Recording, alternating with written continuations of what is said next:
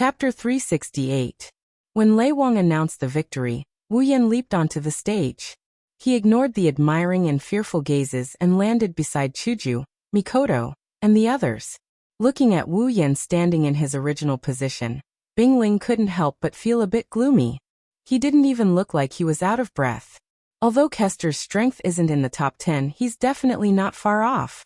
Being ranked 9th, Bingling knew that even if he were in Kester's shoes, it would be impossible for him to defeat Kester in such a short period of time without paying a price. Qing Jinhua couldn't help but look at the ice spirit worriedly. The ice spirit responded with a smile. After that, he fell into deep thought and muttered, "Looks like I have to think of a way to deal with that crimson space." The reason Wu Yan was able to defeat an opponent that even Bingling had to take seriously was because of the Gate of Babylon. The Gate of Babylon could not only shoot out the D-grade iron sand sword like a bullet, but it also had the ability to recycle it. Once the Gate of Babylon was activated, it would be a continuous attack. Plus, the Gate of Babylon is already a Grade C weapon. A Grade D iron sand sword under the Gate of Babylon's buff has unparalleled destructive power. To be able to defeat his opponent so quickly, the Gate of Babylon's contribution is not small. This is to be expected. Wu Yan was able to dominate the Holy Grail War with Golden Shine. If the Gate of Babylon was not outstanding, he would not have exchanged for it.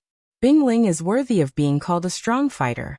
After observing 2 or 3 battles with Wu Yan, he already had a rough idea of Wu Yan's Gate of Babylon. Bingling smiled and glanced at Wu Yan. If it was someone else, they might have a headache because of your methods. Unfortunately, you met me. You met the Saito family's Ice Dochi. Bing Mian heard this and couldn't help but smile. He was secretly glad that he had such a strong method. He relied on his armament. If not, even Bing Mian is starting to doubt his elder brother's abilities. After this, a few more battles took place. The audience's attention shifted away from Wu Yan. The arena returned to its lively state. Mikoto, Chuju Feifei, Shokuho Misaki, and Estrella all fought once. Of course, their opponents were the weaker students. Mikoto, Chuju, and Estrella won easily. Shokuho Misaki and Feifei were even easier. They were drawn twice and won easily. They won't be participating in today's battles. It's a shame that the higher-ups of the academy have to decide if they can advance to the 3rd round. Feifei and Shokuho Misaki. Shokuho Misaki and Shokuho Misaki is a winner. It's worth mentioning that one of Shokuho Misaki's opponents was Bing Mian. Of course, Bing Mian wasn't a small fry like Shokuho Misaki. Being able to rank in the top 30 meant that he had some skills. Shokuho Misaki's ability alone wasn't enough to make him her puppet. She can't control him, but her mind-reading ability isn't affected. Bing Mian was completely dumbfounded. After Shokuho Misaki told him everything about how old he was, how old he was, how old he was, how old he was, how old he was, how old he was, how old he was, how old he was, how old he was, how old he was, and how old he was.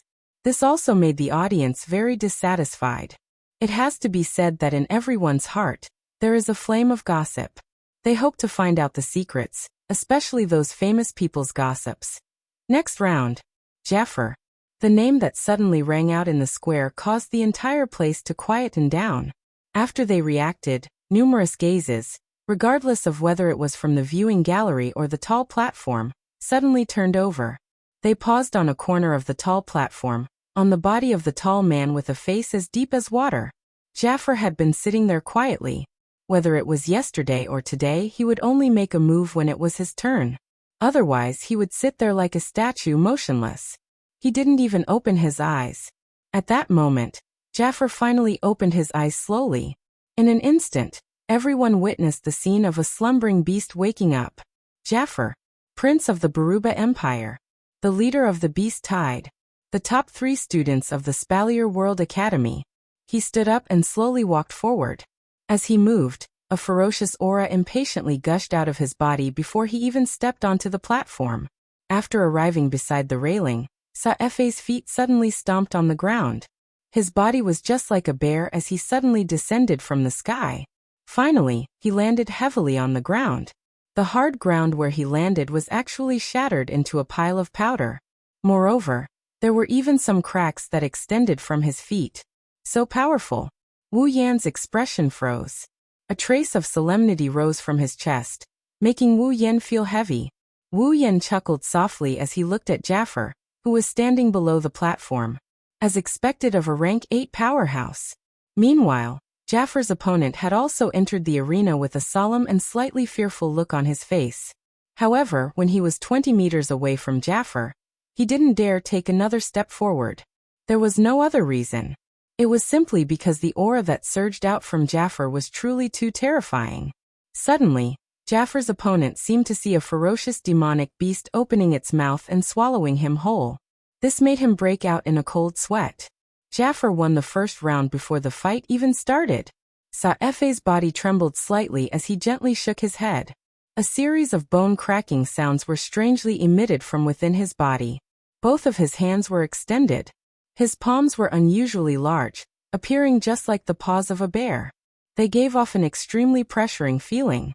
As he slowly twisted them, sharp claws were revealed.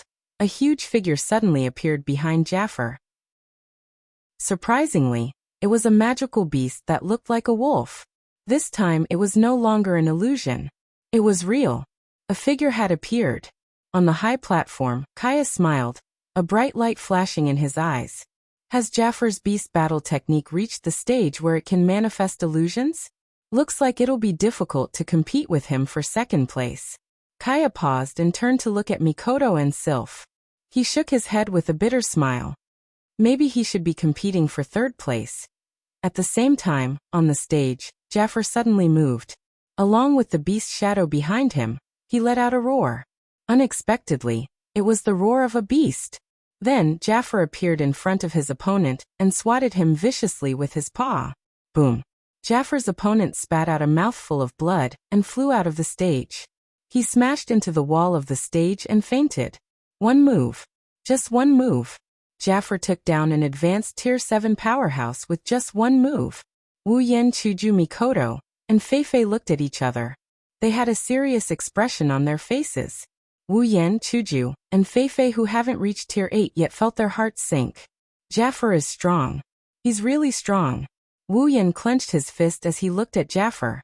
Wu Yan's intuition tells him that he'll have to fight Jaffer. Wu Yan smiled when he saw Jaffer returning to the platform.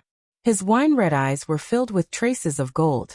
His heart was filled with a rare desire to battle.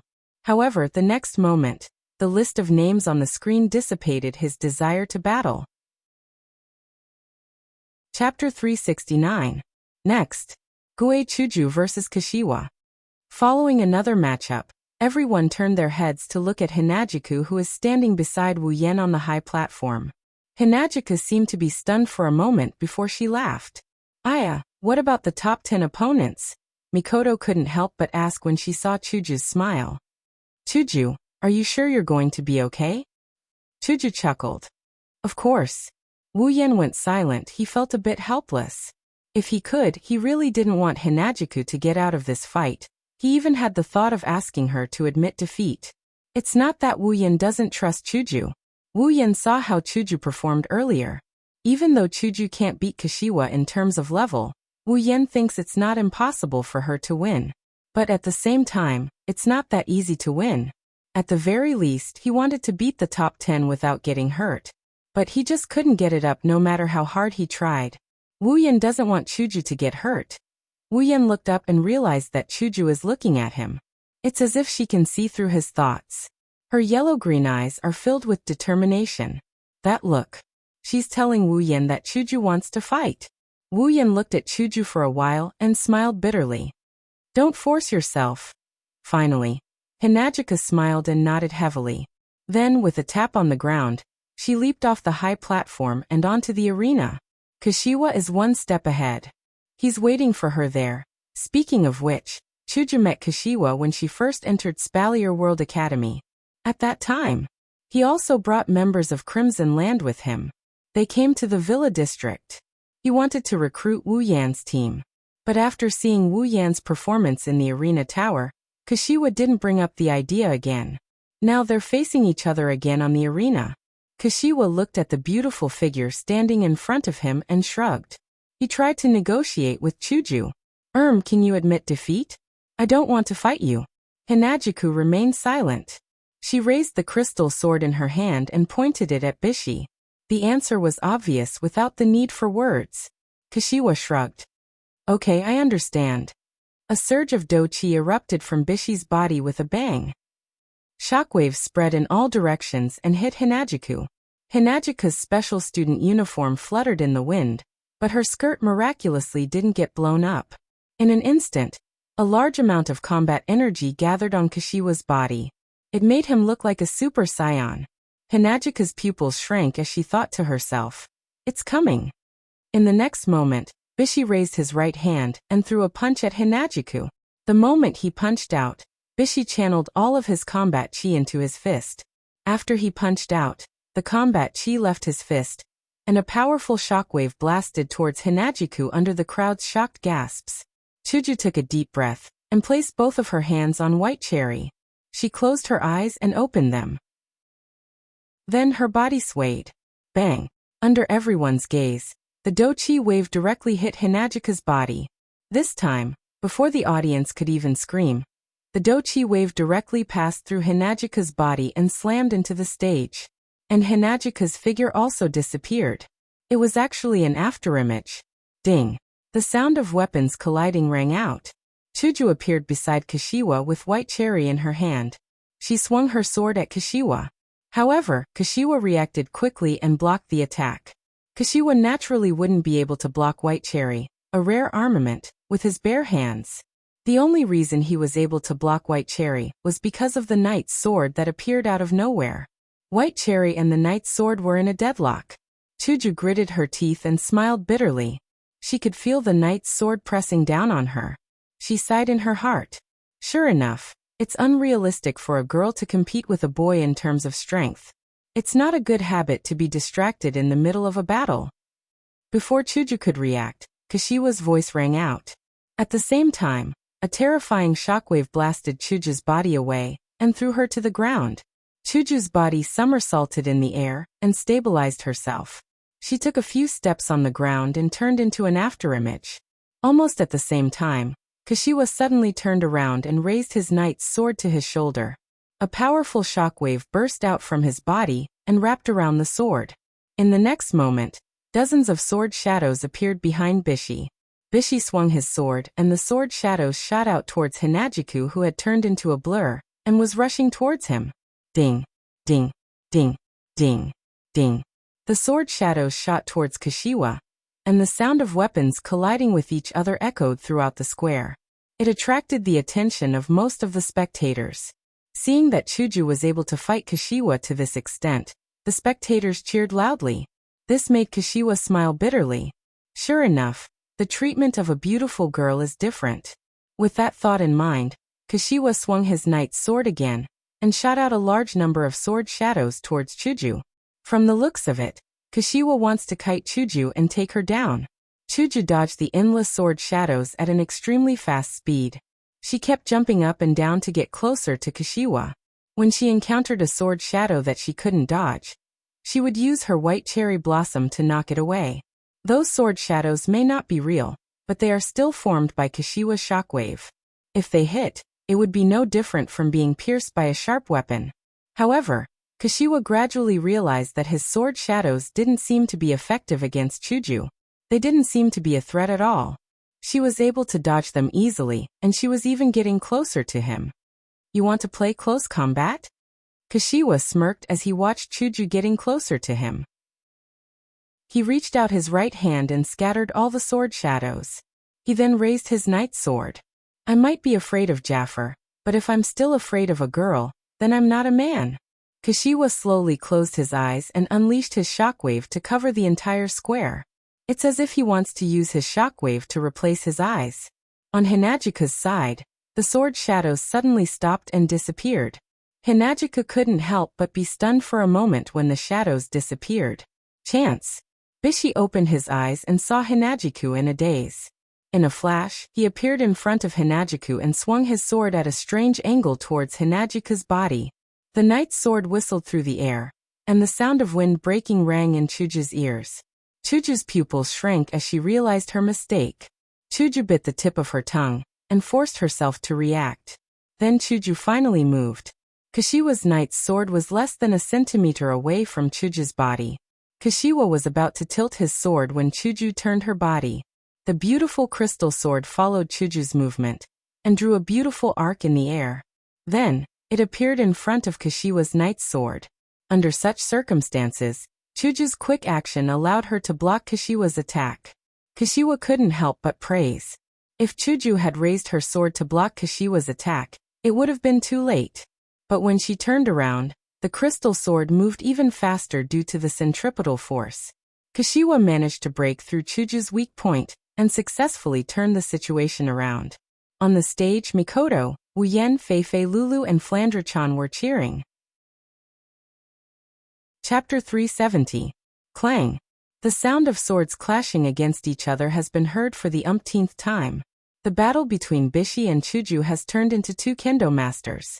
Every time they clashed against each other, when the audience thought that one of them would be unstoppable, the other would be able to block the attack.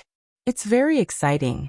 At this moment, from the spectators' stands, countless cheers rang out, dedicating it to the two fighters on the stage. It has to be said that at this moment, Hinagiko had finally changed the students' impression of her. Now, in the hearts of the students, none of the new special students are easy to bully. Each and every one of them is strong. Of course, Flandre-chan's power is sealed. But no one would expect a child to surprise them. On the stage, Chuju used a combo of sword thrusts. In less than a second, Chuju actually attacked 5 times in a row. The terrifying power of the 5 slashes made Bishi take a step back. Without giving Bishi a chance to breathe, Chuju frowned and disappeared from the spot. She entered into a sprinting state. Her pink hair swayed back and forth as she moved at high speed. She looked like a cherry blossom on the battlefield, very attractive. It's just that Bishi's strength is slightly stronger than Hinagiko's. So, almost at the same time he was knocked back, Hinagiko's figure appeared right in front of him. Bishi raised his sword and pointed it straight at her. As Bishi raised his sword, the slender blade of the sword suddenly flashed with a dazzling light of combat chi. Then, a terrifying wave of combat chi was released from the knight's sword. The golden combat chi was as bright as the sun. The golden wave of do chi was like a beam of light. Along with a huge wave of energy, it formed a straight line and viciously blasted towards Hinagiko, whose expression had changed slightly. Be careful. On the stage, Wu Yan saw this scene and couldn't help but shout out. His hand gripped the railing tightly. His heart was filled with anxiety. Unlike Bishi, who relies on his powerful do chi to unleash a huge amount of power, Chuju's every move is different. All of her moves are supported by her own strength. In terms of techniques, Chuju is undoubtedly weaker. What she knows is only the sword skills she learned from the club when she was a student. This kind of pure sword skills has become very powerful after Chuju's upgrade. However, while pure sword skills can unleash a great amount of power, its drawbacks are very obvious. She must get close to the opponent, and there's not much mystery behind it. That's why Hinagiko might not be able to handle Bishi's attack with his do chi support. That's why I'm worried. As if she felt Wu Yan's gaze, Chuju couldn't help but turn her head to look at Wu Yan. Naturally, she saw the worry on Wu Yan's face. At this moment, it's as if time has stopped. Chuju, who is exposed to the wave of do chi, is staring at Wu Yan. A strange light flashed in her yellow-green eyes. I don't want to see your worried face anymore. But Yan, please allow me to be stubborn one more time. Under the reflection of the do chi wave, a determined look flashed across Hinagiko's face, and the white cherry sword in her hand suddenly flashed with a thick flash of sword light. Ha! Hinagiko snorted. Grabbing white cherry, she retreated instead of advancing. Under the shocked gazes of the audience, the crystal sword in her hand violently slashed towards the incoming do chi wave. Chuju! Wu Yan, Mikoto, Feifei, Lulu and the others couldn't help but exclaim. Bang! The wave of do chi collided with the crystal sword. The terrifying force made Chuju groan. Even her chest felt a little stuffy. However, Chuju didn't back down. Instead, she shouted again. She stomped her feet on the ground, and with both hands on the hilt, she pushed forward with all her might. Under Chuju's forceful push, the edge of the wave of do chi that made contact with the crystal sword actually cracked open. Oi, oi, are you kidding me? Bishi's jaw dropped as he watched his own do chi being torn apart. He had a bad feeling about this. Before Bishi could react, Chuju, who was under the attack of the wave of Do-chi, once again gritted her teeth. With a loud shout, the crystal sword in her hand fiercely pierced downwards. Chi. The wave of Do-chi was cut in half by the crystal sword like a rag. The two halves of the wave of Do-chi flew past Chuju and into the distance. Bishi almost cursed it out loud. What kind of joke is this? He released his Do-chi with all his strength, and it was cut in half like a rag. No one would be able to stay calm if they were in his shoes. Bishi didn't even notice that Chuju didn't stop her actions. Chuju loosened her grip on the wave of Do-chi. As a result, Chuju's white cherry didn't slow down and it flew straight towards Bishi. Bishi's expression changed and he quickly retreated. But this time, Bishi was facing the same situation as Chuju. It's too late to retreat now. The crystal sword's tip pierced towards Bishi's pupils. Bishi's pupils shrunk to the size of the crystal sword's tip. In an instant, Bishi didn't have enough time to raise his sword. He wanted to mimic Chuju and turn around, but he wasn't as agile as her. That's why Bishi could only use all of his Do-chi. Ignoring the burden on his body, he ignited his Do-chi and used it to blow away the incoming crystal sword. It must be said that this method was not bad. After all, the crystal sword was thrown by Hinajiku. It did not have that much power, so it was easily blown away. But if Bishi could think of this, how could Chuju not think of it? Pa. When this sound entered Bishi's ears, everything was set in stone. Bishi's expression changed when he saw Chuju suddenly appearing in front of him and holding the crystal sword in her hand. In the next moment, Chuju's crystal sword slammed into his body. Bang! The crystal sword slammed into Bishi's chest and sent him flying. He landed on the ground not far away. Bishi endured the pain in his chest and got up from the ground. The crystal sword appeared in front of him again, but this time, it's pointing at his forehead. The entire place went silent. Bishi stared blankly at the crystal sword in front of him, and the pale-faced Hinajiku, who was holding the sword with only one hand. He couldn't help but let out a bitter laugh and said bitterly, "I lost." The words "I've lost" reverberated in the silent square. The audience looked at each other, and then they cheered loudly. At this moment, Chuju won everyone's cheers. Phew! Everyone on the stage let out a sigh of relief. They looked at each other and smiled. What a nimble little girl. The Thunder King couldn't help but laugh. She's not weak and she's smart. She knows how to use strange moves. Not bad. I knew it. Those who are with her are not simple people. The group of higher-ups also nodded slowly, as if they were praising Hinajiku. Lei Wang stood up and announced, "Gue Chuju wins this match." The audience cheered when they heard Lei Wang's announcement. Another person who can be ranked in the top 10 has appeared in front of them. Moreover, she's a newcomer. At the same time, Chuju received hugs and cheers from her friends. Wu Yan's heart ached when he saw Chuju's pale face. He reached out and caressed her face. "Rest well," Hinajika nodded and smiled. She closed her eyes and rubbed against Wu Yan's hand that is caressing her face. Chapter 371. The cheers were still ringing in the air. Hinajiku and Bishi's battle had brought the atmosphere to its climax. Even the contestants on the stage were burning with passion. They couldn't wait to get down the stage and have a good fight. Towards the end, the spectators couldn't tell who they were cheering for. They just kept on giving vent to the passion in their hearts. They didn't even look at who they were cheering for. After this academy competition, I'm afraid that many people's throats will need to be treated. Of course, the actions of the audience were not completely blind. The result of this was that every student who went down to battle displayed 120% of their strength under the cheers of the audience. This caused some of the battles that were originally not anticipated to be in full swing. Their combat aura and magic power soared to the breaking point, winning the unanimous praise of the audience, and even the higher-ups. At this moment, on the arena, two students who were originally ranked in the top 80 seemed to have gulped down an entire bottle of Jinkala. They fought until their eyes were red, and the strength they displayed made even some of the students ranked in the top 50 involuntarily swallow a mouthful of saliva. Wu Yan was speechless. The effect of the atmosphere is really heaven-defying. Half a day has passed since the second day of the tournament. During this time, other than Shokuho Misaki, Hinajiku, and Fei Fei, who had already completed their mission and completed their 2 matches. There was no one left. Mikoto and Astria also went up to the stage and completed 2 battles. Astria fought against a contestant who was ranked in the top 10 just like Chuju. That contestant was ranked higher than Bishi. Even though he didn't make it into the top 5, he was still ranked 6th. However, Astria isn't Chuju. She is the highest ranked contestant in this tournament. Astria gave the audience a good show of the dog-beating stick technique. She used her Chrysor as a stick and smacked her opponent's head repeatedly until he fainted. Only then did Astria stop. This scene.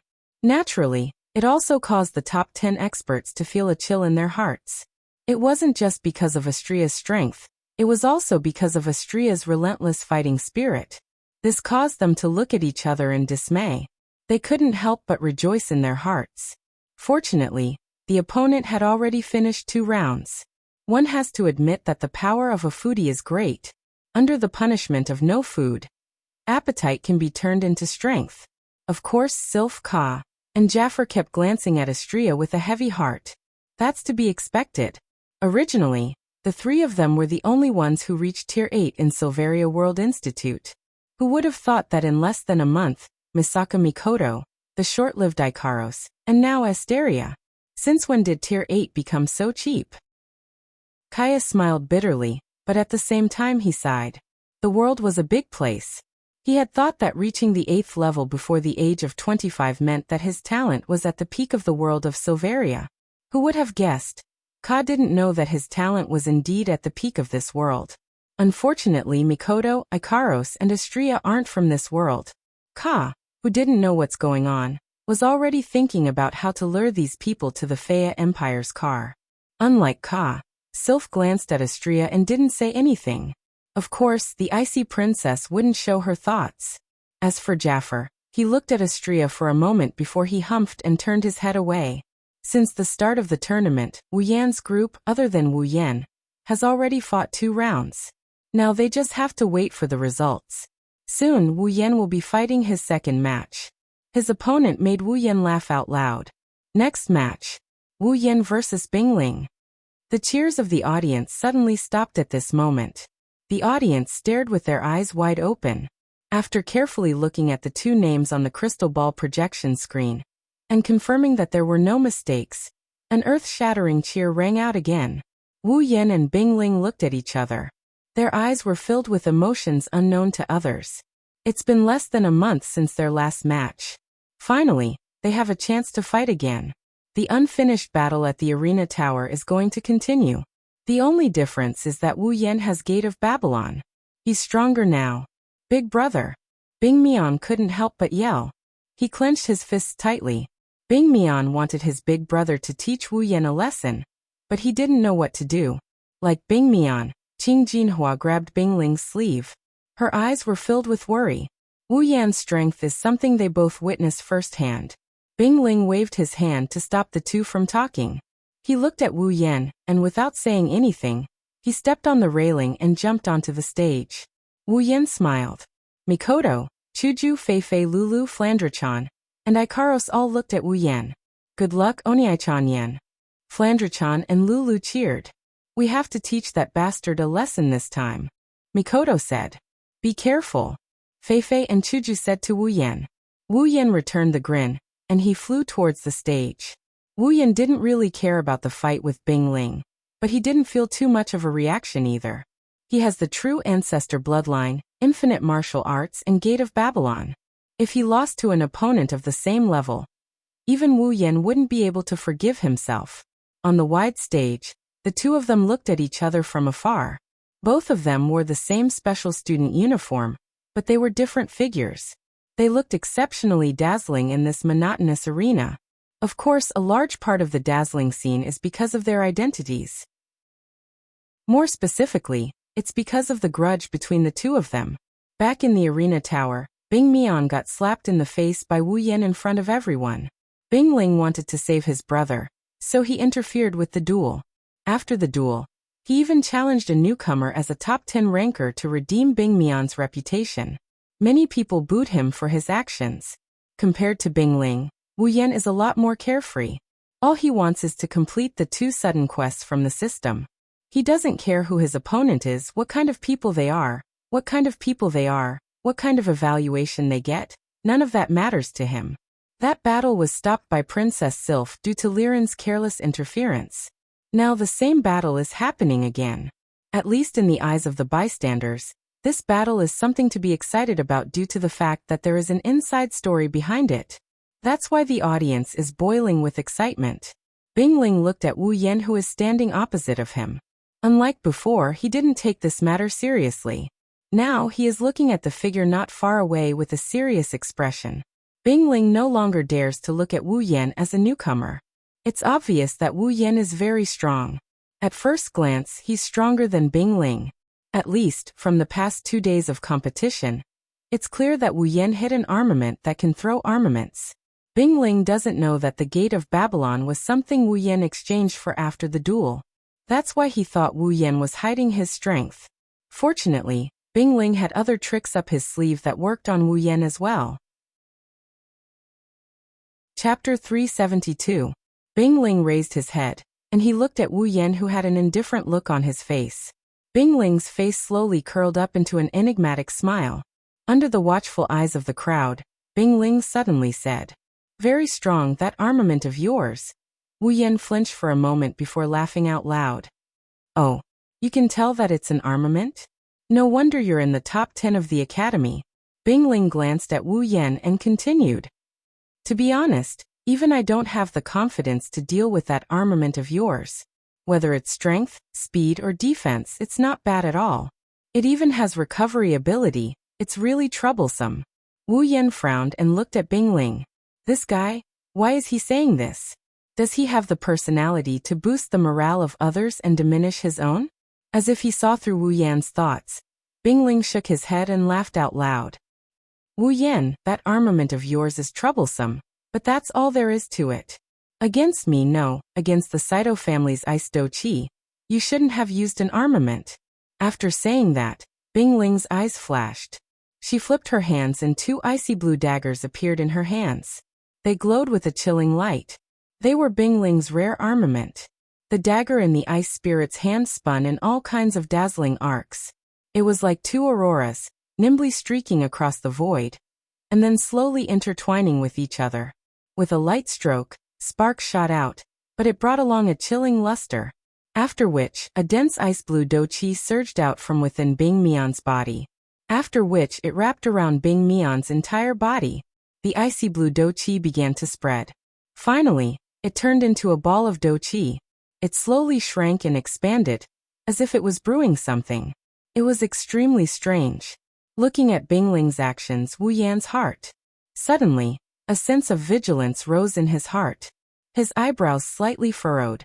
This scene was similar to what the ice spirit had wanted to do in the Tower of Tournament. However, he was interrupted by Sylph at that time. Now that he's seeing her again, and with Bingling's words, Wu Yan has a feeling that this battle is going to be more troublesome than he thought. Freezing wind. A deep and cold shout suddenly came out from the ice blue do-chi mass. Immediately after, the ice blue do-chi mass suddenly soared into the sky and floated in the middle of the field. On the high platform, some of the top 10 experts had already narrowed their eyes. Obviously, they recognized what Bingling was going to use next. Some of the people who had seen it before exclaimed in unison. The ball of do-chi exploded in midair. Countless icy blue rays shot out from it, and enveloped the entire stage in the blink of an eye. Wu Yan's expression froze. He looked at the icy blue rays he saw in the last battle. His wine-red eyes narrowed. Wu Yan's intuition told him that the icy blue rays this time are different from the last one. A bad feeling crept into Wu Yan's heart. Wu Yan narrowed his eyes and looked at the icy blue rays in midair. Something bad is about to happen, I don't care. Let's make the first move. With a snap of his fingers, the familiar crimson space appeared again. Thousands of iron sand swords slowly emerged. But in the next moment, Wu Yan's body suddenly froze. He was completely stunned. When his Gate of Babylon appeared, the strange icy blue rays shot towards the Gate of Babylon at an unimaginable speed, like bees that saw honey. They even enveloped the Gate of Babylon. Then, under the gaze of the audience, the iron sand swords on the Gate of Babylon started to freeze at a speed visible to the naked eye. turning into a ball of ice that covered the entire sky. Wu Yan was shocked. Bingling also had a surprised look on his face. He looked at the crimson space and said with a little surprise, "What a strange armament. The freezing wind that is specially used to deal with armaments can't freeze it." Then the ice spirit's tone changed again. "Well, it doesn't matter. Anyway, without those black swords, your crimson space is useless even if it can still be used." Hearing this, Wu Yan's face darkened. He didn't expect this guy to have such a trick up his sleeve. But then Wu Yan laughed. If Bingling thinks that his strength is only at the gate of Babylon, then he should prepare to fight. With a wave of his hand, the gate of Babylon disappeared along with the frozen iron sand swords. Seeing this, the ice spirit couldn't help but laugh. Raising the 2 daggers in his hand, the ice spirit sneered. "Next, let me see what other tricks you have up your sleeve."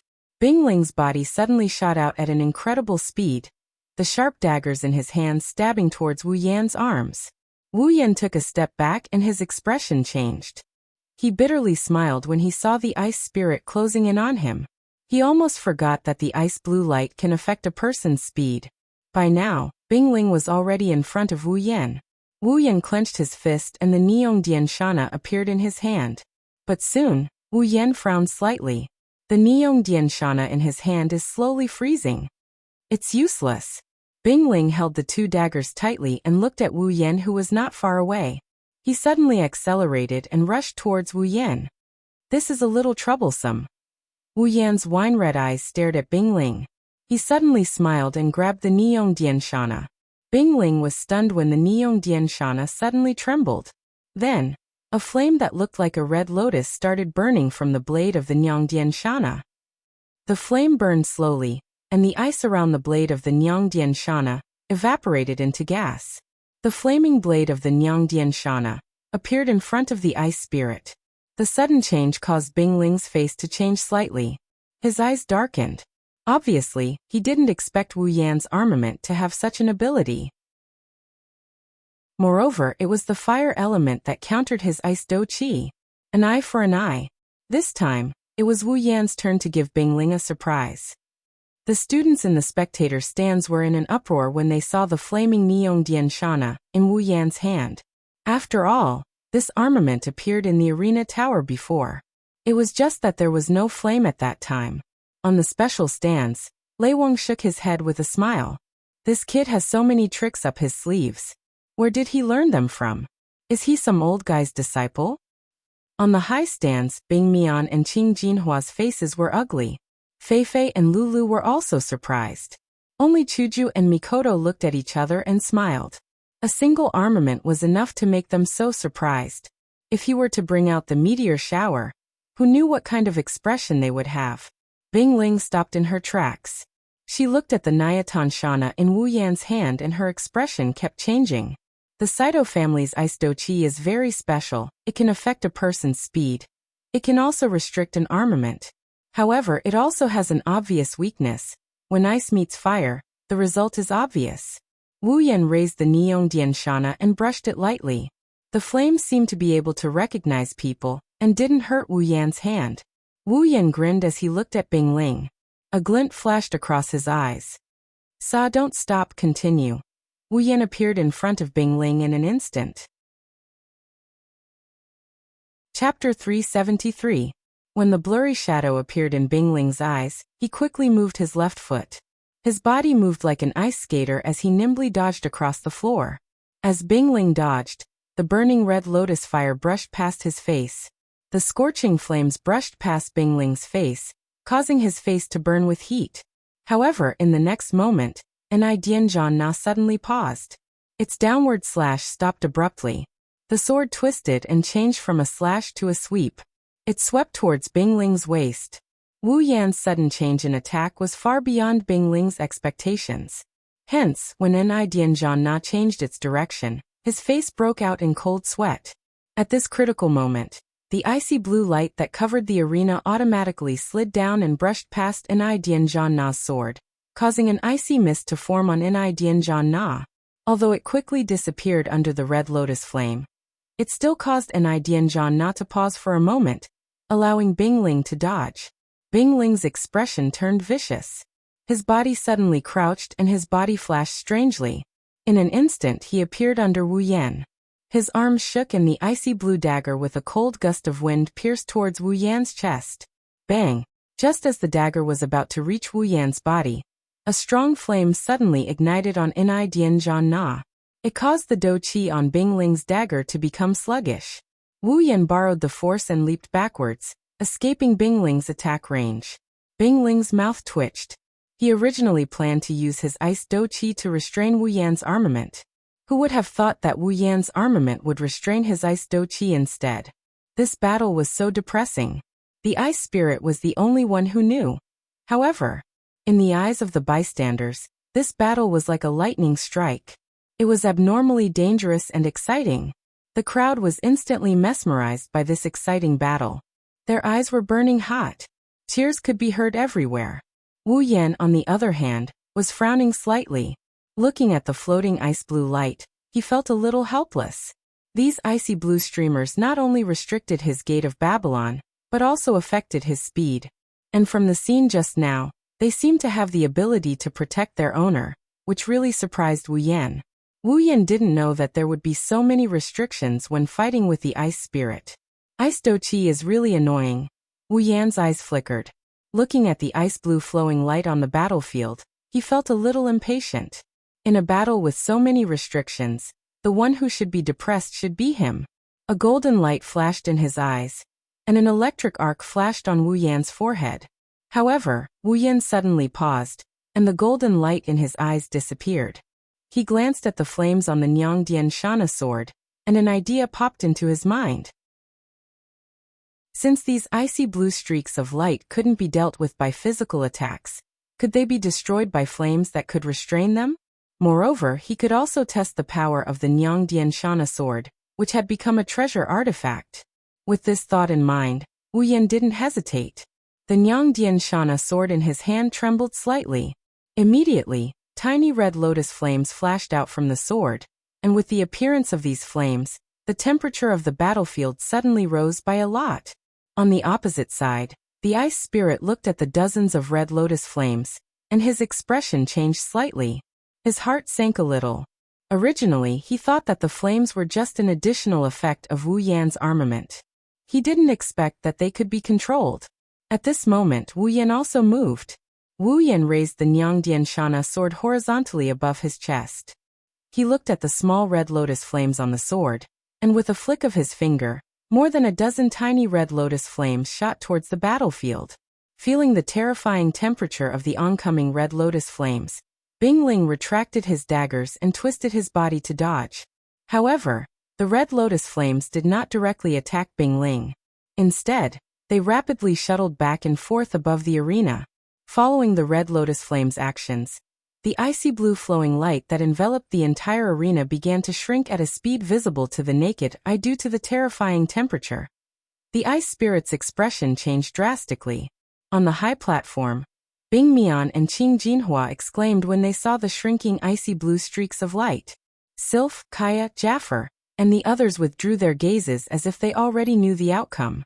To be honest, this method isn't that rare. Anyone with a brain problem would know that one must use fire to deal with ice. However, those who tried to use fire to deal with the ice spirit's icy blue streaks of light ended up in a pitiful state. Their flames aren't as hot as Wu Yan's red lotus flames. Before they could extinguish the streaks of light, they were defeated by the ice spirit before they could do anything. The ice spirit knows the weakness of his ice Do Qi. That's why he would usually choose to end the battle as quickly as possible. That's exactly what he's thinking right now. He wants to defeat Wu Yan before Wu Yan extinguishes the streaks of light.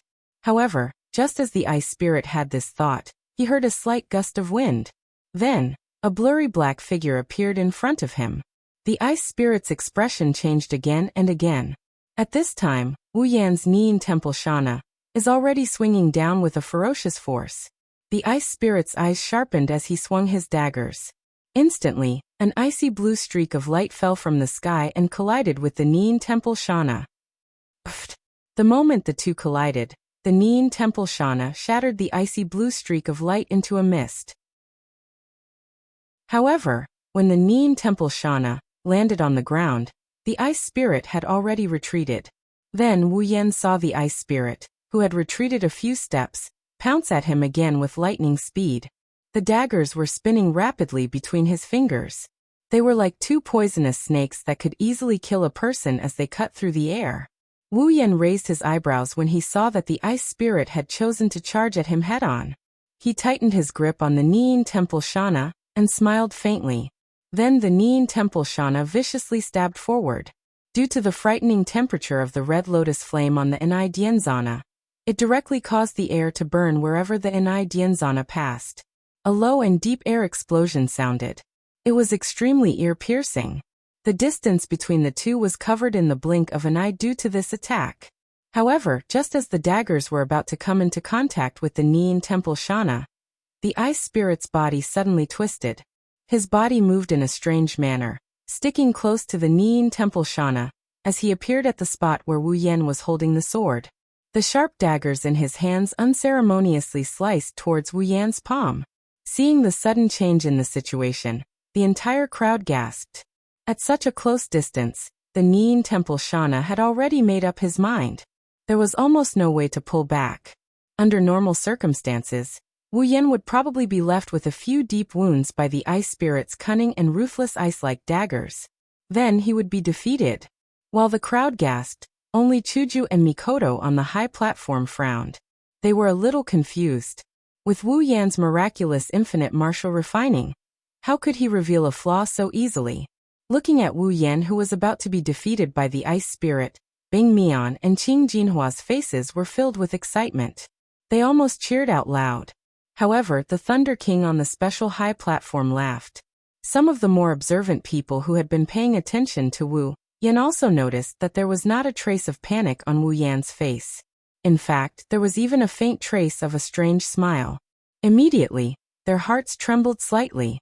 In the arena, under the countless attentive gazes, the ice spirit's daggers instantly neared Wu Yan's sword-wielding hand.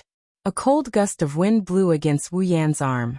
As the daggers neared Wu Yan's hand, the ice spirit's heart gradually grew uneasy.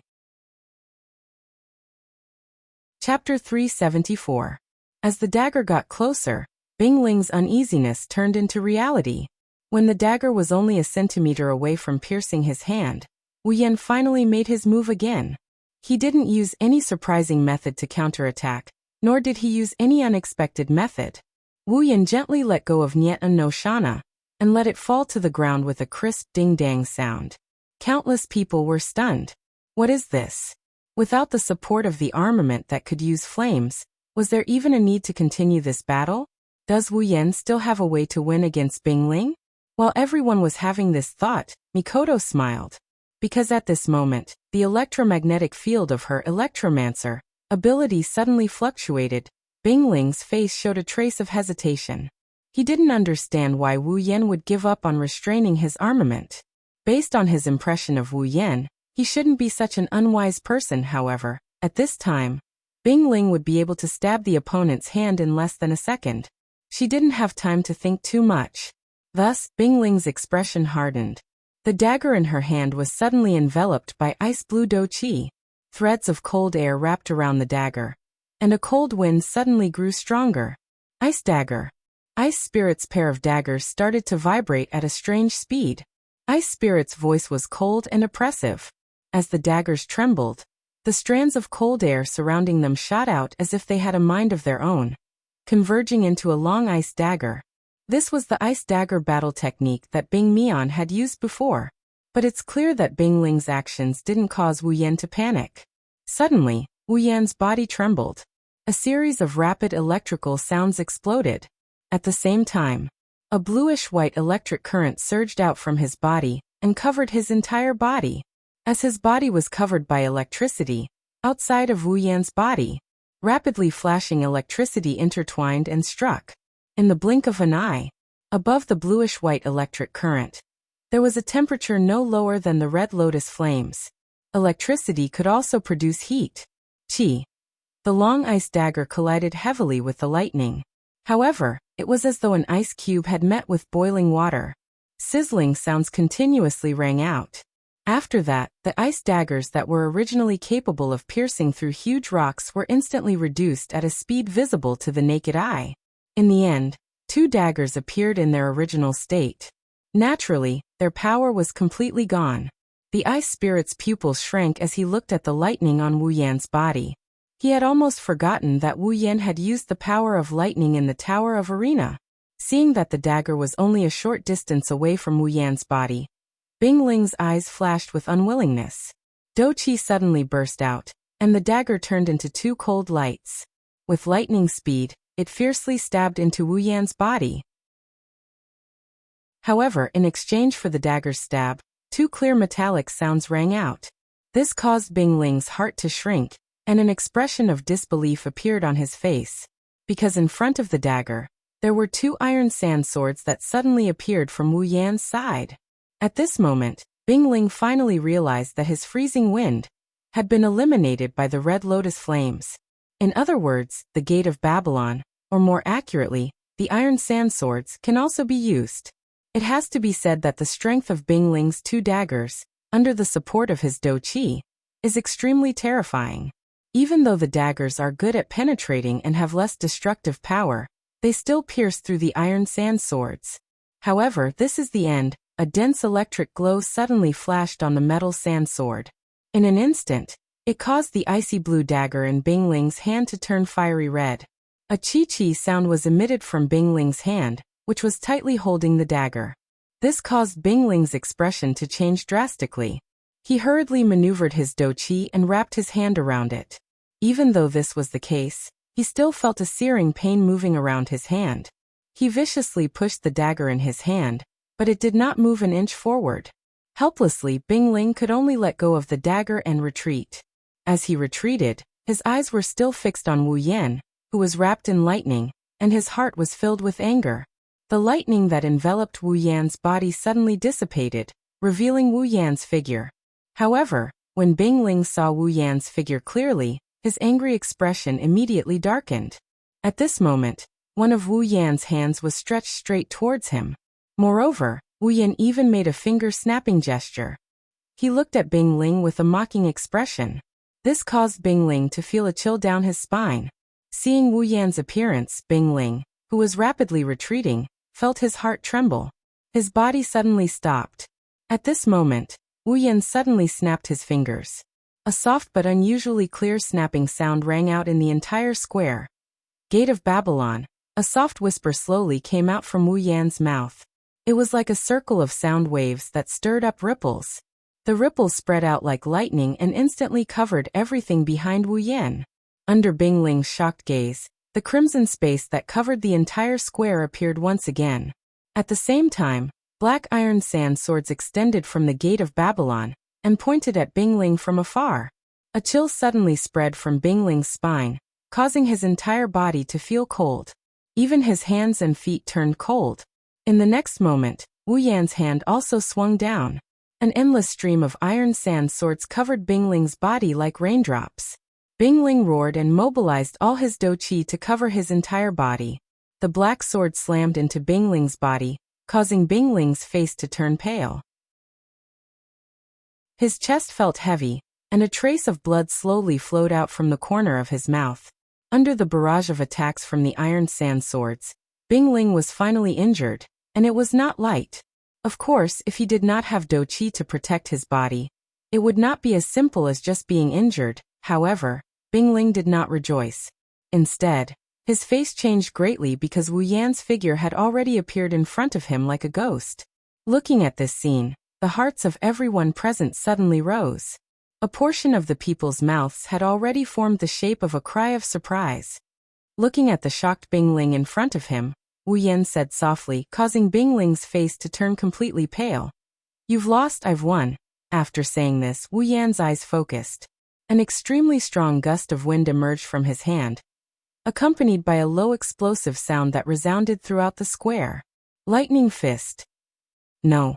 Hearing the sound in the square and seeing Wu Yan shout, Bing Mian, who was previously excited and looking forward to Bing Ling beating Wu Yan to the ground and begging for mercy, suddenly screamed out loud. Qing Jinhua's cheeks instantly turned pale and her mouth kept muttering. How is this possible? Under the watchful eyes of the crowd, the fist, which was wrapped in lightning, seemed to break through the barriers of space. It carried an unparalleled force and power as it heavily smashed into the chest of the shocked Bing Ling. An earth-shattering force, along with the power of lightning, surged out wildly. Bang! When the intense pain came, Bing Ling's shocked face flushed red. A mouthful of bright red blood violently spurted out from his mouth. His body flew backwards as if he had suffered a heavy blow. In the end, he landed heavily on the ground outside the square, causing cracks to appear on the ground. Bing Ling's face was deathly pale. All the strength in his body seemed to have left him at this moment, causing him to be unable to stand up from the ground. He could only lie there and look up at Wu Yan on the stage, his heart filled with bitterness. Slowly stepping forward, Wu Yan indifferently looked outside the square at the deathly pale Bing Ling. He smiled slightly and stretched before looking at the Thunder Emperor. The Thunder Emperor shook his head with a smile and raised his hand. This match, Wu Yan wins. Chapter 376. There were no clouds in the sky. The moon shone like a silver plate with stars twinkling in the night sky. Moonlight shone down from the sky and covered the entire Silveria World Institute with a layer of silver gauze. Even if it was night time, it wouldn't be as cold as one would imagine. It was only the second round of the Academy tournament, and it was already so exciting that it made their hearts so restless. If it was the third round, when the real battles between the top 10 powerhouses began, wouldn't it be even worse? At this moment, they were already secretly looking forward to the third round of the Academy tournament. Apart from these students, the contestants were the same. They couldn't sleep. Among them, the leaders of the major forces were vexed. They were vexed that they couldn't enter the top 10. What was it about them that they couldn't compete with others? However, some of them knew clearly in their hearts. They were bitter. Why did so many powerful newcomers appear at this time? They knew it wasn't that they weren't strong enough. It was just that there were too many assassins this year. They used to occupy the top 10 spots, but now apart from Sylph, Ka and Jaffer, there was only one assassin left in the top 10. Entered the top 10. After this tournament, the Spalier world won't be peaceful anymore. Because the Spalier World Academy is a gathering of the geniuses from all over the Spalier world. Their ranking is equivalent to their status in this world. Look at the top 10 in the past. They were born in the 3 great clans of the 3 empires. Being in the top 10 is a testament to their strength. This also proved that their clan was at the pinnacle of the continent. At the same time, it also reflected their clan's status compared to other clans. How is it today? They lost this position, and it's the same as covering their clans with a thick layer of black ash. If one really wanted to be particular about it, it could be big or small. Therefore, the narrow-minded among them had already begun to hate Wu Yan and the others, while those who understood the reason from the beginning to the end gritted their teeth and vowed to take back the glory of the past. Of course, whether or not it could be realized was another matter altogether. On the other hand, those who didn't have powerful clans, or those whose clans weren't that influential, didn't have so many worries. Right now they were already thinking about where they would be placed in the next ranking. Sylph, Kaya, Jaffer, and Feifei didn't know about those who made it to the top 10. Wu Yan, on the other hand, was sleeping soundly as if this matter had nothing to do with him. However, Wu Yan was different. He couldn't fall asleep that night. In the villa district, on the rooftop of one of the villas, there was a figure sitting there as he looked up at the sky. His wine-red eyes were filled with a strange light. At this moment, his face, which was not considered handsome, became very attractive. The figure bathed in the night was like an emissary of the night. Even in this desolate place, he appeared so harmonious. He had completely integrated himself into the environment. It was as if he was born to stay in the night. This is to be expected. Night is the territory of vampires, the world of vampires, the time when vampires are active. Wu Yan is the true ancestor of vampires. Calling him an emissary of the night is belittling him. Even though night is the time when vampires are active, Wu Yan is still a human before he exchanged for the true ancestor bloodline. Being active during the day is a habit that's carved into his bones. That's why Wu Yan usually sleeps at night.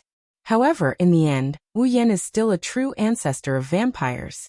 Sometimes during the night, He can't fall asleep, and can only find something to do to pass the time. Usually during this time, Wooyen would look for Mikoto, Chuju, Ikaros, and the other girls to play some papapa games. However, perhaps due to the liveliness of the morning tournament, Mikoto and Chuju went to bed early. Ikaros was also dragged to bed by them. Helpless, Wooyen can only go up to the rooftop to admire the moon and the sky. Miraculously, as the night scene entered Wooyen's eyes, Wooyen's heart fell into an unprecedented calmness. His mind gradually lost focus. This scene lasted for who knows how long until a light footstep entered Wooyen's ears.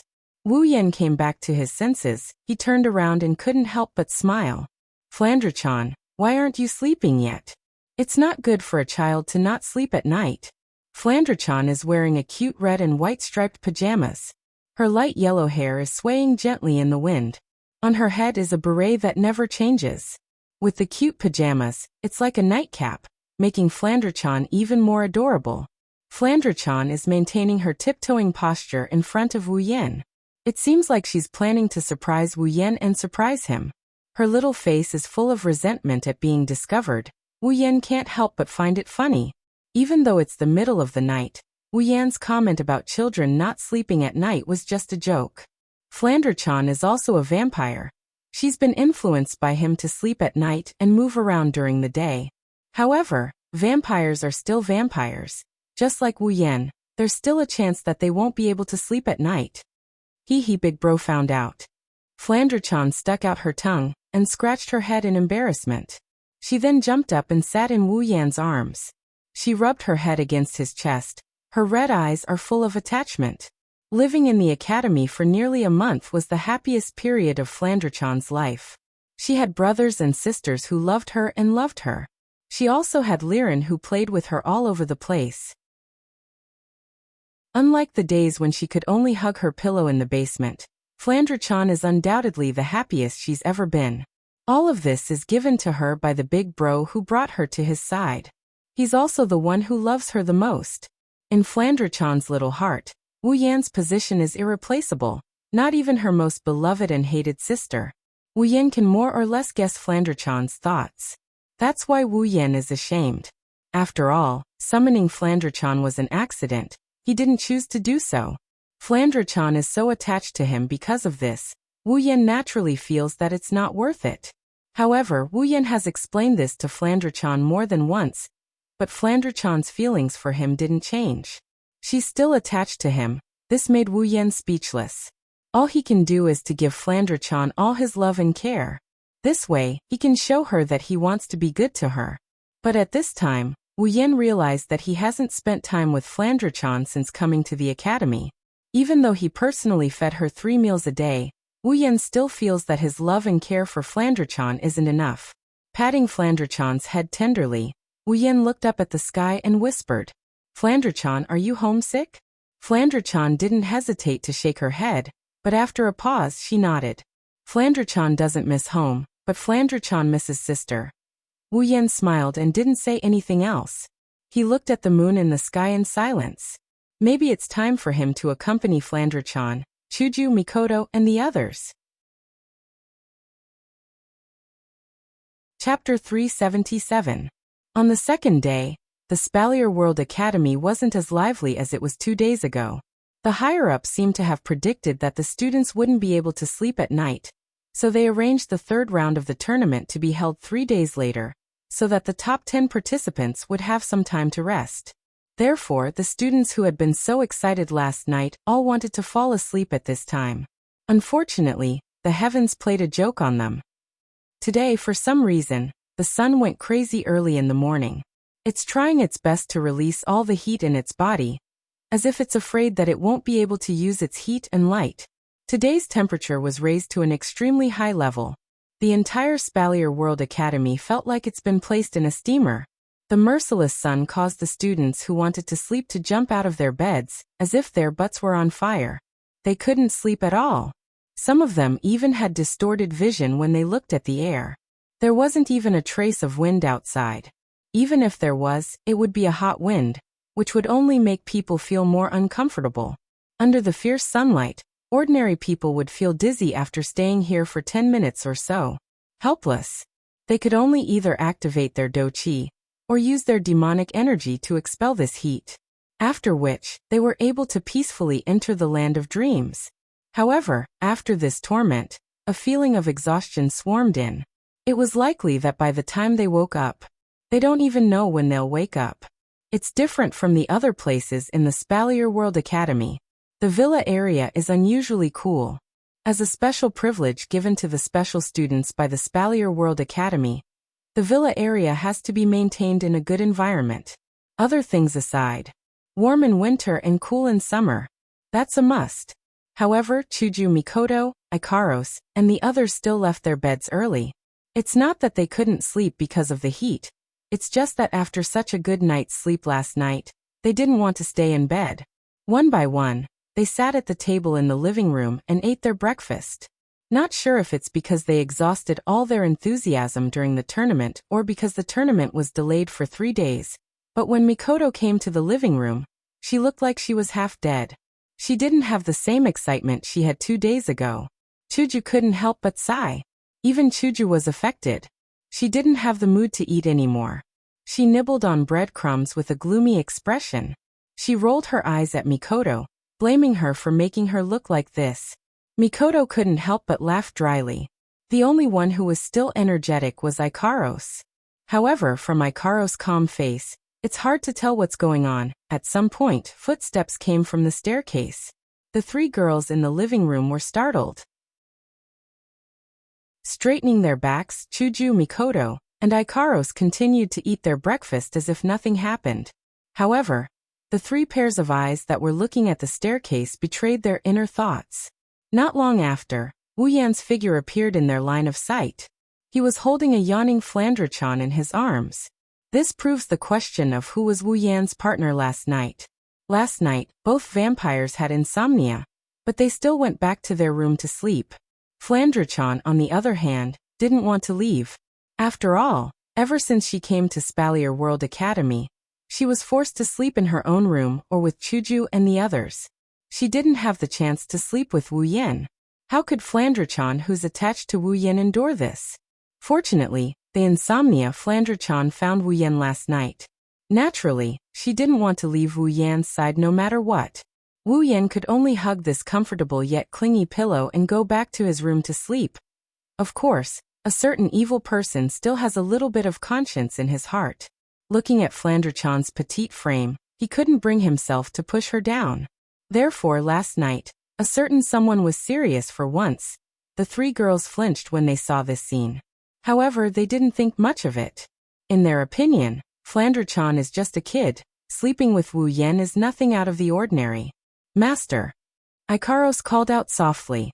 She wanted to go to Wu Yan's side, but then she realized she was still holding the bottle of black tea for Mikoto and Chuju. For a moment, she was conflicted. Fortunately, Wu Yan himself came to Ikaros' side, so she didn't have to be conflicted anymore. However, the bottle of black tea for Chuju and Mikoto was switched to Wu Yan's cup. Chuju and Mikoto were speechless. Why do you look so listless? If you're tired, you should sleep a little longer. Wu Yan took a seat beside Ikaros and sat in front of Chuju and Mikoto. He skillfully picked up a serving of breakfast and started feeding Flandre-chan. He then looked at the 2 girls with a confused expression. Wu Yan didn't leave the villa, but he could feel the situation of the Spalier World Academy students last night. When he saw the hot weather this morning, Wu Yan could more or less guess how miserable they were. Chuju and Mikoto were also in the same state. Wu Yan couldn't help but feel puzzled. The 2 girls were sleeping so soundly last night, and he didn't do anything to them. Why are they still in this state? Did they wake up from the heat? But it's still cool in the villa area. When Mikoto heard Wu Yan's words, she turned her head away. Chuju made a seductive gesture at Wu Yan and pouted her lips at Mikoto. Wu Yan raised an eyebrow. She looked at Mikoto, and after a long silence, she finally managed to squeeze out a sentence. Will you die if you don't think about fighting for a day? Mikoto immediately stood up, her pretty face flushed red. Trying to be brave, she explained. How can that be called a fight? I'm just keeping my promise with Sylph. We're going to settle this once and for all. Wu Yan softly ridiculed her. So it's important for you to determine the winner. No wonder you were captured by Seduction Hand in the forbidden magic domain. What did you say? And nothing. After feeding Flandre-chan the last bit of food, Wu Yan looked at Mikoto, Hinajiku and Ikaros. He mused for a bit before he said, "Hey Mikoto, Chuju, why don't we go to the beach?" The two girls stopped what they were doing. Their eyes lit up when they heard the word beach. Wu Yan smiled, but Chuju looked at Wu Yan in confusion. "Why do you want to go to the beach all of a sudden?" "Well, it's because the weather's hot." Wu Yan waved his hand. Of course, he wouldn't tell them that it's because he realized he hasn't spent time with them for a long time. So he wanted to go out with them. As for why he wants to go to the beach, you'll have to ask a certain someone's evil heart. The two girls looked at each other. There was still a bit of doubt in their eyes, but they let it go. No matter what, going to the beach is a very attractive thing for someone as active as them. Wu Yan took in their expressions and smiled knowingly. Then it's decided. Chuju and Mikoto nodded. The listless look on their faces disappeared without a trace. Chuju looked at Wu Yan and asked, "Do you know where the sea is in this world?" "Who told you I want to go to the beach in this world?" "Not in this world." Wu Yan lifted his head and said something that made Hinajika flabbergasted. "Let's go back to Whirlwind Butler." Chapter 378. Spalier World Academy occupies a vast area. It's even larger than Academy City. That's to be expected. After all, there are more than 10 million people in Spalier World Academy. How can it accommodate so many people if it doesn't occupy a large area? The population of Academy City is only about 2.3 million. If it weren't for the dazzling array of experimental measures and laboratories, I'm afraid there would be a lot of empty land in Academy City. The same goes for Silveria World Institute. Even though it has a much larger population than Academy City, it doesn't require a lot of space. The Arena Tower, the Merchant District, and the Free Trade District may take up a lot of space, but it's nothing compared to Silveria World Institute. As the Academy's land was mainly used to provide accommodation for the students, even though the population was over 10 million, there was still a lot of empty space. Naturally, these places would not be left unused. The Academy's higher-ups would selectively provide some empty space to students who needed it. For example, those from the Academy's forces. Forming a faction isn't something that can be done casually. It's still a faction. What's the point of forming a faction without cohesiveness? That's why when a faction is formed, it's important to provide a place for its members to gather. In other words, the problem of the faction's headquarters. If the Academy's higher-ups didn't provide the land, it would be impossible to form a faction. It's not that easy to form a faction in Spalier World Academy. Regardless of the size of the factions within the Academy, there would always be a headquarters. It was just a matter of the size of the headquarters. At this moment, in front of a tall building that occupied a relatively large area, a figure flew over from afar and stopped there. This figure is none other than Wu Yan, who decided to bring his girls to the beach for some fun. Since he wants to bring his sisters to the beach, then Shokuho Misaki, Astria, Kinuhata Sai, Frenda, and Takitsubu Riku can't be left behind. That's why after asking around, Wu Yan obtained the location of Starlight Queen's headquarters. He arrived at this place, looking for the 5 girls who ran away from home. Looking at the tall building in front of him, Wu Yan walked towards it. He can only hope that Shokuho Misaki and the others are in there. After all, he already searched the villa area and the 5 girls were nowhere to be found. If he can't even find them in the headquarters, it'll be difficult to find them in the entire academy. However, Wu Yan didn't expect that finding Shokuho Misaki in Starlight Queen's headquarters would be as difficult as finding her in the entire academy. This is Starlight Queen's headquarters. Outsiders, please do not come too close. When Wu Yan approached the entrance of Starlight Queen's headquarters, a group of female students who were patrolling behind the front door of the headquarters blocked Wu Yan's way. The leader of the group, a female student with decent looks, looked at Wu Yan with a serious expression. She said those words in a practiced manner. It can be seen that this is not the first time she has faced this kind of situation. Wu Yan stopped and he looked at the leader of the group. Then he looked at the other members of the group, and he felt relieved. This is the headquarters of a faction. It's impossible for there to be no management. If anyone could enter the headquarters, it wouldn't be called a headquarters. Judging from Shokuho Misaki's abilities, she must be doing a good job in managing the faction.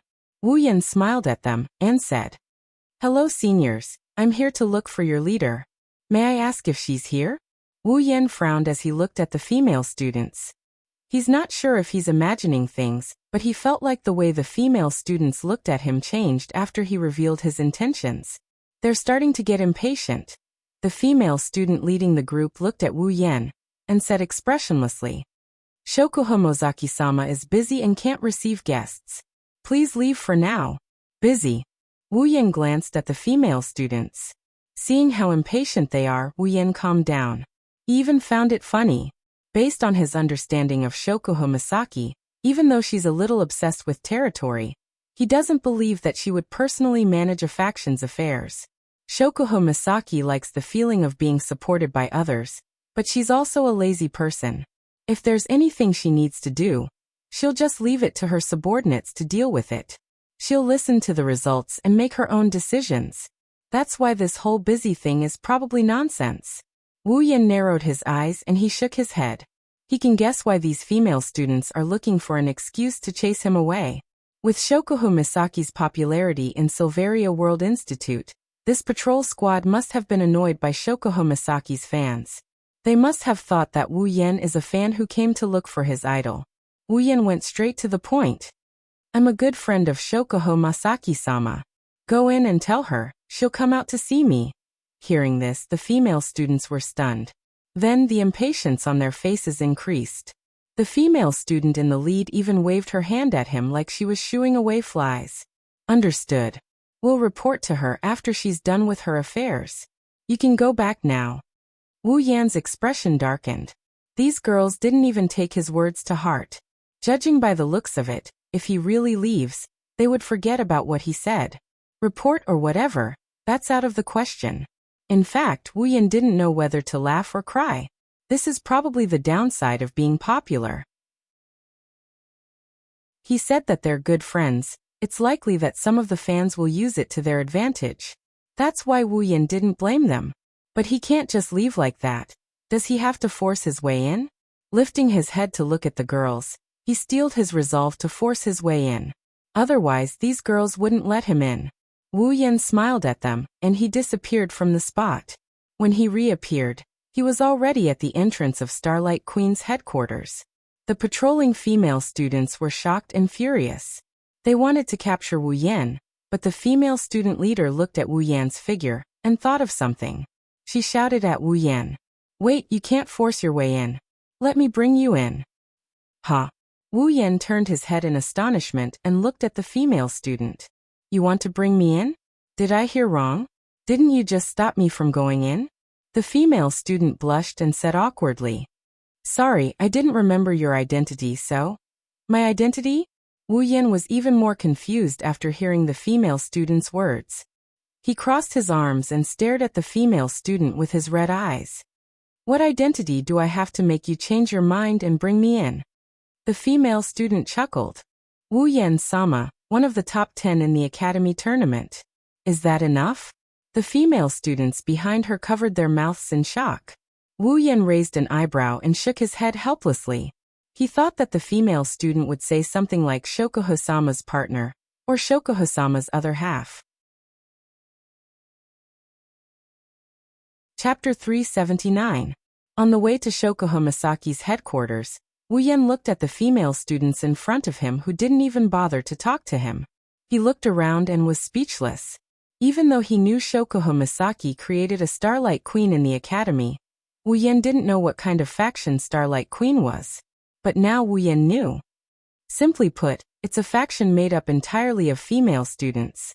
Along the way, Wu Yan saw no less than a few hundred members of Starlight Queen. Every single one of them is a female student, and they are pretty good looking. Their talents and strength are top-notch as well. Wu Yan even saw a few special students. Plus, when the female students saw him walking into the headquarters, they pointed at him and whispered to each other like they were looking at a gorilla. Wu Yan was certain that there were no males in Starlight Queen's headquarters. Could it be that Shokuho Misaki has gotten used to being served by the other girls in Tokuwadai, so she doesn't want any men to appear in her territory? Or is it because she looked down on men and thought that the girls in her faction were better than the boys? Perhaps only Shokuho Misaki herself knows the answer to this question. Listening to the whispers of the female students, Wu Yan felt helpless. It's just that there are no males in the headquarters. It's not like there aren't any males in the academy. Is there a need to be so exaggerated?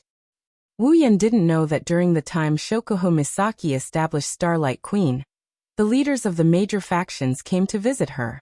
However, if there were any males among them, Shokuho Misaki wouldn't meet them. She would only meet the females who came to visit her. In other words, a male walked into her headquarters. This is the first time. The reason why the female patrol leader dared to bring Wu Yan in is because of this. On the day the first round of the tournament ended, this female student, she saw Shokuho Misaki hugging Wu Yan's arm with her own eyes. She looked really close to him. That day, the female student was scared out of her wits. Even though she had only joined Starlight Queen for less than a month, she knew Shokuho Misaki quite well. At least, Shokuho Misaki didn't care about any of the outstanding male students in the academy. One could only imagine how shocked the female student was when she saw the scene that day. However, other than her, no one else knew about it because even if she told others about it, no one would believe her. Otherwise, it would definitely cause a storm in Starlight Queen. Due to Shokuho Misaki's skill in controlling her subordinates, the members of Starlight Queen idolized her as much as the Oniai-sama of Tokuwadai. Wu Yan had a taste of the Oniai-sama's dark side before. If news of this spread within Starlight Queen, the result would be the same. The female student leading the way was one of the more sensible members. If it was anyone else who saw this scene, forget about leading Wu Yan, they might even be dismembered. Following the female student's lead, a large office appeared in front of Wu Yan. The female student knocked on the door. Not long after, a familiar sweet voice came from behind the door. "Come in." The female student pushed open the door to reveal the situation inside to Wu Yan. The corner of Wu Yan's mouth twitched when he saw the situation inside. He raised an eyebrow and his expression turned awkward. It's a spacious room similar to any other office. There is a long desk in the middle of the room and two large bookshelves on both sides. The desk and bookshelves are filled with all sorts of papers. It's a typical office layout. However, in such a place, there was a round dining table covered with a gorgeous tablecloth, filled with all kinds of desserts and black tea. The person who was supposed to be working hard behind his desk was sitting here with the four girls, eating desserts and drinking black tea. It was a different story. Shokuho Misaki didn't notice Wu Yan's presence. She thought he was one of her subordinates, so she continued eating her cake. Kinuhata Sai and Frenda, on the other hand, were sipping their black tea with disinterest. It looks like they aren't as obsessed with desserts as Shokuho Misaki. Takitsubu Riku looked exhausted. She slumped on the table as if she fell asleep. Astria, on the other hand, turned into a glutton.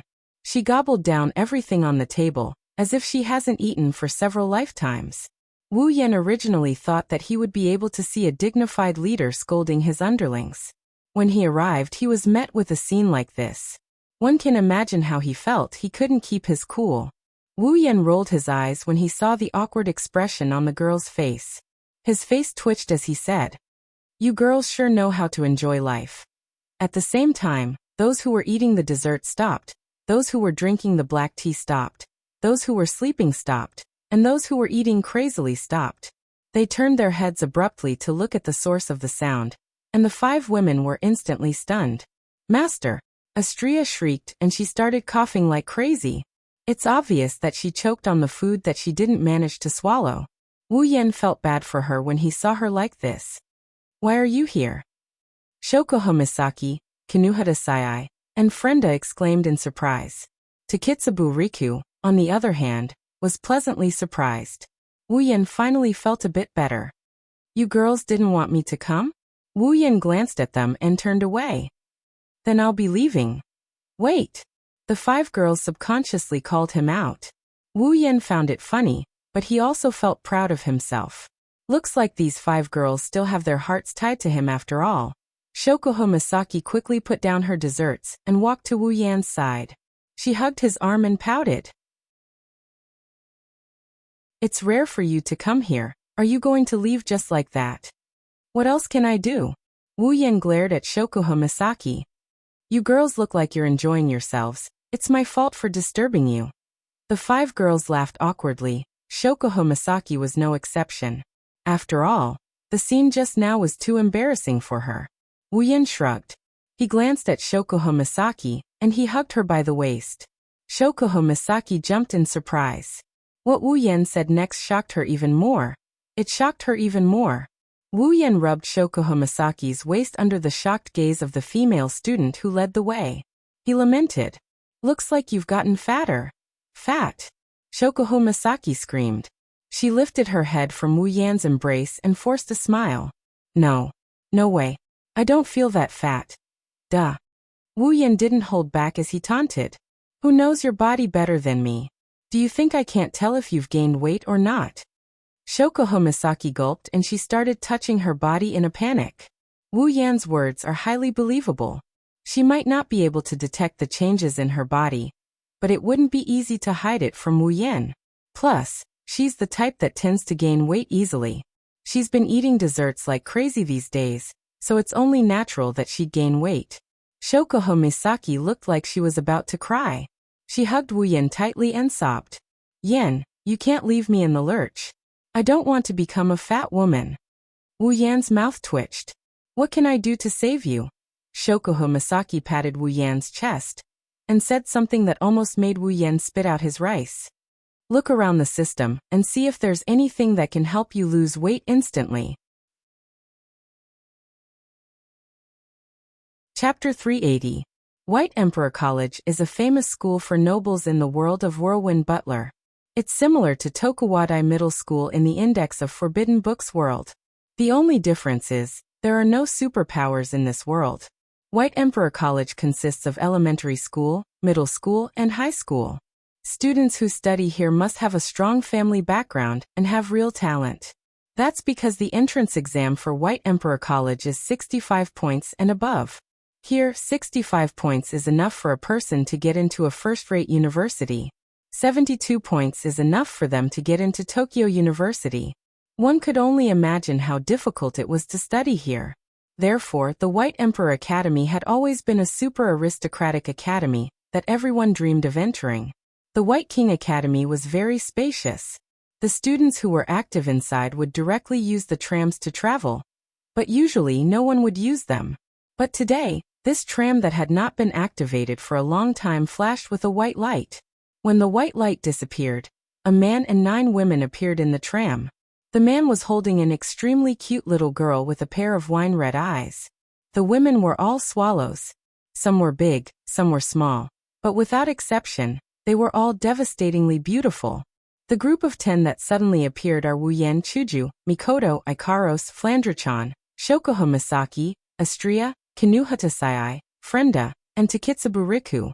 Wu Yan already had a plan when he decided to bring the girls to the beach to relax. It's time to go back to the Whirlwind Butler. First of all, the world of the Whirlwind Butler is much safer than the world of the Forbidden Tome. There aren't as many conflicts and I can have a good time. Second of all, Hinajiku, who has been away from home for a long time, can also go back home. For the sake of sightseeing, the world of the Whirlwind Butler was naturally the best choice. Wu Yan can only go to the world he wants.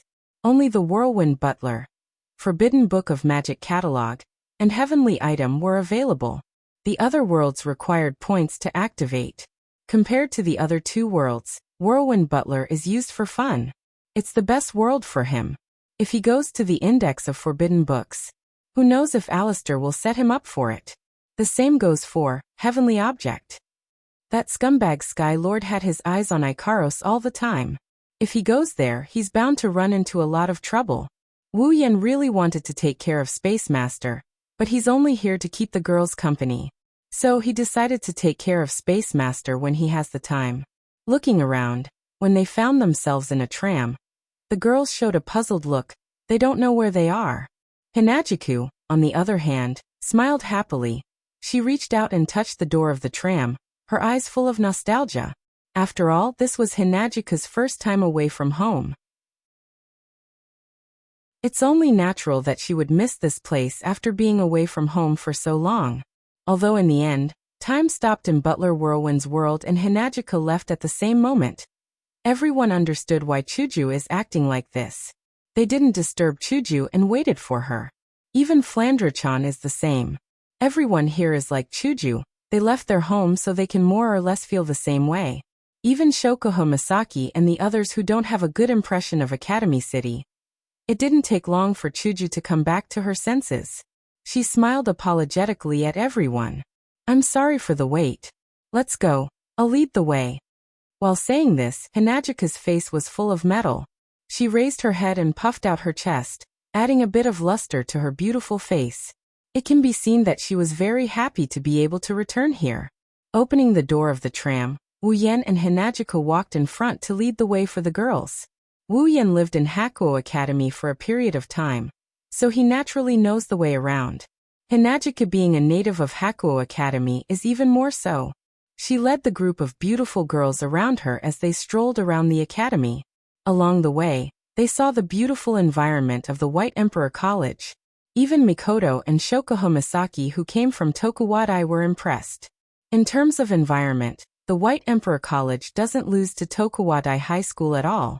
With Wu Yan and Chuju leading the way, the girls walked around the White Emperor College. During the walk, they attracted a lot of attention from the White Emperor College's students. It's not just because of the girls' beauty, it's also because the 10 of them aren't wearing uniforms. Of course, there are students who don't wear uniforms in the White Emperor College. Iching is one of them.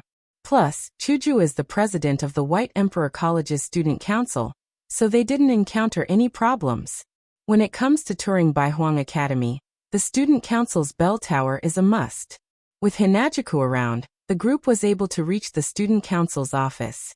Shokuho Misaki's eyes lit up as she exclaimed that such a place was worthy of her status as a queen. Of course, she was ignored by the rest of the group. Perhaps it was because it was still class time, so the group of clowns from the student council weren't here. This made Hinajika a little disappointed, but it was quickly replaced by the excitement of returning home. Leading the group, she walked towards the gate of Baihuang Academy. At the school gate, Hinajika was smiling happily, because she saw a figure that was unexpected yet expected at the same time. Sister. That's right, it's Chuju's biological sister, Gueshuelu. Chuju. Gueshuelu looked at Chuju in surprise. She was confused when she saw her sister's casual clothes. When Wu Yan left, time stopped in this world. Gueshuelu didn't know that her sister had been gone for a long time. Chuju always wore her uniform when she was in the White Emperor College. As the student council's president, she has to set an example. She has never walked around the White Emperor College in casual clothes. Unlike Gueshuelu, who is surprised, Hinajika's eyes are a bit red. She followed Wu Yan around the other world, and stayed in the Forbidden Tome catalog world. For Hinajika, it's been a long time since she saw her family, so it's natural for her to feel a bit emotional. But just as Hinajika was about to jump into her sister's arms, Gueshuelu's words froze her face. All the joy in her heart instantly evaporated into thin air. Gueshuelu didn't know what to think. His face became serious, and he put on a karate stance, facing Hinajika, and cautiously said, "Hinajika, are you thinking of skipping class? I won't allow it." Hinajika's face stiffened and she quickly shook her head. Mikoto and the others nodded their heads. Thinking that Gueshuelu is a good sister, she wouldn't condone her sister's bad habits. Only Wu Yan seemed to have thought of something and his eyebrows jumped. And as expected, Gueshuelu's next sentence made the women's faces completely embarrassed. "It's my turn to guard the door today. If you skip class, my salary will be deducted. If my salary is deducted because of you, even if it's my sister, I'll make you pay." Sure enough, Wu Yan couldn't bear to watch any longer, so he covered his head with his hands. The girls behind him felt their legs give way, and they all fell to the ground. "Sister, what nonsense are you talking about?" Hinajika's face was red, looking at the embarrassed Gueshuelu. She really wanted to give her a kick. At this time, Gueshuelu noticed Wu Yan. He paused for a second before looking at the beautiful girls behind him. He didn't know why, but his expression turned into one of complete shock. Pointing at Chuju, Gueshualu said angrily, "Chuju, I didn't expect you to become a member of someone else's crystal palace." I. Sister Chuju's scream echoed throughout the White Emperor College. At the same time, there was a girl's scream. Chapter 381. Chuju took a deep breath as she stared at the door. Her hands started trembling. She wanted to push the door open, but a sense of homesickness rose in her heart. She couldn't even lift her hands. She's been standing at the door for about 15 minutes now. Wu Yan and the others stood behind Chuju. They stared at her without saying a word. It's been less than half a year since Hinajuku left the world of Butler Whirlwind. To the people of this world, it's only a blink of an eye. But Hinajuku couldn't help but act this way. After all, Hinajuku is only 16 years old. Strictly speaking, she's still a child. There are people who are younger than Chuju. Mikoto, Kinuhata-sai, and Frenda are younger than Chuju. However, the three of them grew up in Academy City. In Academy City, even young children don't have parents by their side. They were sent to Academy City from a young age to receive the development of their abilities. Independence is a necessary skill. That's why even Mikoto didn't fully understand Hinajuku's feelings, let alone Kinuhata-sai and Frenda. To Kitsubu, Riku was the same. Flandre-chan wasn't too mature, so she didn't really understand. As for Ikaros and Astria, they didn't know what was going on. To them, Wu Yan is their only family. Shokuho Misaki, on the other hand, seems to understand Chuju's feelings. However, she doesn't feel the same way. She has seen the emotions of many people in Academy City. Before. After a long while, Hinajuku finally adjusted her condition. She smiled apologetically at everyone. Then, she pushed open the door to her house. I'm back. Chuju used to shout this sentence several times a day. She would shout it at this time. Her voice trembled a little. However, the next moment, a beautiful woman's voice came from the living room. Hinajuku, who was about to step into the house, stopped in midair. Hinajuku, you're back so soon? Chuju's mother is sitting on the sofa in the living room. The TV in front of her is playing a tear-jerking soap opera. Chuju's mother is crying her eyes out. She had a handkerchief in her hand, and she kept wiping her face. The handkerchief was almost soaked. Chuju saw this scene, and it made Chuju laugh. Her unstable emotions calmed down. Chuju walked up to her mother and complained. "Mom, your tear line is so easy to break. Don't watch such tear-jerking soap operas." However, Mother Hinajuku did not agree and retorted. "It's not that my tear line is easy to break, it's just that the plot is too." Before she could finish, Chuju's mother seemed to recall something sad.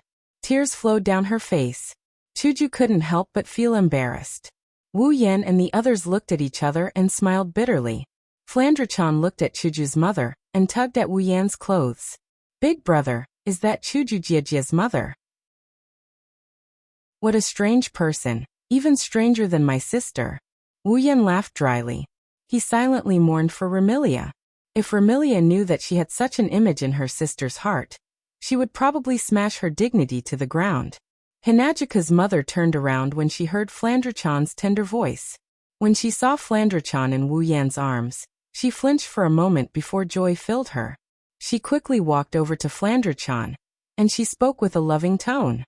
"What a cute little girl. What's your name?" Flandre-chan looked innocently at Chuju's mother with her wine-red eyes. "Flandre-chan's name is Flandre-chan. Oh, you're called Flandre-chan. Hee, how are you?" Hinajuku's mom held Flandre-chan's hand and gently waved it twice, her face full of smiles. One has to say, she's a mature woman indeed. She's really good at treating children. Her behavior won Flandre-chan's favor immediately. "Yen, is this little girl your little sister?" Hinajuku's mom lifted her head to look at Wu Yan, but she quickly froze and exclaimed in surprise. "Little Yen, how did your eyes become like that?" "It's nothing, Ma. Don't mind this kind of thing," Wu Yan mumbled. Although Hinajuku's mom still didn't understand, she didn't think too much about it. The children naturally have their own thoughts. Hinagika's mom still has a lot of trust in Wu Yan, who took care of her and her mother. If it wasn't for Wu Yan's insistence on being a housekeeper, Chuju's mother would have taken him in as a foster son. When she mentioned this to Wu Yan almost peed his pants. Nonsense, if he became Chuju's mother's son, wouldn't Chuju be his little sister? To Wu Yan, who wanted to woo the president, this was no less than a bolt from the blue. Naturally, he rejected it as much as he could. At this time, facing Chuju's mother again, Wu Yan felt a little guilty. He couldn't help but look away, not daring to look directly at Chuju's mother's eyes. This made Chuju's mother puzzled again. However, when Hinagika's mother saw that Hinagiku was behaving the same way beside her, she raised her eyebrows and understood everything. It was obvious that Hinagiku was having an affair and was too embarrassed to face her. With a swish, Chuju's mother looked at Wu Yan and said with a smile, "Allah, it seems like you're hiding something from your mother." With that, Chuju's mother reached out and stopped Wu Yan and Chuju from blurting out perfunctorily. "Let me guess, what did you do?" Glancing at Wu Yan and then at Chuju's mother smiled slyly. Could it be that our Chuju is finally bold enough to confess to Yanjun today? "Mum, what are you talking about?" Hinagika's face turned red at a speed visible to the naked eye. She shouted in embarrassment and irritation. Her yellow-green eyes were filled with indignation. She's already done it with Wu Yan, and it's not like she hasn't been ridiculed like this before. However, if it's her own mother, it's a different story. Also, Hinagika's skin is thin to begin with. What's more, I'm the girl. Shouldn't I guess that the guy confesses to me first? She was also a victim. She was forced to do it. Thinking of this, Chuju's eyes became more indignant. She glared at Wu Yan, making Wu Yan smile awkwardly. Chuju's mother also chuckled. "Look at you. Even if it's not a confession, it's not far from it." Chuju's mother looked back and forth between Wu Yan and Chuju with great interest and clapped her hands. "That's not bad. Yanjun's cooking is so good. If you marry my Chuju, I'll be able to eat it often in the future." Marry, marry, marry, marry. Chuju's face turned red as if the word marry was a great stimulus to her.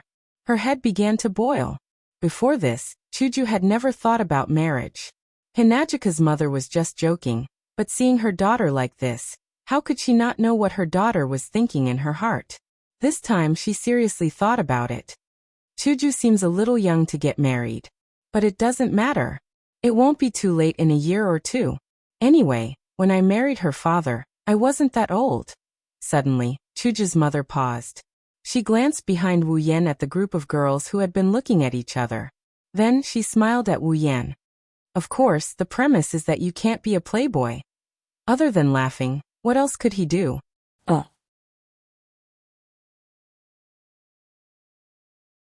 Chapter 382. The sun is golden, the beach is golden, the sky is blue, the water is blue, the water is blue, the water is blue. There is no doubt that this is the ocean. Wu Yan and Co. are standing in front of a wooden mansion with a red roof and white walls. They are looking at the beach and the ocean in front of them. The warmest and most comfortable smiles on their faces are a reflection of how they are feeling right now. The ocean. The ocean. Flandre-chan's eyes lit up. She threw her little handbag on the ground and cheered. Her little face was full of excitement. Her sweet and innocent voice spread among the crowd, causing the smiles on everyone's face to grow even wider. "Oniai-san. It's the ocean. The ocean." Flandre-chan jumped into Wu Yan's arms and pointed outside. Her red eyes were filled with intoxication. Wu Yan smiled and pinched her cheeks. "What's wrong? Is this Flandre-chan's first time seeing the ocean?" Nodding her little head like she was pounding garlic, Flandre-chan once again turned to look at the blue water with a happy smile on her face. Flandre-chan has never seen the ocean before. "I see." Wu Yan rubbed Flandre-chan's head and he looked at the ocean in the distance. "This time, we must play to our heart's content." "Aha." Shokoho Misaki stroked her hair, and the corner of her mouth rose. The ocean. Compared to a swimming pool, it does give off a different feeling. Mikoto raised an eyebrow and looked at Shokoho Misaki. She suddenly asked, Have you never been to the sea before?" The smile on Shokoho Misaki's face froze. She covered her mouth with her hand and smiled, but it looked forced. How could I not have been to the ocean? Oh, Mikoto dragged out the word. Her teasing tone was obvious. Shokuha Misaki could no longer maintain her smile. She was angry and was about to retort when Takitsubu Riku pulled her back and smiled apologetically. If these two were to fight, it would be a disaster. There would be no end to it. Hey, why are you all standing there? Chuju poked her head out of the mansion and shouted at everyone. Go put down your luggage and change your clothes. Oh, time to change. Astria ran into the mansion first. Everyone shook their heads and smiled bitterly. They knew Astria came here just to taste the watermelon and ice cream. All right, go change your clothes. I will go put down the luggage. Wu Yen turned around and walked towards Chuju. He handed Flandre-chan to her. Chuju, I'll leave Flandre-chan in your care. Hinagika nodded and she took Flandre-chan. She called out to the others before heading inside. Wu Yen spent a lot of gold coins on this trip to Silveria, so that he could enjoy himself to the fullest. The villa has everything he needs. There's even a room full of swimsuits. It's an extravagant place. If it weren't for the fact that Silveria's gold coins are made of real gold, Wu Yen would have spent a lot of money by now. Of course, it was all worth it. When everyone walked into the room, they were immediately stunned by the scene in front of them. What appeared in front of them was a dazzling array of swimsuits of various styles and sizes. There were so many types that this group of little girls who had never seen such a big scene before could not help but stare with their eyes wide open. These are all swimsuits. Mikoto's jaw dropped in an exaggerated manner. Even the biggest swimsuit store in Academy City isn't as big as this, right? Where did Yen find a mansion like this? Chuju shook her head with a bitter smile. The world of Hate the Whirlwind is filled with rich people. She has seen the private swimming pool of Santian Nunnery and Ichung. The swimsuits prepared there are even more extravagant than the ones here, so she wasn't surprised. There are a lot of different types of swimsuits here. Some of them are good enough to cover the entire body. However, most of them are too revealing for the girls to see. Some of them only cover the important parts of the body. The girls looked at each other and started to get suspicious. Don't tell me Wu Yen arranged this on purpose? It has to be said that Wu Yan's image in the girls' minds isn't that good. Of course, Flandre-chan and Astria didn't think as much as the other girls. After cheering, they ran into the store to look for their favorite swimsuits. Shokuha Misaki smiled and walked in as well. Anyway, there were only 10 of them in this stall. 9 of them were women, and although the remaining one was a man, which part of his body hadn't he seen before? It doesn't matter what kind of swimsuit she wears. Plus, it's not like there aren't any decent swimsuits here. Why are you thinking so much? No matter how revealing it is, it's better than being naked, right? Frenda shrugged as she giggled at the girls. The girls looked at each other, and they nodded helplessly. Even if they are shy, they have to admit that in front of Wu Yen, it doesn't matter what they wear. At this moment, Astria picked up a swimsuit and placed it on top of her body. She yelled as she compared the size of the swimsuit. Hey, how about this one? No. Chuju and Mikoto objected without hesitation. Their faces turned red from embarrassment. What a joke. The one Astria is holding isn't even a swimsuit. It's more like a piece of cloth made of red thread. The pieces of cloth are about the size of their thumbs. Can they even wear something like that?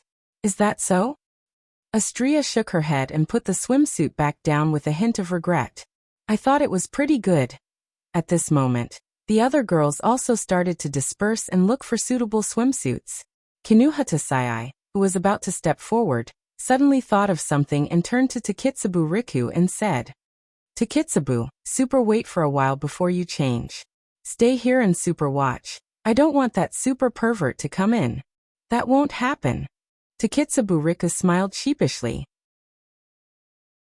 However, her tone is indescribably weak. Obviously, even she feels that there's a high chance that Wu Yen will barge in. Once again, Wu Yan's image in the girls' hearts isn't that great. Mikoto, which one do you think is better? Hinagika looked at the swimsuits that were similar to underwear, but she didn't even look at the cloth and lines. She said to Mikoto, looking like she couldn't make up her mind. I think this one is good. Mikoto looked around and picked up a swimsuit that was similar to the school swimsuit. There's a lot of places that can be covered. But as soon as she said that, Mikoto was stunned. Her brown eyes suddenly flashed with starlight as she stared at a swimsuit, unable to look away. Hinajuku suspiciously turned her head to look. She was stunned for a moment. Then she smiled helplessly. That's because the swimsuit that Mikoto is looking at has a tight-fitting top and a pleated skirt. There are some white dots in the brown. How should I put it? It's pretty cute. Hinajuku looked at the tea-colored bra and said meaningfully. It suits you, Mikoto. Ah. Mikoto jumped like a startled deer, and her face turned red. What are you talking about? I won't wear a kid's swimsuit. Yes, that's right. Seeing the smile on Hinajuku's face, Mikoto's voice became weaker and weaker. She lowered her head, blushed, and couldn't speak. Hinajuku couldn't help but laugh. Where'd if you like it? I think Yin will like it too. Who wants him to like it? Even though she said that, Mikoto's eyes were already looking at the swimsuit. Chuju felt helpless. She picked up the swimsuit and shoved it into Mikoto's arms before pushing her into the changing room. Wait. Chapter 383. Without a doubt, the amount of time a girl needs to put on makeup, change clothes, and tidy up her hair isn't something other activities can compare to. Even changing into a bathing suit that doesn't have much fabric took a full hour.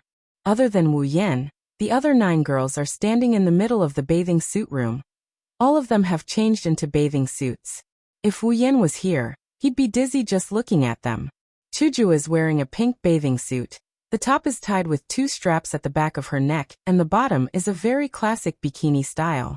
Her pink hair and pink bathing suit together, it's like they were born to be together.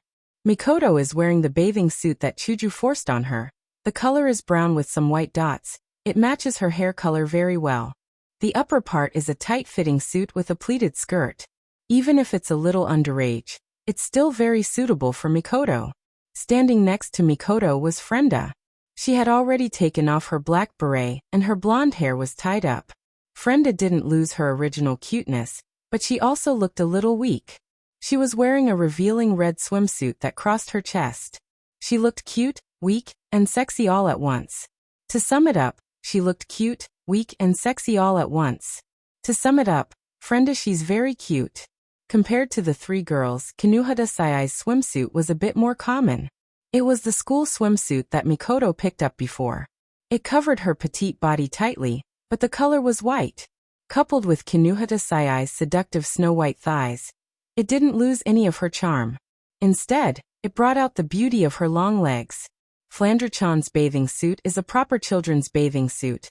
The color is her favorite red and white. The design is similar to Mikoto's. Of course, with Flandre-chan's cute face, no matter what she wears, she'll attract a lot of attention, especially from some weird uncles. These 5 girls are the epitome of beauty, cuteness, and beauty. If they go out in public, they'll definitely dazzle a bunch of perverts. She was also very satisfied with her image.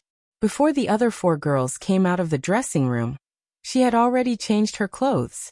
At this time, the 5 of them, aside from Flandre-chan, the smiles on the other 4 girls' faces disappeared the moment the 4 girls came out of the changing room. All that was left was unwillingness, jealousy and unwillingness. Jealousy and hatred. Shokuho Misaki walked in front of the girls, revealing her beige bikini under the envious gazes of the girls. Her lips curled into a sly smile, and her body swayed with every step she took. Her voluptuous breasts bounced up and down, making her look extremely seductive. Ikaros had a calm expression, but her body didn't seem to want to be left out. The black and white striped bikini couldn't restrain her voluptuous breasts. Even though she wasn't as graceful as Shokuho Misaki, her charm didn't lose to her at all. In fact, she's a little more charming. Astria, on the other hand, was the one who pissed off Mikoto, Hinajuku, Frenda, and Kinuhata Sayai the most. After coming out of the changing room, Astria jumped up and down in her pure white bikini with a happy expression. However, her large breasts bounced up and down with each jump, causing the 4 girls to almost spit fire from their eyes. On the other hand, Takitsubu Riku followed behind Shokuho Misaki, Ikaros, and Astria with a sullen expression on her face. She felt like she didn't have the right to stand next to them. But reality proved that her voluptuous breasts under the contrast of the black bikini made it clear to everyone that she had a place in Shokuho Misaki, Ikaros, and Astria's group. Chuju, Mikoto, Kinuhata Sai, and Frenda sized up Shokuho Misaki, Ikaros, Astria, and Takitsubu Riku as if they were trying to find a loophole. After a while, they looked at each other and lowered their heads in dejection. Without a doubt, in the war between the Pauper Party and the Jiru Party, the Pauper Party lost. Frenda carefully looked at her petite body, gritted her teeth, and muttered angrily, what's the point of having a good body? Right now, having a good body doesn't mean you're the winner. Having a cute face is the way to go. Chuju, Mikoto, and Kinuhata Sai heard Frenda's grumbling and their expressions lightened up. Of course, just because they got over it doesn't mean others will let them off the hook. Shokuho Misaki glanced at Mikoto's swimsuit and chuckled. Her chuckle was indescribably creepy. Era Misaka-san, your swimsuit is pretty cute. Mikoto's expression changed dramatically. She forced a smile and said, You think so too? I think so too, at least you won't show off like that. She's mocking Shokuho Misaki for showing off. Showing off isn't a bad thing. Shokuho Misaki smiled and yawned. She stretched her body and pushed her voluptuous breasts up. She almost broke the straps of her swimsuit. Even if you want to show off, you need to have what it takes to do so. Shokuho Misaki looked at Mikoto's body and said meaningfully, Of course, Misaka-san, if you want to show off, you'll have to wait a few years, no, maybe a decade. Asterisk beep. Asterisk, a bolt of lightning flashed across Mikoto's forehead, illuminating her embarrassed and angry face. She glared at Shokuho Misaki with rage. Shokuho Misaki, on the other hand, didn't seem to care about the fact that she's powerless. She was still giggling as if she knew Mikoto wouldn't attack her. Mikoto almost lost her rationality. At this time, Flandra-chan pouted her lips in dissatisfaction and pulled Hinajiku's hand. Sister Hinajiku, can we go out now? Flandra-chan wants Oniai-san to see her swimsuit. Hinajika smiled sheepishly. It's not that I don't want to go out. It's just that these two haven't settled their grudge yet. Mikoto, on the other hand, smiled brightly at Flandra-chan's words. Mikoto looked at Shokuho Misaki and smiled. What's the point of showing off? Are you going to seduce other men? I think it's fine if you don't have the right to show off, as long as you say you like it. Simple words. That's what everyone wanted. Chuju, Kinuhata Sai, and Frenda, who were looking down, suddenly regained their spirit. Astria and Takitsubu Riku, who weren't interested in this cup, were also perked up. Even Ikaros, who didn't say anything, had ripples in her eyes. Does he like my outfit or not? This thought appeared in everyone's mind, even Shokuho Misaki. However, Mikoto's counterattack made Shokuho Misaki unhappy. She immediately retorted, Little Yen will definitely like it. Shokuho Misaki sounded confident. Wu Yan's personality is something that even Hinajiku, Mikoto, and the others know about. She's good at manipulating people's minds. To put it simply, he doesn't care about outsiders, but he's a pervert to them. Shokuho Misaki is confident in her body, so she didn't think that Wu Yan wouldn't be attracted to her. When they're in bed, her body is one of the most delightful to him. Of course, all the girls felt the same way except for Astria. She was the only one who didn't get pushed down. She didn't know what Wu Yan thought of her. Chapter 384. Beside the Azure Sea, on the Golden Beach, several huge parasols had appeared out of nowhere. Under the huge parasols, there were 10 long reclining chairs. Several small round tables were placed between these reclining chairs, on which there were various iced drinks and desserts. In the hot weather, one couldn't help but feel a chill in one's heart when looking at it. Under one of the umbrellas, Wu Yan is wearing a pair of shorts. He's wearing a pair of sunglasses, and he's leisurely sipping from a bottle of drink. He looks like he's having a good time. Oniai-chan, master. Flandra-chan and Astria ran over and jumped under the parasols. However, one of them jumped on Wu Yan while the other jumped on the table filled with drinks and desserts. When Flandra-chan jumped into Wu Yan's arms, a creaking sound could be heard. Wu Yan didn't feel any pain from Flandra-chan's attack, but the recliner under him groaned in pain. Wu Yan might be strong enough to withstand Flandra-chan's attack, but he still had a drink in his mouth. Flandrachan's attack caused Wu Yan's eyes to bulge. The drink in his mouth turned into a mist and splashed onto the beach. Wu Yan didn't know whether to laugh or cry as he hugged Flandrachan. Flandrachan, are you trying to choke me to death? Flandrachan stuck out her tongue and smiled sheepishly. However, she didn't want to come down and she snuggled into Wu Yan's arms. Wu Yan couldn't help but smile bitterly. Ha! Yan, you're quite fast. You've even prepared all these. Hinagiko leisurely walked in front of Wu Yan, staring at the parasols and said with a bit of surprise. Wu Yan can only roll his eyes and said in an exasperated tone. What do you mean fast? These things. It took me an hour to prepare them. That's the time you two took to change. Hinagiko chuckled dryly before muttering to herself. What are you talking about? Girls change clothes. It takes some time anyway. Unlike you. Then, Chuju glanced at Wu Yan. He's naked except for a pair of shorts. She blushed and turned her head away. Even though the two of them have been naked for quite some time now. Big brother, look at this swimsuit I'm wearing. Isn't it beautiful? Flandrachan lifted her head from Wu Yan's arms. She tried her best to raise her body, so that Wu Yan could see her. She looked at Wu Yan with anticipation. Not bad. It's cute. Smiling at Flandrachan, Wu Yan nodded in approval. Flandrachan couldn't help but giggle in delight. At this time, Wu Yan noticed that the girls had all come out of the villa. They followed behind Chuju and appeared in front of Wu Yan. Their swimsuits of different sizes stunned Wu Yan. He couldn't help but feel a little dizzy. Wu Yan's reaction was seen by the girls. Seeing Wu Yan in a daze, the girls smiled. They were very excited. After all, they were just discussing whether Wu Yan liked them or not. Wu Yan's reaction was enough to explain everything. Shokuho Misaki came out of the crowd and came in front of Wu Yan. She grabbed his arm and pressed her breasts against Wu Yan's arm. Wu Yan couldn't take it anymore. Little Yan, do you like my swimsuit? Shokuho Misaki smiled sweetly at Wu Yan. At the same time, she didn't stop. She continued to rub against Wu Yan's arm. Wu Yan knew Shokuho Misaki's personality very well. He could guess why she suddenly used her seduction ability. She must be trying to steal Mikoto's attention again. Wu Yan glanced at Mikoto's pale face. He was even more certain of his guess. He became vigilant. He didn't want to say the wrong thing and cause a fire in his backyard. Not bad, it looks good. Wu Yan chuckled.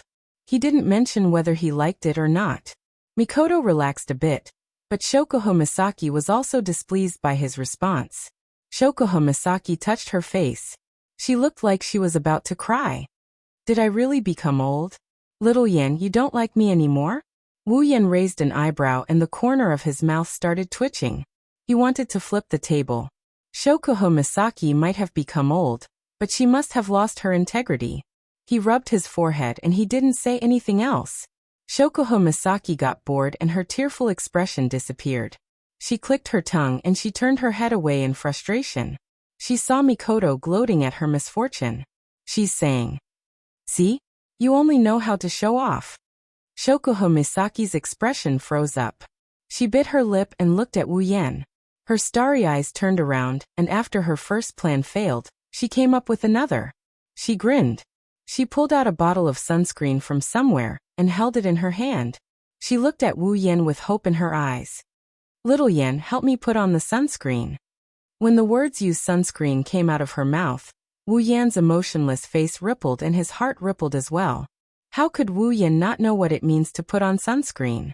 It means that his chance to take advantage of her has arrived. The other girls were shocked as well. They didn't expect Shokuho Misaki to have such a trick up her sleeves. Wu Yan's eyes were filled with a sinister glint. Wu Yan looked at Shokuho Misaki with surprise. Wu Yan knew that something must have happened between these girls, otherwise, they wouldn't be fighting in the dark like this. Wu Yan told himself that he must not get involved in this. His past experiences have proven that if he gets involved, the one who will suffer in the end will be him. When he heard that Shokuho Misaki wanted him to help her apply sunscreen, he tossed his guard aside. He took the sunscreen from her, and he pretended to sigh. I really don't know what to do with you. The girls were furious. They cursed Wu Yan for being a pervert. How could he be seduced so easily? Shokuho Misaki gave Mikoto a provocative look. Mikoto gritted her teeth in anger. She stood up and pointed at Wu Yan while shouting loudly. Me too. Help me put on the sunscreen too. Mikoto ignored Wu Yan, and she looked at Shokuho Misaki. Shokuho Misaki didn't back down, and she glared back at Mikoto. Their gazes collided with each other, and it felt like a storm of blood was about to erupt. As for Wu Yan, looking at the two beauties going at each other like this, he had a timid look on his face, but inside, he's laughing like a flower. He finally realized that a fire in the backyard doesn't necessarily mean it's a fire that's burning the eyebrows. It could also bring about a lot of benefits. In any case, in the end, he would be the one who would gain the most advantage from the fight between the two women. Behind Mikoto, Hinajuku and the other girls looked at each other. They didn't know what to do. They knew that Wu Yan is going to be the final winner. Thus, Hinajuku picked up Flandre-chan. Hey Flan, big sister will take you swimming, okay? Flandre-chan's eyes lit up. She clapped her hands and cheered. Okay. Flan wants to swim. Kinuhata Sayai and Frenda looked at each other and said at the same time. We want to go too. The four beauties left just like that. Astria only had food in her eyes. Only Ikaros and Takitsubu Riku were left. After some hesitation, Ikaros stood up and lowered her head shyly. Ma master, I want to. Me too. Takitsubu Riku raised her hand meekly to show that she was willing to be taken advantage of. Wu Yan looked at Mikoto, Shokuho Misaki, Ikaros, and Takitsubu Riku. He smiled wickedly. Since you guys came to me willingly, don't blame me for being rude.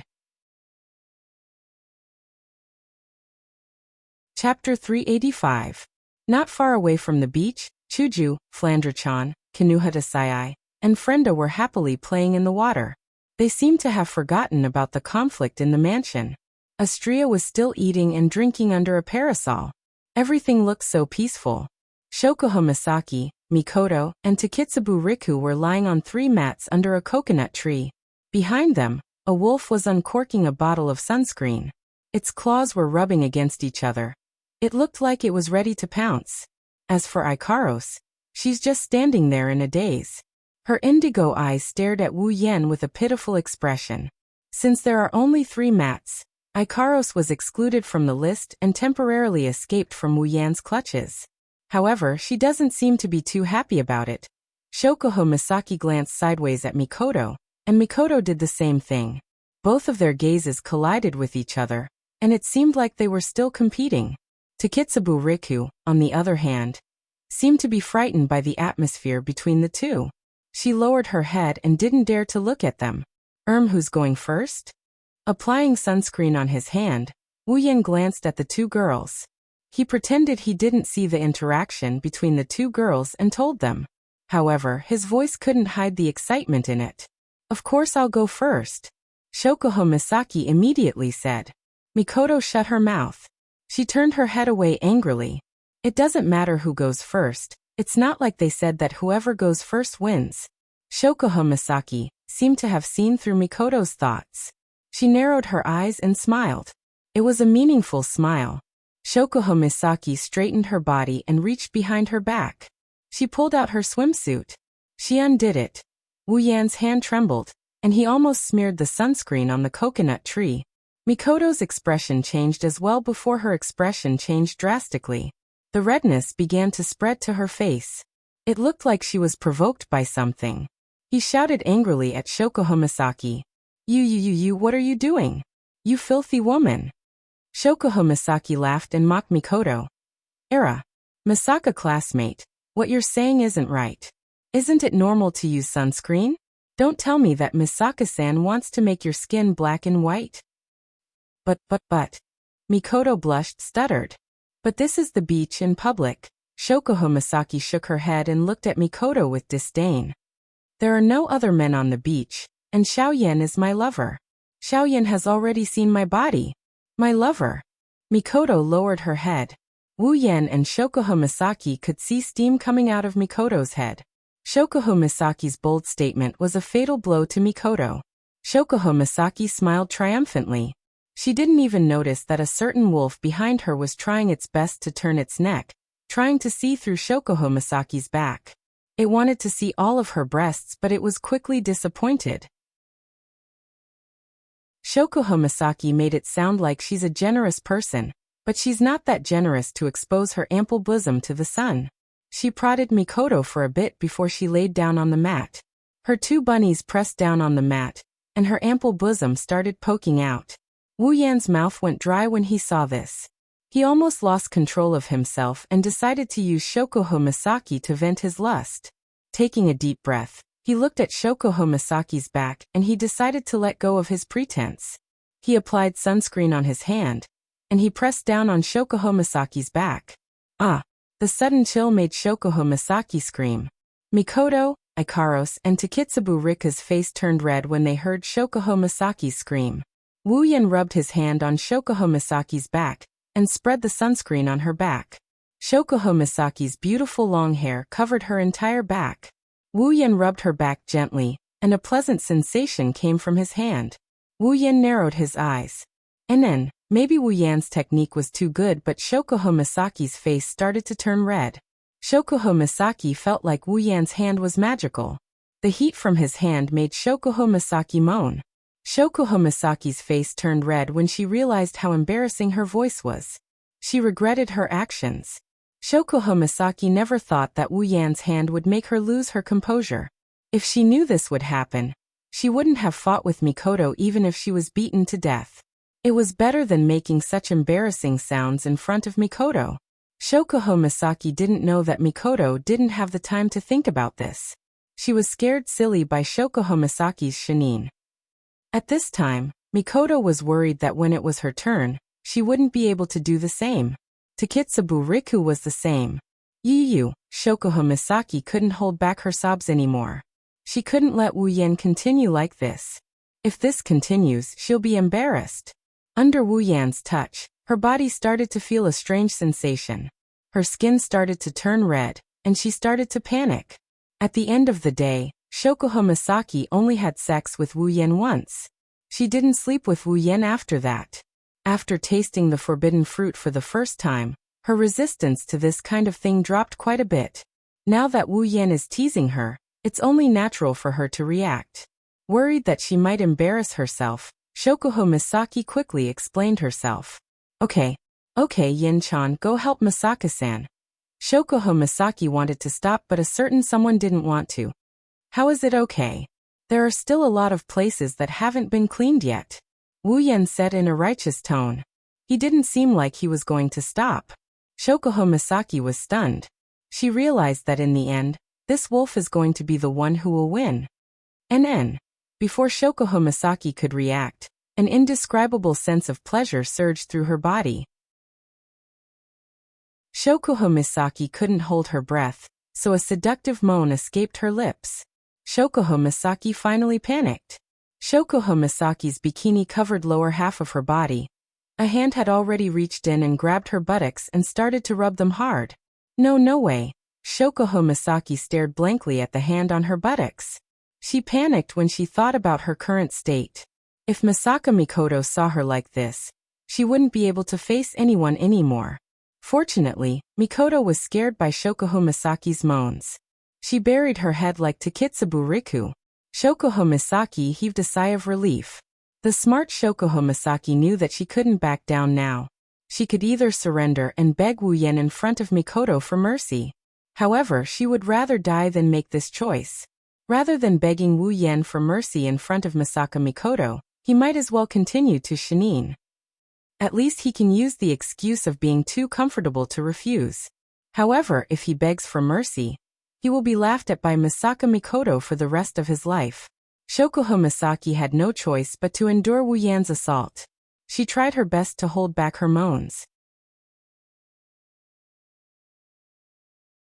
Chapter 386. Big Sister. Quick. Go there. Go there. Pointing in a random direction, Flandre-chan chuckled at Frenda, who is sitting on her back. Her voice is filled with joy. This game may seem childish, but Flandre-chan is having a lot of fun playing it. Yes, I got it. Frenda sighed helplessly.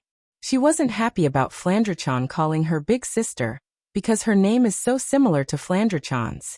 Flandre-chan had no choice but to call her big sister. But I told you not to move around, okay? Otherwise, I won't be able to stand properly. Wah. As soon as she finished speaking, Frenda stepped on a round rock. She lost her balance and fell down. Flandre-chan, who was riding on her shoulder, fell into the water as well. Wah. Ah. Frenda was shocked. She quickly carried Flandre-chan out of the water. Flandre-chan had swallowed a few mouthfuls of seawater, and her face was filled with bitterness. She stuck out her tongue and her face fell. Pooey pooey, it's disgusting. Are you super okay? Kinuhata-sai looked at Flandre-chan and asked. She put a swimming ring on Flandre-chan, so that she can float on the water. Flandre-chan looked at Kinuhata-sai with a bitter face and shook her head. She stuck out her tongue again. Why is the water in the sea so disgusting? Kinuhata-sai and Frenda looked at each other and laughed awkwardly. How are they supposed to explain such a profound question to a child? Even if they roughly explained it, Flandre-chan would only be confused. She might even ask more questions. They've seen a lot of this in Academy City. Chuju swam over from afar and kicked the water with her little legs. She looks like she's having a lot of fun. But if you look closely, you'll notice that Chuju's yellow-green eyes are constantly looking at the beach. Seriously, why are they taking so long? At this moment, under a coconut tree in the distance, the ripples were still going on. Isn't it time to change the person? Shokuho Misaki's face was flushed red. Finally, she could not help but turn around to look at Wu Yen. Shokuho Misaki felt that her eyes were filled with water vapor, and they were rippling like the surface of a lake. If Wu Yen continues like this, I will really lose my composure. Wu Yen giggled as he toyed with Ju-sama's buttocks. He pulled his hand out of Shokuho Misaki's bikini pants. Shokuho Misaki released a sigh of relief. However, Shokuho Misaki's heart skipped a beat the next second. Her heart skipped a beat. Wait. Shokuho Misaki felt Wu Yan's hand slowly move from her buttocks to her soft back, then from her soft back to the sides. Shokuho Misaki couldn't help but open her mouth. Unfortunately, Shokuho Misaki couldn't speak anymore. His hand gently pressed and pinched Shokuho Misaki's soft buttocks. Wu Yen could clearly feel Shokuho Misaki's body trembling along with his movements. Her skin started to turn red. Wu Yen laughed in his heart. As expected, her chest is Ju-sama's weakness.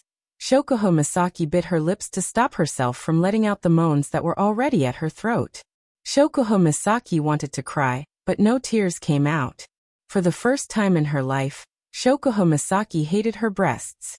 No matter the shape, size, or smoothness, Shokuho Misaki was always proud of her breasts. But why was it her sensitive spot? Her body trembled along with Wu Yan's touch. Shokuho Misaki's heart trembled along with it. Her body was getting weaker and weaker. Shokuho Misaki wanted to beg for mercy, but when she remembered that Misaka Mikoto was beside her, she couldn't bring herself to do so. In the end, she could only look at Wu Yen with pleading eyes. Wu Yen continued to pinch Shokuho Misaki's soft buttocks. Shokuho Misaki moaned a few times before he finally pulled his hand back. At the same time, Shokuho Misaki lost all her strength and collapsed onto the mat. She gasped for air and couldn't lift her body. She still needs more training. Shokuho Misaki wanted to punch him in the face. Wu Yen turned around and smiled at Mikoto. Mikoto, it's your turn, ha. Mikoto raised her head and saw Shokuho Misaki's blushing face. Recalling Shokuho Misaki's shinin, Mikoto's face turned even redder. I think I should ask Chuju to help me. Mikoto giggled. She couldn't help but avert her gaze.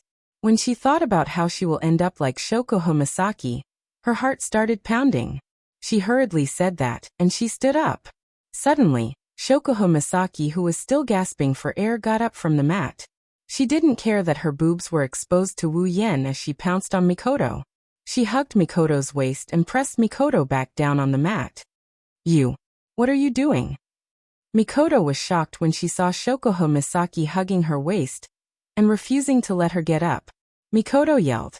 Shokuho Misaki's face was still flushed red and she was still panting, but she forced a smile on her face.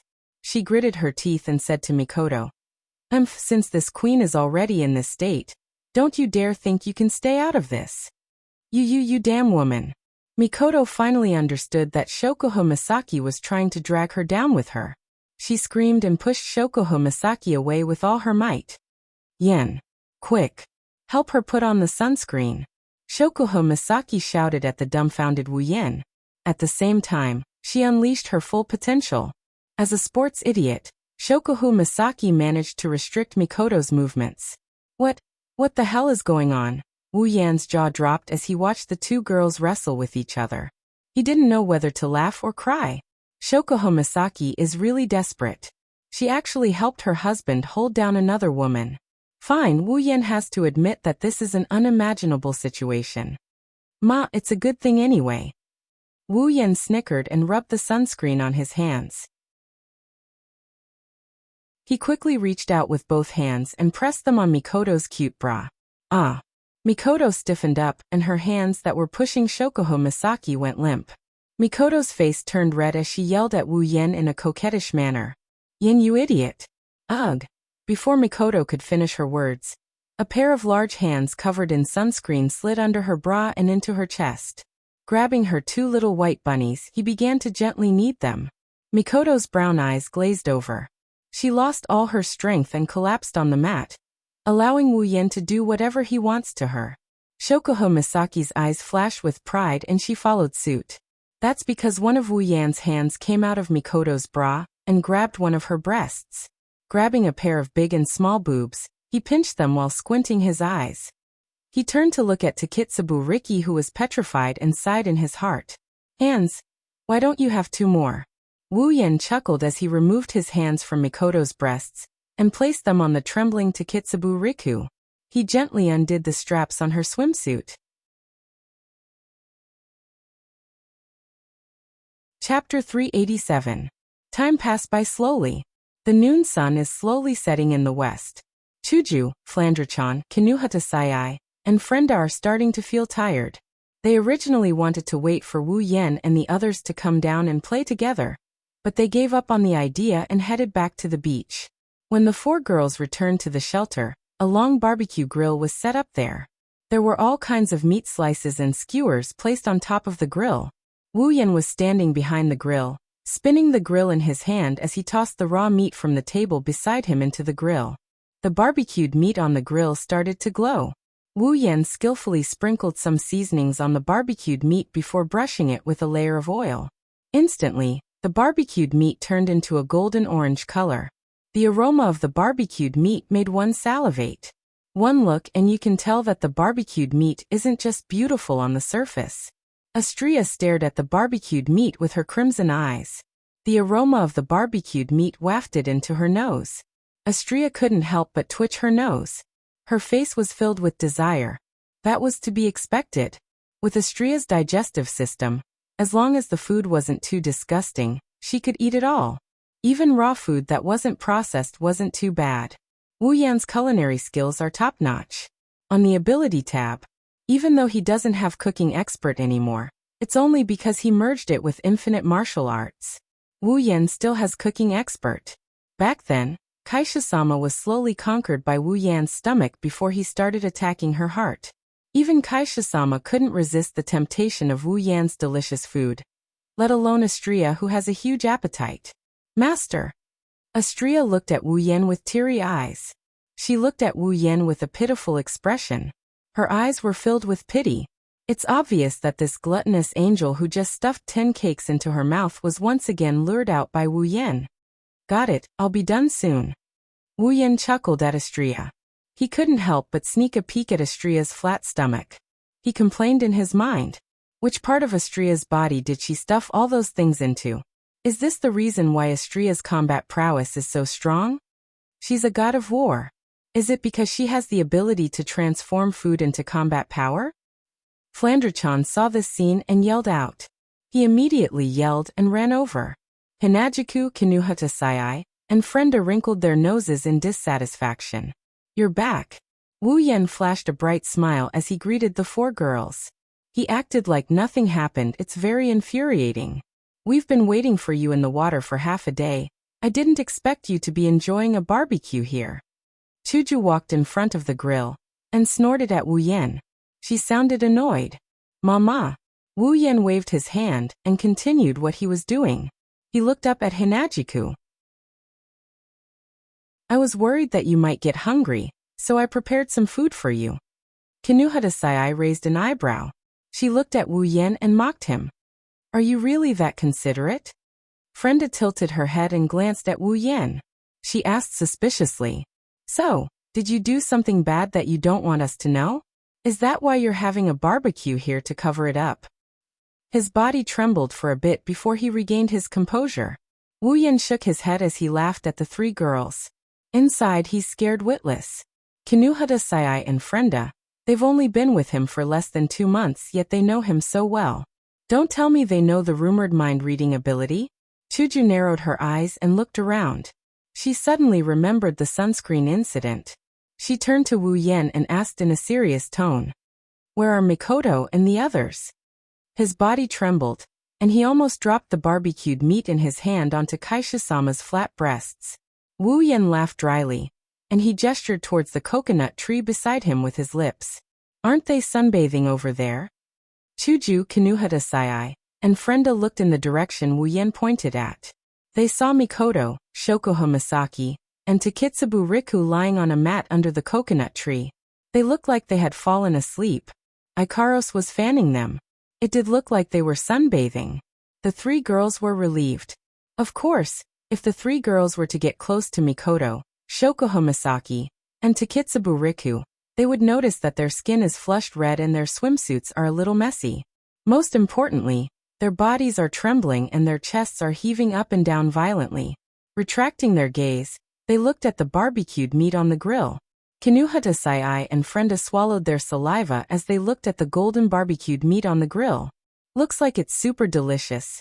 I didn't expect you to be so good at cooking. Looking at Kinuhata Sai and Frenda's drooling faces, Wu Yan smiled proudly.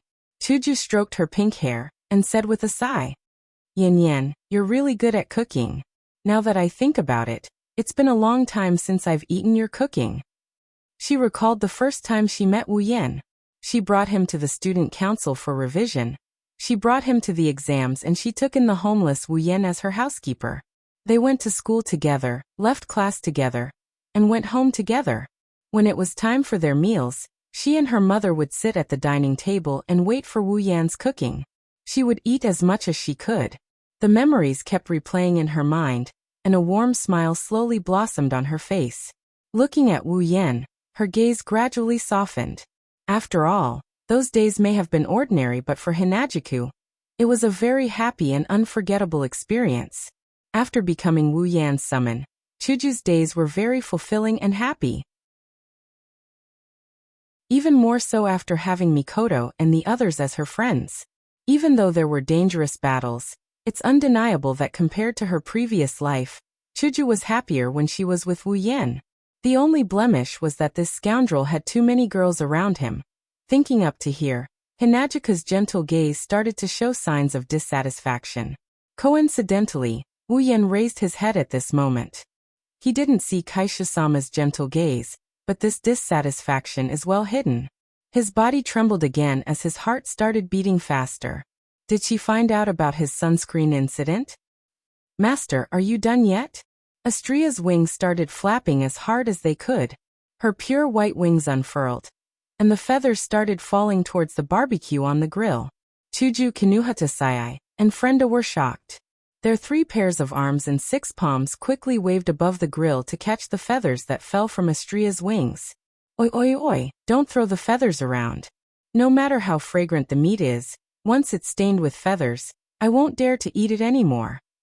Kinuhata Sai grabbed a handful of feathers and muttered in dissatisfaction. Frenda nodded her head furiously as she looked at the barbecued meat on the grill with lingering fear. It seems like they were really attracted by the aroma. I can't wait anymore. Astria pouted and said with teary eyes. Wu Yan couldn't help but feel helpless. He looked at Chuju and said, Chuju, go get some desserts for Astria to fill her stomach. Hinajika nodded and Astria cheered before jumping into Wu Yan's arms. Yay. Master is the best. Disciple. Let go. Meet. Meet. The sun slowly sank below the horizon amidst the laughter of the crowd. Chapter 388. Happy times always pass by quickly. Amidst the laughter and laughter of the group of 10, the curtain of night was about to fall in the blink of an eye. When the sun set from above the sea level to the other side, the sky suddenly darkened and then brightened up again. Different from the daytime, the white cloud ribbons in the sky were now emitting faint red stars and light, illuminating the entire sky with the color of dusk and then the silver of the stars.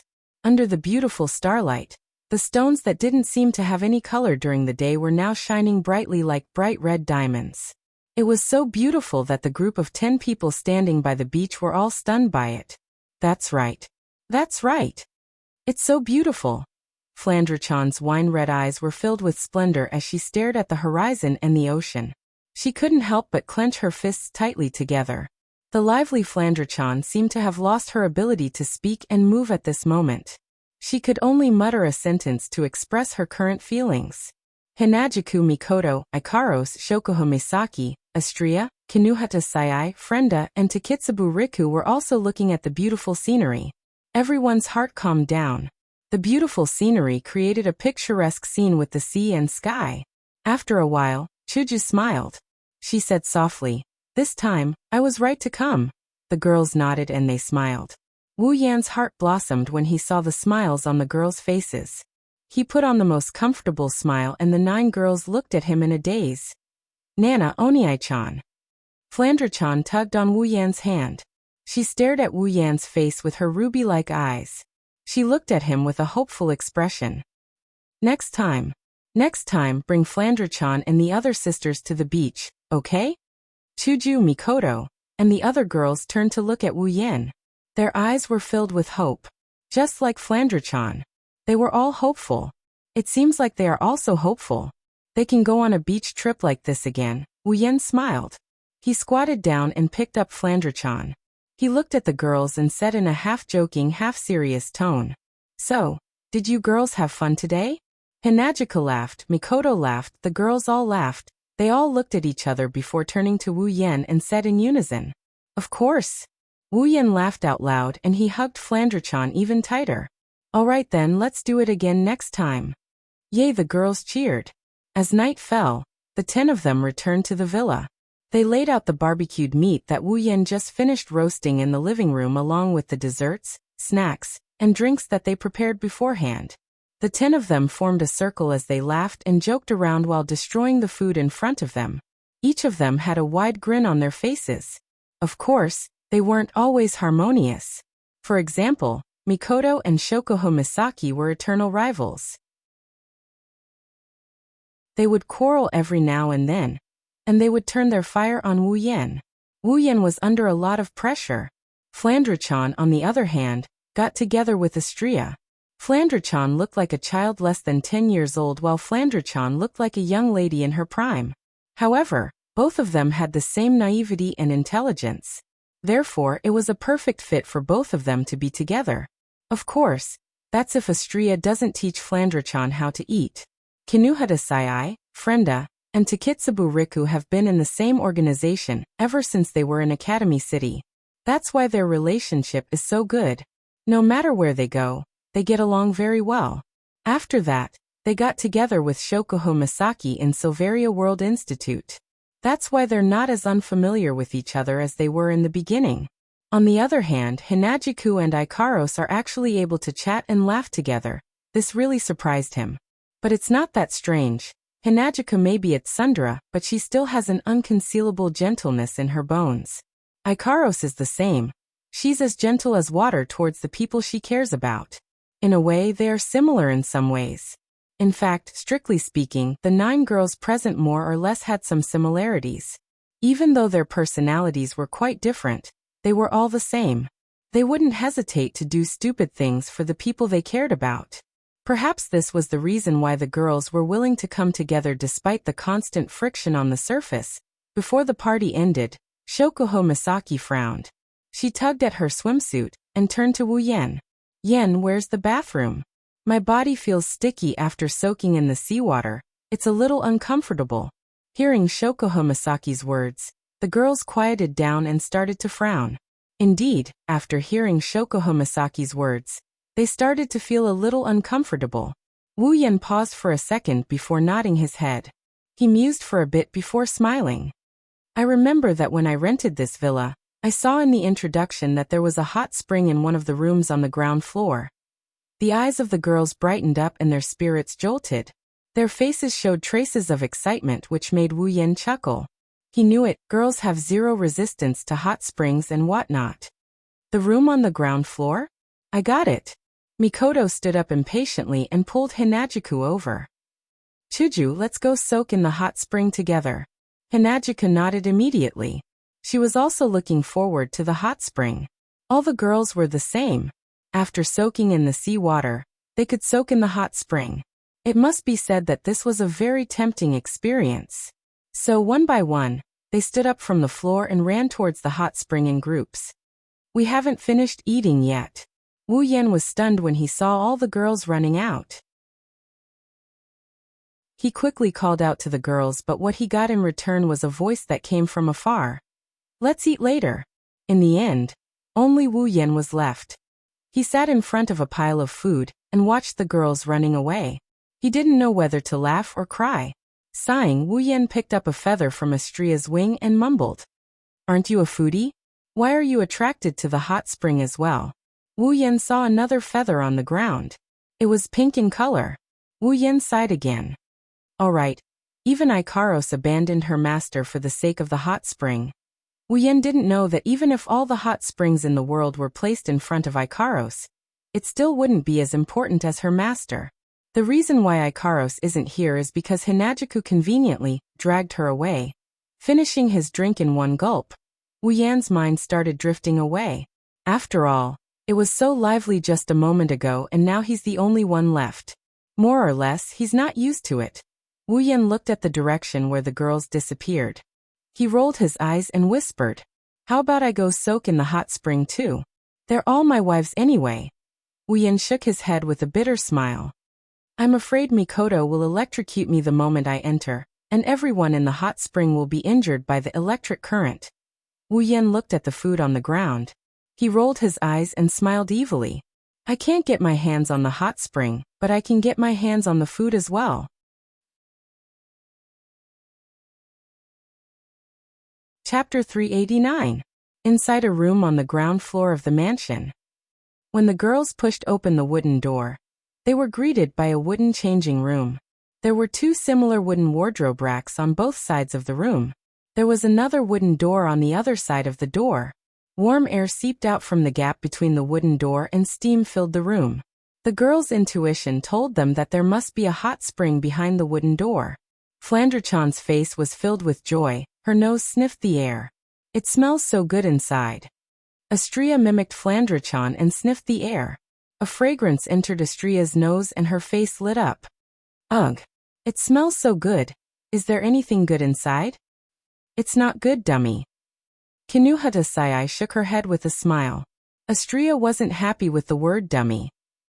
You're the dummy. Dummy. Dummy. Kinuhata Sayai's mouth twitched. She couldn't keep her cool. I feel like I'm such a failure. I got called a dummy by a dummy. Shokuho Misaki walked into the changing room and picked up a bottle from the corner. This is probably the reason. This isn't a proper hot spring hotel. The hot spring must have a strong distilled smell. If we don't remove the distilled smell, the hot spring won't work. Whatever, it doesn't matter where the smell comes from. Mikoto walked into the changing room impatiently. Anyway, let's soak in the hot spring first. The girls couldn't help but nod and walk into the changing room. Daisy, who was at the back, pulled the wooden door and hesitated for a moment before locking it. It seemed like she was guarding against a certain wolf's sudden attack. The girls began to slowly take off their clothes. To be more precise, it should be swimsuits. Therefore, the swimsuits were taken off quickly. White and tender bodies suddenly appeared in the air of this space. Some were naked, some were young, and some were young. The body odor of the girls merged with the processed fragrance in the air. It was as if a pink atmosphere bloomed in the air. In front of the hot spring, the low-breasted women no longer looked at the big-breasted women. They pulled open the wooden door, and a hot spring covered in steam appeared in front of them, causing them to laugh in unison. Yo! Flandrachan and Astria jumped into the hot spring, splashing water everywhere. The hot spring has different depths. The hot spring reaches up to Astria's chest. It didn't completely cover Astria's breasts, but it wasn't enough to make Astria shiver. The shallower part is only up to Flandre-chan's shoulders. It's just enough for her short stature to move around. Ugh, it's so comfortable. Flandre-chan and Astria closed their eyes and exhaled in comfort. The other 7 girls who haven't entered the pool, yet were itching to get in as well. They all started running towards the hot spring. Wow. It's so warm. Kinuhata Sai slapped the surface of the water. She didn't care about her breasts. Her body floated on the surface of the water. She didn't mind if it was unsightly. In the end, I should have brought some drinks in. Drinking drinks while soaking in the hot spring. Oh, I'm almost drunk. She held her cheeks with both hands. There was indeed a slight blush on her cheeks, proving that she was indeed intoxicated. Shokuho Misaki chuckled as she splashed some water on herself. The water droplets slid down her delicate skin. It's a sight that would make anyone want to take a bite out of. Shokuho Misaki scanned the hot spring with her starry eyes. She stared straight at Astria's body. She tapped her lips and said in a tone as if she was measuring something. Aslia-chan, did your boobs get bigger again? Is that so? Astria flinched. She looked at her breasts that floated on the surface of the water. She blushed and shook her hands. No. Is that so? Shokuho Misaki looked at Astria suspiciously. Her lips curled into a sly grin. She slowly moved to Astria's side and grabbed Astria's breasts with both hands. She started rubbing her breasts. Let me touch you. In an end don't. Astria screamed. Her body trembled from Shokuho Misaki's touch. Her expression changed, and a seductive moan came out of her mouth. It looks like it really did get bigger. Shokuho Misaki muttered as she massaged Astria's breasts into all sorts of shapes. Seriously, they were already bigger than me and now they got even bigger. I can't accept this. Stop it. Astria collapsed onto Shokuho Misaki's body. She pressed her back against Shokuho Misaki's ass. She started panting when she heard Shokuho Misaki's words. Ikaros-senpai's are bigger than Astria's. Is that so? Shokuho Misaki turned to look at Ikaros. She saw Ikaros sitting quietly in a corner. Ikaros was stroking her wings. She seemed to be tidying them up. Her pair of wings bounced back and forth on the surface of the water, creating small ripples. Takitsubu Riku and Ikaros were sitting together with their eyes closed. The 2 women didn't like to talk, so they didn't participate in the conversation. They didn't seem to have heard Shokuho Misaki's words either. Shokuho Misaki shook the water off her blonde hair. She asked in confusion. It looks similar to Astria-chan's. Astria raised her hand meekly. But Master said Ikaros-senpai's breasts are his favorite. Shokuho Misaki raised an eyebrow. She gave Ikaros a deep look. Ikaros blushed a little, not sure if it's because the hot spring is too comfortable or because she heard Astria's words. Favorite? Shokuho Misaki narrowed her eyes. She looked at Ikaros' breasts for a second. Then at her own breasts, she lowered her head. Shokuho Misaki humphed and said unwillingly. I won't lose either. That bastard doesn't care what size they are. As long as it's a girl, he'll like them. Admittedly, even if mind control doesn't work on Wu Yan, Jisama has a pretty good grasp of Wu Yan's intentions. In the other corner, Hinajuku and Mikoto looked at each other. They've been watching Shokuho Misaki's actions from start to finish. They turned their heads and looked at each other. Then they faced the wall and started drawing circles with their hands. Gosh. Chuju-ne-san, Mikoto-ne-san, what's wrong? Flandre-chan flapped her crystal pendant wings and came in front of Chuju and Mikoto. She looked at their back and asked in confusion. Hearing this, Hinajuku and Mikoto turned around and looked at Flandre-chan. Their eyes couldn't help but move to Flandre-chan's chest, and their expressions became much better. Have we fallen to the point of comparing ourselves to a child? Chuju and Mikoto cried for a while before forcing a smile. And nothing. Oh. Flandre-chan didn't suspect anything and started playing with the water again. Chuju and Mikoto were envious of Flandre-chan's happy face. It's great to be a child. You don't have to worry about anything. Not far away, Kinuhata Sayai and Frenda sighed when they saw the change in Chuju and Mikoto's expression. So flat breasts are also a rare resource, why don't they understand? Frenda said slowly as if she understood the truth of the world. It's not clear if she really understood the truth, or if she was just comforting herself. Kinuhata Sayai pouted and continued to wander around. Chapter 390. Phew, this is so comfortable. A group of girls slowly walked out of the hot spring room, each holding a towel and wiping their bodies. The clothes they were wearing were no longer bathing suits with very little fabric, but bathrobes that they found inside. It had to be said that the owner of this villa had prepared everything.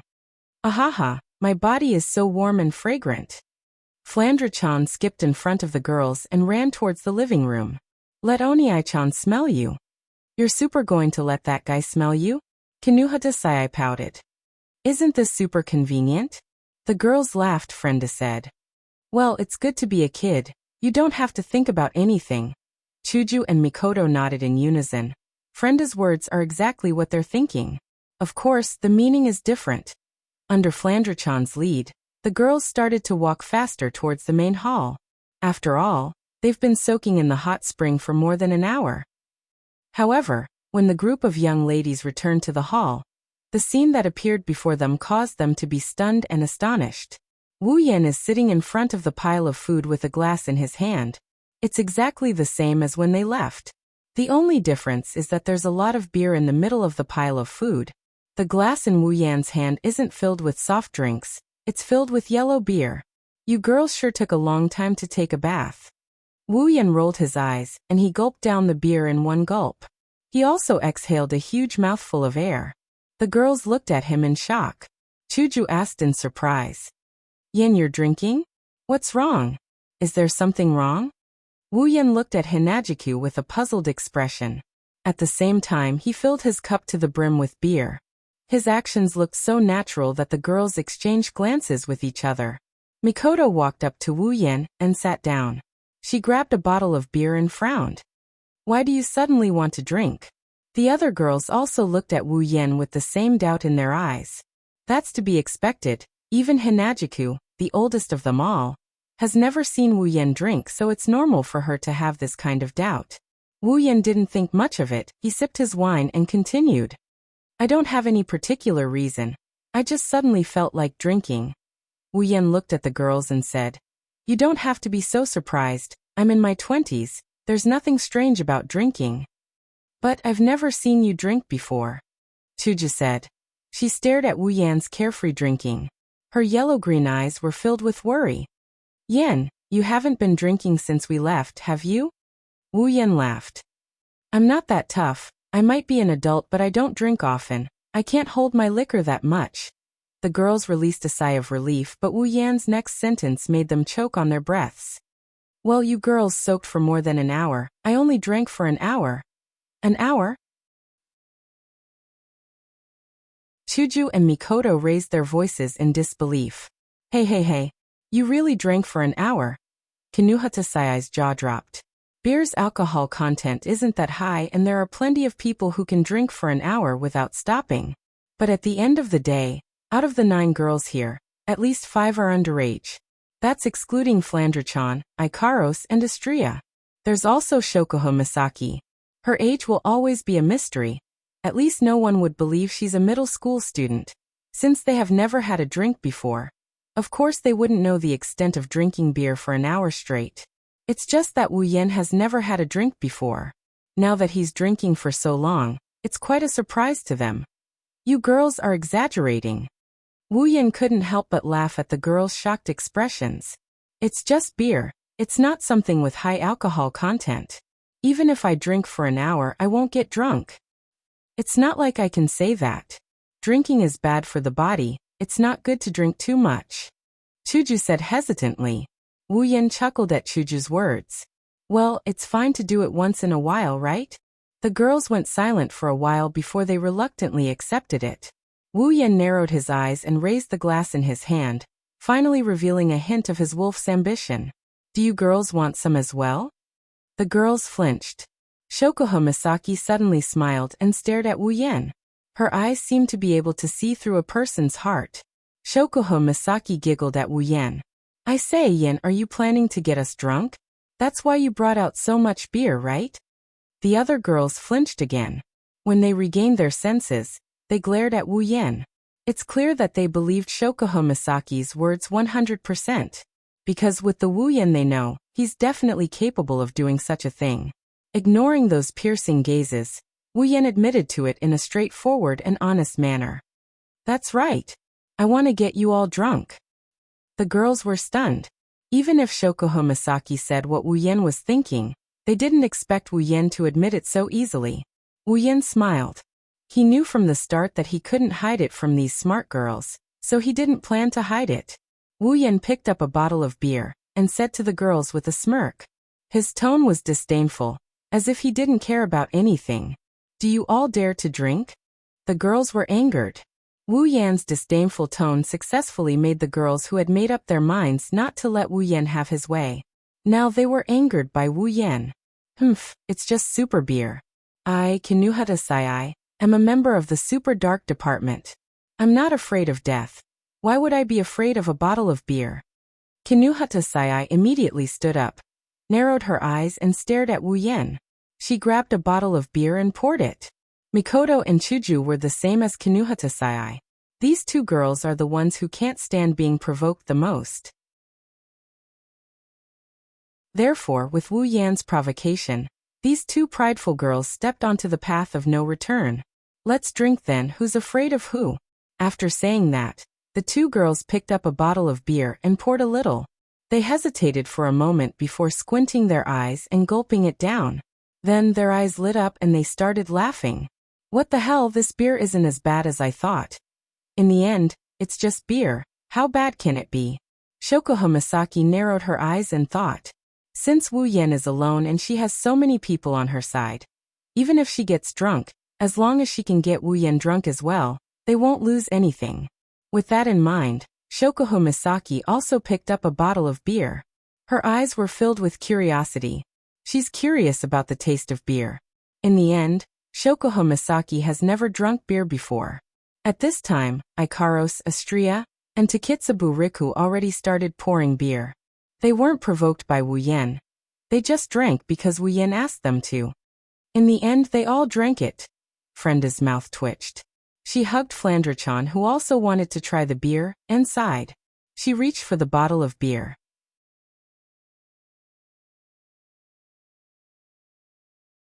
Chapter 391.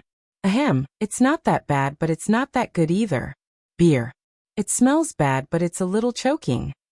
It tastes like bitter tea. Bitter tea? Bitter tea is way more bitter than this. I'd rather drink alcohol than drink bitter tea. Ugh, Flan doesn't feel good. Ah, but kids can't drink it. My head feels a little dizzy.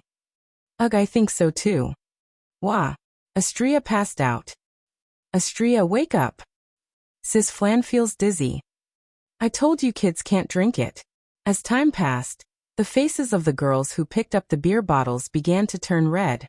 Although the alcohol content of the beer wasn't much, the girls here had never drunk alcohol before. Therefore, just ordinary beer was enough to make them dizzy. The more the girls drank, the more blank their minds became. They couldn't think of anything else. At first they only took small sips. Later on, whenever Wu Yan raised his glass, they would reflexively gulp down the beer. They didn't notice that when they drank a glass, the empty glass in their hands would be filled up with beer, without them noticing.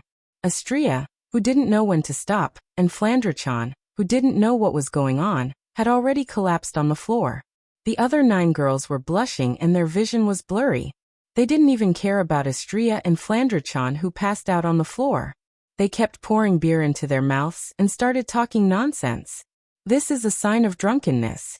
Wu Yan, who has been drinking with the girls, is also feeling a little dizzy. However, Wu Yan didn't bother to deal with this feeling. He even allowed himself to stay in this state. Since he decided to have a good time, Wu Yan decided to indulge himself for once.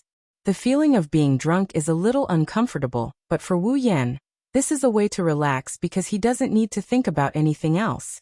Perhaps the group of girls also had the same thought. Therefore, they subconsciously didn't use their own abilities to keep themselves awake. Of course, they would definitely regret it after this. The moon began to slowly climb into the sky, proving the extent of the night's progress. Empty beer bottles littered the ground. Hinajuku Mikoto Ikaros Flandrachan, Shokoha Misaki, Astria Kinuhata Sayai, Frenda, and Takitsubu Riku were all in the same state as the beer bottles. The girls were speechless at the sight of this. Wu Yan looked at the girls lying in front of him. Their faces were flushed red and their mouths were pouting. Wu Yan's wine-red eyes flashed a little before he smiled proudly. You want to compete with me in drinking? I might have lost to you 9 in the past, but now, I am a true ancestor. Even if I don't suppress the alcohol in my body, I won't lose to you girls. Wu Yan muttered while shaking his head. His gaze landed on Flandrachan and he bitterly smiled. I didn't think even Flandrachan would get drunk. This is a huge sin. Wu Yan wobbled as he stood up. He may have knocked out the girls, but he drank quite a bit as well. He didn't try to suppress his drunkenness, he's a bit drunk as well. He's trying his best to maintain some semblance of sanity. He knows that he can't let Flandrachan sleep on the ground. Wu Yan got up and picked Flandrachan up. He staggered into a room and covered her with a blanket. Looking at Flandrachan's blushing face, he smiled. She still had a smile on her face. It was as if she was dreaming of something good. Good night, little cutie. Wu Yan kissed Flandrachan on the forehead before he walked out of the room and closed the door behind him. Well then. Wu Yan's red eyes landed on the girls on the floor. He put his hands on his hips and laughed. This is such a good opportunity. If I don't throw you girls into a bed, I'll be letting myself down. With a chuckle, Wu Yan finally started the busiest night of his life. He carried 8 girls into another room and tossed them into a bed. He then walked out of the room and picked up another girl. Again and again, he tossed all 8 girls into the room. This room is the biggest room Wu Yan has seen since he came to this villa. Moreover, the bed is also the biggest in this villa. It can fit the bodies of 8 girls. Wu Yan couldn't help but feel sorrowful. Could it be that the owner of this villa also had the idea of sleeping together under the same blanket? Looking at the beauties in front of him, Wu Yan didn't have the time to think. He snickered and pounced on one of the girls. Coincidentally, it's Astria whom Wu Yan hasn't gotten his hands on yet. Wu Yan flinched when he realized that his casual pounce landed on Astria first. Then he felt the softness of the body beneath him, and the feeling of those large breasts pressing against his body. He took a deep breath and then, with a violent tug, he tore Astria's clothes apart. Due to the effects of alcohol, Wu Yan didn't hold back. He tore off her clothes again. In the blink of an eye, he was naked with Astria. Lowering his head, Wu Yan kissed Astria on the lips. At the same time, his hands slid across her smooth skin and he rubbed Astria's large breasts. Ew. Astria whimpered as she felt something entering her mouth. She subconsciously responded to Lin Sanjia's words. The two kissed each other with their tongues intertwined. Both of them tried their best to squeeze and lick each other's bodies. Astria started following her body's instincts even though she was in a daze. Burying his face into Astria's chest, Wu Yan felt so blissful that he almost wanted to sing. The result of this action is a suffocating feeling as if all the air in his body has been sucked out of him. But compared to the fatally slippery feeling, the suffocating feeling is nothing. Finally, Wu Yan sucked in the crimson red he coveted. Astria moaned and straightened her body. Under Wu Yan's relentless assault, Astria moaned repeatedly. Her crimson eyes slowly opened. There was a misty look in them. Under the influence of alcohol and her body, Astria's brain that wasn't good at thinking to begin with lost its ability to think. She looked at Wu Yan, who buried his head in her chest, and she moaned in a daze while moaning softly. Master! The delicate master ignited the fire in Wu Yan's heart. Wu Yan pulled Astria under him and straightened his back. Astria's cries of pain echoed throughout the room. Aside from Flandrachan, this gluttonous angel who didn't fall for Wu Yan finally became a true sister to Chuju and the others. You, master. Astria hugged Wu Yan tightly as she kept moaning. Her crimson eyes turned misty as she followed Wu Yan's movements. Her body moved up and down as she moaned incessantly.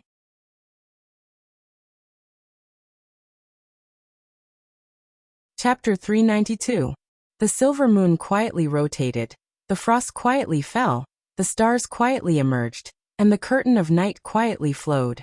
Some drifting black clouds seemed to have reached some kind of consensus with the moon, and the stars to mind their own business. You occupy your territory, and I occupy mine. There was no sign of the two sides converging at all. The waves surged onto the beach. As they rose and fell, the beach at the front was unusually wet. Compared to the dry sand at the back, there was an unusually clear difference in color. Some small animals were hiding in some corner, silently making their presence known and making their own noises, filling the night sky with lively chirping sounds. Inside a certain room in the mansion, the atmosphere was unbearably calm. Pain is unavoidable for a first-time experience.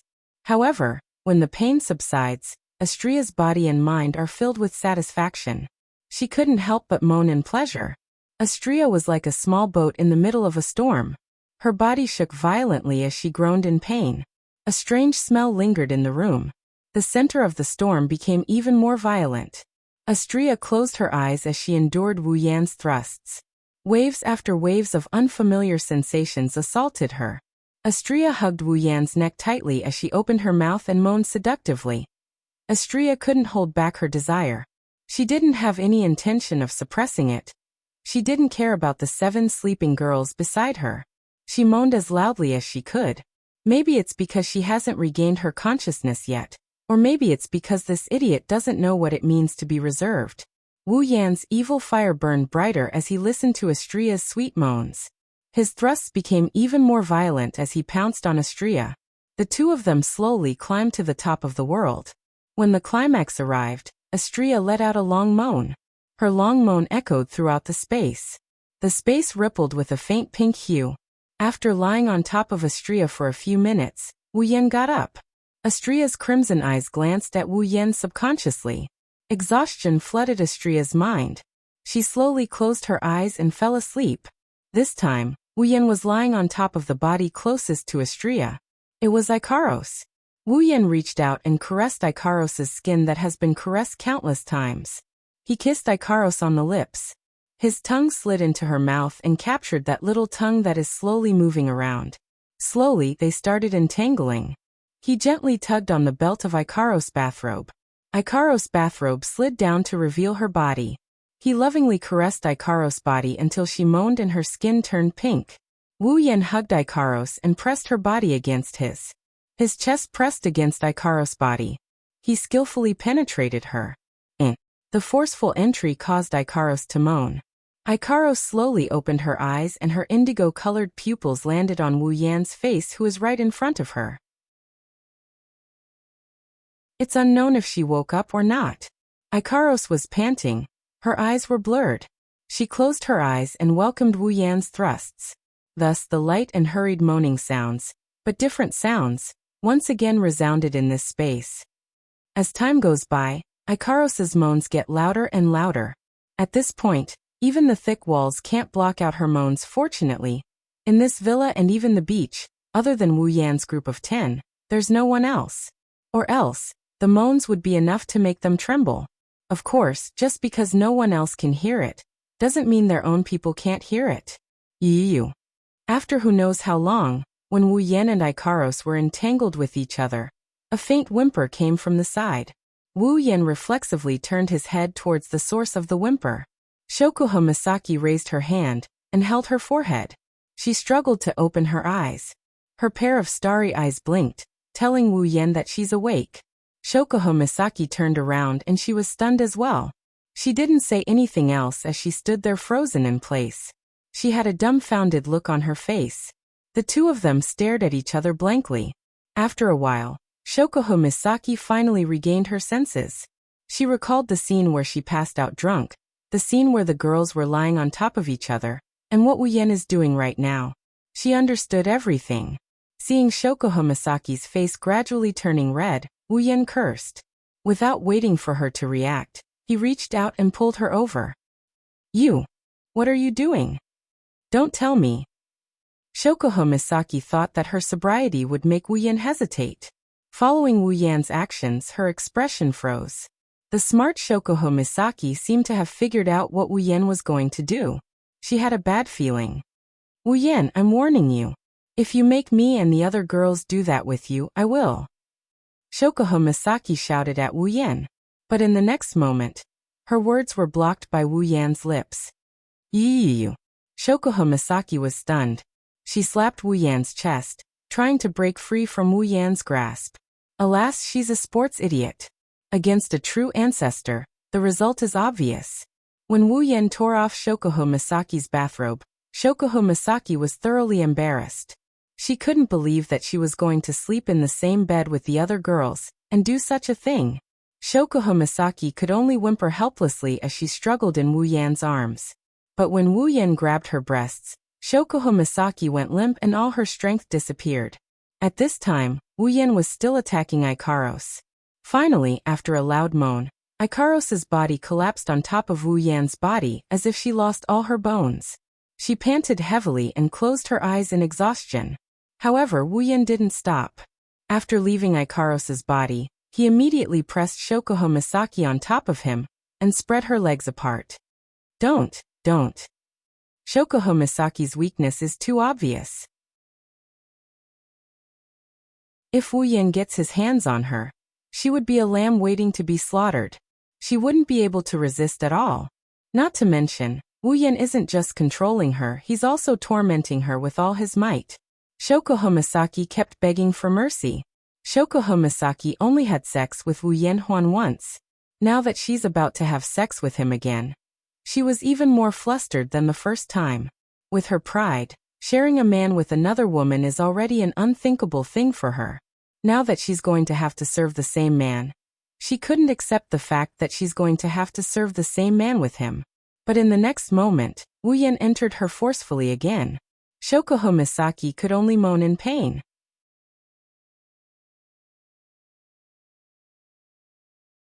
Chapter 393. Unlike Ikaros, Shokuho Misaki already had sex with Wu Yan once. Even though it wasn't that long ago, a man and a woman who tasted the forbidden fruit for the first time are like firewood and fire.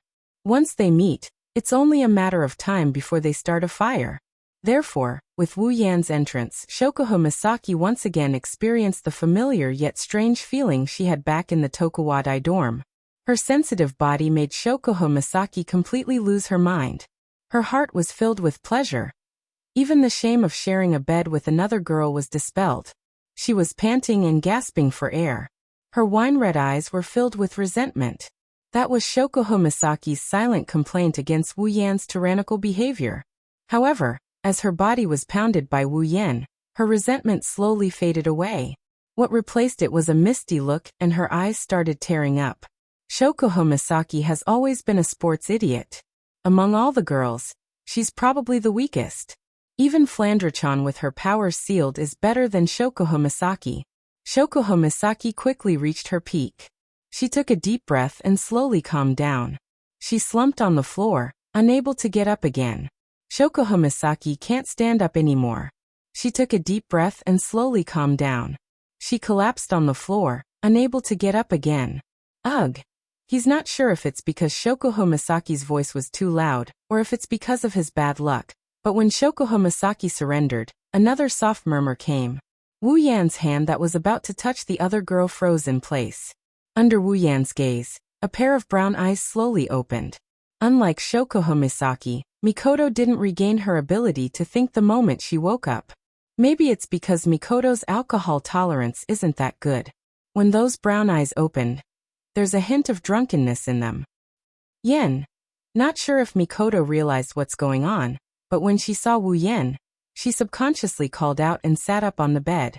But Wu Yan didn't give her the chance. If Mikoto realizes what's going on, it won't be something that can be solved with just a few words. This violent and arrogant cis-canon, ever since the first time he raped her together with Chuju, she refused to sleep with her best friend in front of Wu Yan. If she finds out that there are 8 girls in this bed, she's going to make a move. But that's not important. What's important is that there's an existence in this bed that Mikoto can't tolerate, Shokuho Misaki. If Mikoto finds out that she's about to receive the same treatment as Shokuho Misaki, and it's after Shokuho Misaki, She's going to go berserk. So without waiting for Mikoto to get up, Wu Yan pounced on her and pinned her under his body. He reached out his hands and grabbed her breasts and started rubbing them. At the same time, he lowered his head and pressed it against her breasts, silencing her scream. Ugh. Mikoto's tea-colored eyes widened as she looked at Wu Yan, who was so close to her. When her pair of bunnies fell into Wu Yan's hands, Mikoto's face instantly crumbled and turned into ripples. However, due to her prideful nature, Mikoto naturally couldn't accept Wu Yan's doting, so she quickly struggled to break free from him. Let me go. Let me go. Ah. Ah. Ah. Before she could finish, Wu Yan waved his hand in Mikoto's clothes and a belt flew into the air and landed below the bed. Wu Yan went straight in, silencing Mikoto's words, leaving only a soft moan in her throat. All that's left is Wu Yan's thrusts, thrusts, and thrusts. Following Wu Yan's assault, Mikoto's body's desire grew stronger and stronger. In the end, Mikoto's resistance grew weaker and weaker. Gradually, her resistance turned into resistance and resistance turned into desire. All the words that came out of her mouth were transmitted within the room by those two simple words. Then thrusts, thrusts, and thrusts. When her body's desire completely drowned her, her rationality collapsed. Her two hands uncontrollably climbed onto Wu Yan's back. She closed her eyes and began to accept Wu Yan's assault. From start to finish, Mikoto didn't notice that there were a lot of bodies scattered around her. Among them, there were her good sisters. There were also her enemies. One has to say, this is a miracle. Soon, Mikoto welcomed her climax in her own moans. Under Wu Yan's unbridled assault, Mikoto finished everything in one go. The feeling of floating in the clouds, along with the tipsiness from before and the drowsiness of the night, caused Mikoto to fall into a deep sleep. At this time, Wu Yan's hand was already touching Chuju. This time the accident didn't happen. Hinajuku was still drunk. Wu Yan gently lifted her up from her bed. Her bathrobe flew away without her knowing anything. Her body was also ravaged by a certain asterisk shoal without her knowing anything. She was also ravaged by a certain asterisk shoal.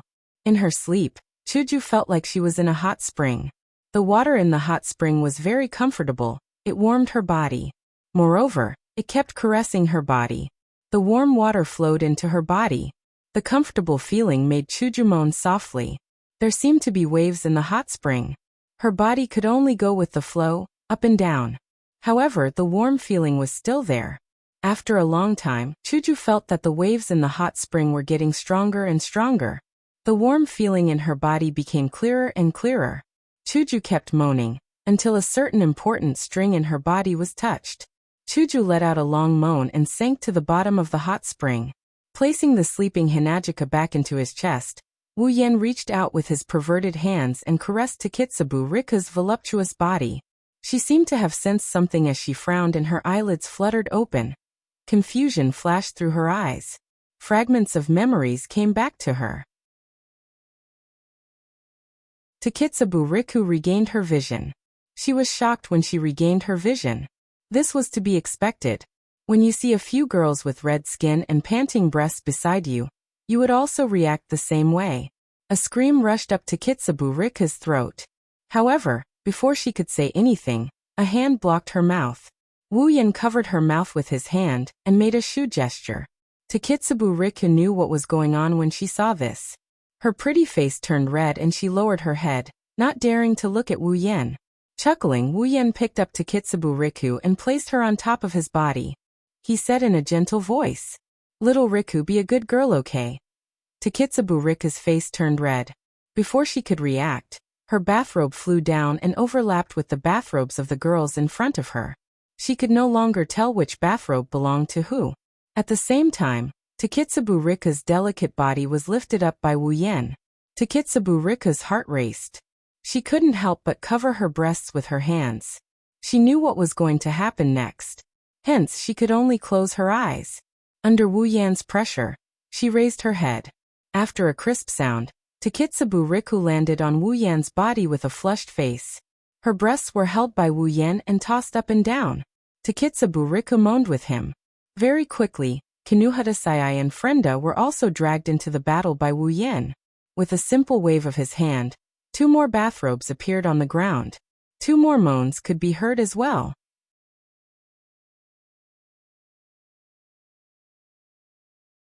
Chapter 394. The sun slowly rose from the horizon. The night was chased away by the sudden appearance of the sun. The dark clouds on the horizon were suffused with specks of gold. The sky regained its luster. White clouds floated in from afar. Blue dotted the sky and the sea. Between the horizon and the sea, 2 different worlds on the same plane were dyed with the same shade of blue. When the sun shone on a villa by the beach, the peaceful scene in one of the rooms seemed to have been broken. The people who were asleep woke up. Wu Yan opened his eyes. The glaring sun shone on his eyelids. He wanted to raise his hand to block the sunlight, but he realized he couldn't raise his hand. In his wine-red eyes, the sleeping figures of Hinajiku and Mikoto appeared in his vision. Right now, the 2 of them are lying on his left and right respectively, each holding one of his arms. No wonder he couldn't raise his arms. He looked up and saw Hinajiku, Mikoto, Ikaros, Shokuho Misaki, Astria, Kinuhata Sayai, Frenda, and Takitsubu Riku lying on the same bed as him. Wu Yan was shocked. Fragments of memories from last night slowly flowed into his mind. Wu Yan finally remembered what he did last night. A smile appeared on his face. Wu Yan almost laughed out loud. He finally realized his dream of having all of his wives sleep on the same bed. Of course, other than Flandre-chan, all of his summons are sleeping on the same bed as him. The sense of accomplishment is unimaginable. Of course, the summons here don't count as the Misaka sisters. Pride surged in his chest. He has never felt this proud before. This is a historical moment that could become a milestone in his life. Wu Yan tilted his head as he looked at the girls around him. Then he said something that really deserves a beating. The Crystal Palace is endless. Comrade, you still have to work hard. Maybe even the heavens couldn't stand Wu Yan's pride. Under the infinite will of the universe, Chuju, Mikoto Ikaros, Shokuho Misaki, Astria, Kinuhata Sayai, Frenda, and Takitsubu Riku all mumbled. Their eyelids started trembling. Wu Yan's smile froze and his heart started pounding. Seeing that the girls are about to wake up, Wu Yan's warning bells started ringing, and he started screaming in his mind. After all, the so-called milestone in history was nothing more than him using alcohol in exchange for it. If he reminds the girls of what happened last night, Wu Yan would lose a layer of skin even if he doesn't die. Ikaros, Astria, and Takitsubu Riku should be fine. These 3 women are extremely obedient to me, so there shouldn't be any problems. Kinuhata Sayai and Frenda, on the other hand, will definitely feel embarrassed. But considering their combat prowess and everything that happened in the past, there shouldn't be any problems. However, the other 3 are different. Chuju and Mikoto will definitely throw away their hatchet without hesitation. As for Shokuho Misaki, even though she won't throw away her hatchet, she will definitely find a way to get him a hatchet and willingly throw herself at it. The danger level was simply S-class. Wu Yan chose to run away without hesitation. But the moment he moved, Wu Yan froze. Because his hands are being held by Chuju and Mikoto. No, while Wu Yan screamed in despair, the 8 girls shuddered and their eyelids fluttered open. Their eyelids fluttered open as well. 8 pairs of eyes scanned the room and looked at each other. After seeing each other's miserable state, the memory of last night finally returned to their minds. Then, under Wu Yan's gaze, the 8 girls' faces turned red. Between the beautiful horizon and the sea, on the deserted beach, inside the villa, a few extremely shocking voices gathered together and let out an earth-shattering scream that pierced through the clouds. Bang! The door to the room was violently flung open. Wu Yan came out of the room with his clothes in a mess. At the same time, Hinajiku with a crystal sword in her hand and Mikoto with an iron sand sword in her hand also flew out of the room with their clothes in a mess. The only difference is that the former is running away pathetically while the latter has a face full of killing intent. Wu Yan, who was running away, was shocked. He leaped away from his original spot. Almost at the same time, a crystal sword and an iron sand sword slashed at the spot where Wu Yan was just a moment ago. A strand of hair fell to the ground. Wu Yan was scared witless. He yelled at Chuju and Mikoto. "You two, are you trying to murder your husband?" Chuju gritted her teeth. Her face still had a trace of anger. She raised her white cherry and said with a murderous look, "This is called cleaning house." Wu Yan couldn't stay calm anymore. "Who taught you to say that?" Mikoto took 2 steps forward, her other hand also materializing an iron sand sword. Her face was gloomy. "You can stand there obediently and let us chop you up, or wait for us to catch you and chop you into 18 pieces. You decide." "You can't do this." Shokuho Misaki came out of the room with a group of girls. Except for Ikaros and Takitsubu Riku, who had a worried look on their faces, the other 4 girls had a cold look on their faces. Shokuho Misaki straightened her clothes and sneered. "Little Yen, you have the body of a true ancestor. You can't die. Why don't you just let us vent our anger on you?" To make the always smiling Jusama speak in such a tone, one can only imagine how angry Jusama is. Wu Yen swallowed his saliva and forced a smile. "Must it be so bloody?" "Of course." Other than Ikaros and Takitsubu Riku, the other 6 girls answered without hesitation. This made Wu Yan's scalp tingle. "You Oni-san, it's so noisy." The door opened and Flandre-chan rubbed her eyes while hugging a pillow. She told Wu Yan how cute she is. The girls were stunned by her cuteness. Wu Yan's face lit up, and he rushed to Flandre-chan's side and hugged her. "Flan, did I wake you up?" "It's Oni-san's fault. Are you hungry?" "Yes." "Yes, Flandre-chan is hungry." Looking at Wu Yan hugging Flandre-chan, the girls couldn't help but curse Wu Yan's shamelessness. With Flandre-chan in his arms, who would dare to make a move? The girls stared at Wu Yan with a dark expression. They wanted to stare him to death. Wu Yan chuckled awkwardly. Spalier World Academy, Villa District. Inside one of the villas, a bright light flashed without warning. The next moment, Wu Yan's group of 10 appeared in the hall. "Oh, I'm back." Wu Yan sighed. He sounded like he had gone through a lot of ups and downs. It's as if he didn't go on a vacation but instead, he went for an exam. "Umph." Shokuho Misaki snorted and walked out of Wu Yan's villa without looking back. Kinuhata Sayai and Frenda had the same reaction. They snorted and followed behind Shokuho Misaki. Takitsubu Riku smiled apologetically and followed after them. "Umph." Astria snorted and stuck her tongue out at Wu Yan. "Master." "Idiot. Idiot." Astria followed after him. Wu Yan felt a bit resentful. Looks like this time he really got himself into a lot of trouble. Hinajiku and Mikoto didn't even look at him as they went back to their rooms and slammed the door shut. Looks like they're still in a fit of anger. Wu Yan shrunk his neck and smacked his lips. "I should think about the upcoming academy competition."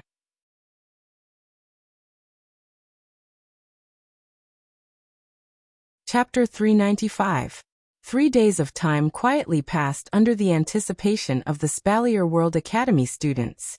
On the 3rd night, when the last of the moon disappeared from the horizon, a faint light began to drive away the darkness. The bright golden light seemed to indicate the arrival of a new round of competition. As the first ray of morning light sprinkled into the Spalier World Academy, the quiet atmosphere of the academy suddenly broke. The lively atmosphere from a few days ago reappeared once again. It didn't diminish even after 3 days of rest. It's still as lively as ever. Today is the day of the competition between the top 10 of the academy. Now that the competition has progressed to this stage, it's basically entered the real competition stage. Every student is looking forward to the birth of the champion. Within an extremely short period of time, the spacious square had already become packed with people. Boiling noises continuously rang beside everyone's ears. The fiery atmosphere caused everyone who entered the square to feel a little affected. When Wu Yan's group arrived at the high platform, whether it's the stands or the high platform, it's already packed with people. Although 90 contestants have been eliminated after 2 rounds of elimination, they still participated in the competition. Therefore, the high platform prepared for the contestants is still open to those who failed to make the cut. As for the battle between the top 10, even if they can't participate, it's still good to be able to watch from the sidelines. Therefore, everyone brought their friends or subordinates along. As for the stands, maybe the audience didn't notice it, but the people on the high platform did. There's a lot of people in the stands, and they're all Spalier World Academy teachers. Obviously, the battle between the top 10 is enough to attract the attention of these arrogant teachers. When Wu Yan, Chuju, Mikoto, Ikaros, and Flandre-chan stepped onto the high platform, countless gazes began to fall on them. Wu Yan, Chuju, and Mikoto are undoubtedly the three dark horses of the academy competition. In less than a month since they entered the academy, they're already in the top 10. This kind of strength is enough to make the ordinary students feel shocked. Therefore, they attracted everyone's attention as soon as they stepped onto the stage. Wu Yan's group is already used to this kind of attention. Compared to Shokuha Misaki, who got a lot of support as soon as she stepped onto the stage, this kind of attention is nothing. Ignoring the surrounding gazes, Wu Yan's group came to the spot where they stayed a few days ago, and calmly looked around the place while chatting with each other. Not long after they arrived, two beautiful figures appeared at the entrance of the high platform. One black, one silver, two dazzling hair colors. They're walking towards Wu Yan's direction. Lulu ran over and she picked up Flandre-chan in a practiced manner. She rubbed her face against Flandre-chan before giggling at Wu Yan. She's a very lively girl. Wu Yan glanced at Lulu's smiling face. Wu Yan felt helpless towards this crazy Lulu, but at the same time he liked her from the bottom of his heart.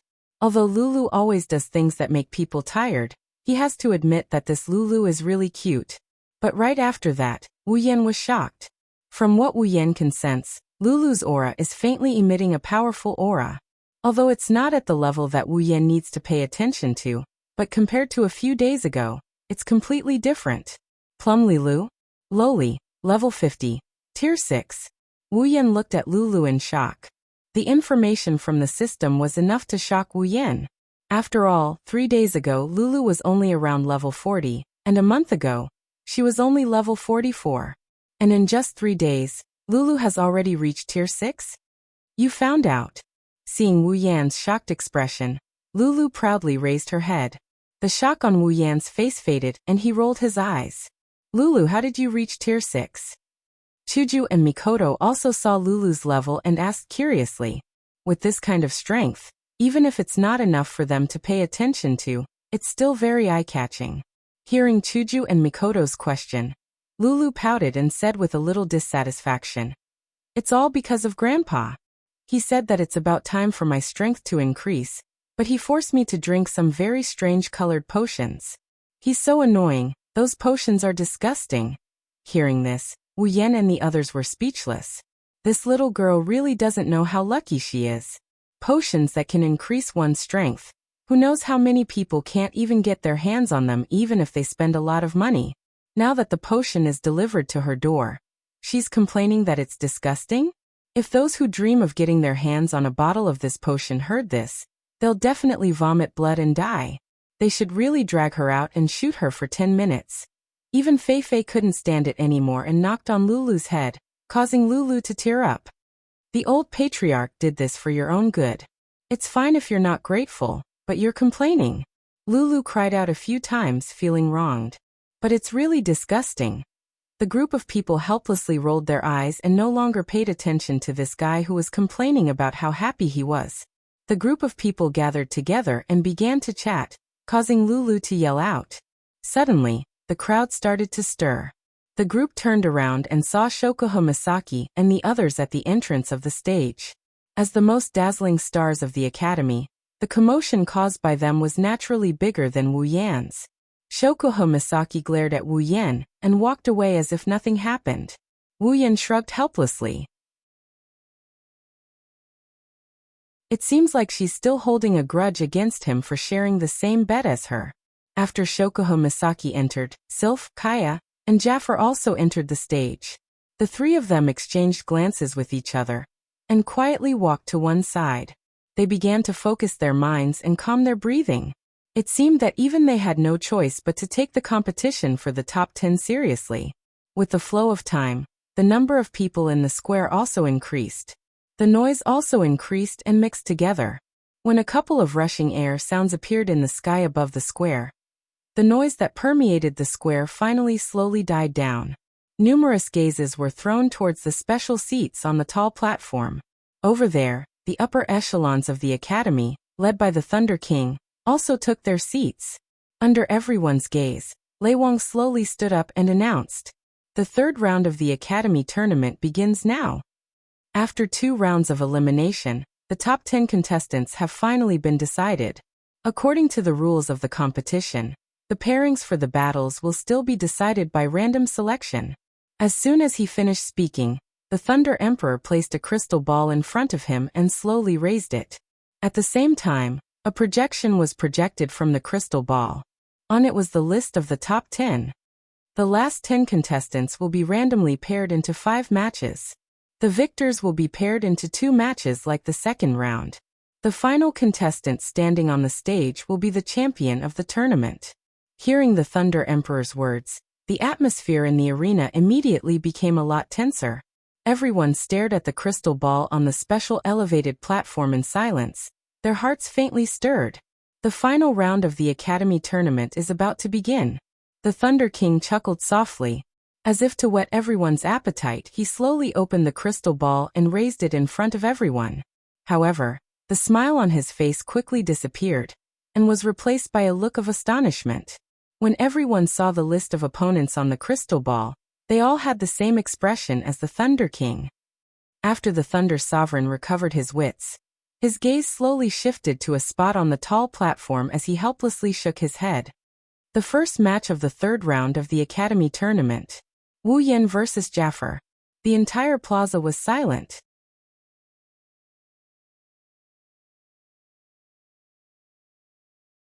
Chapter 396. Everyone on the tall platform looked at each other. None of them had expected that the new student, who had been famous in the Academy for the past month, would actually meet such a person here. Jaffer is one of the top 3 in the Spalier World Academy. The only one who can compare to him is Ka, and the only one who can suppress him is Sylph. Wu Yan is strong. Wu Yan proved this point in the past month. However, compared to Jaffer, who is at the peak of Tier 8, at least in the eyes of the public, no one thinks Wu Yan is a match for Jaffer. Perhaps if it was Mikoto, they wouldn't doubt Jaffer's defeat. However, it's Wu Yan. They can only shake their heads helplessly. It's a pity that this powerful newcomer can only make it this far. Ka glanced at Wu Yan and sighed. There's a trace of regret between his brows. Even though Ka values Wu Yan's strength, he doesn't think highly of Wu Yan. After all, even though he's 1 rank higher than Jaffer, they're on par in terms of strength. Kaya can't tell how strong Wu Yan is. After all, Wu Yan didn't use Doqi or magic, so he can't tell how strong he is. However, from the previous matches, Kaya can tell that Wu Yan hasn't reached Tier 8 yet. Without reaching Tier 8, even if Wu Yan is at the peak of Tier 7 and is only 1 step away from Tier 8, this 1 step is like the difference between heaven and earth. Only those who reach Tier 8 will know that at this level, the difference between tiers is not something that can be made up with just 1 or 2 powerful armaments and secret arts. Challenging someone above one's level might be possible in the lower or middle levels, but in the higher levels, that is the 7th level and above, it was undoubtedly a fool's dream. At the very least, Kaya had never seen anyone like that. Everyone's gaze involuntarily turned towards Jaffer. As the person in question, Jaffer didn't show much emotion. His expression was extremely calm. In Jaffer's mind, only Sylph, Ka, Mikoto, and Astria are worthy of his attention. He doesn't really care about the others. That guy is finally coming to an end. On the stage, Bing Mian almost jumped up and laughed out loud. Bing Ling lost to Wu Yan 3 days ago and he's still holding back his anger.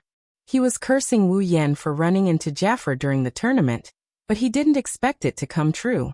Bing Ling, who recovered from his injuries, furrowed his brows and looked at Wu Yan. No one knows what he's thinking. Yan, Lulu and Feifei looked at Wu Yan worriedly. They've been in the academy for a long time, so they know how strong Jaffer is. Please have some faith in me, okay?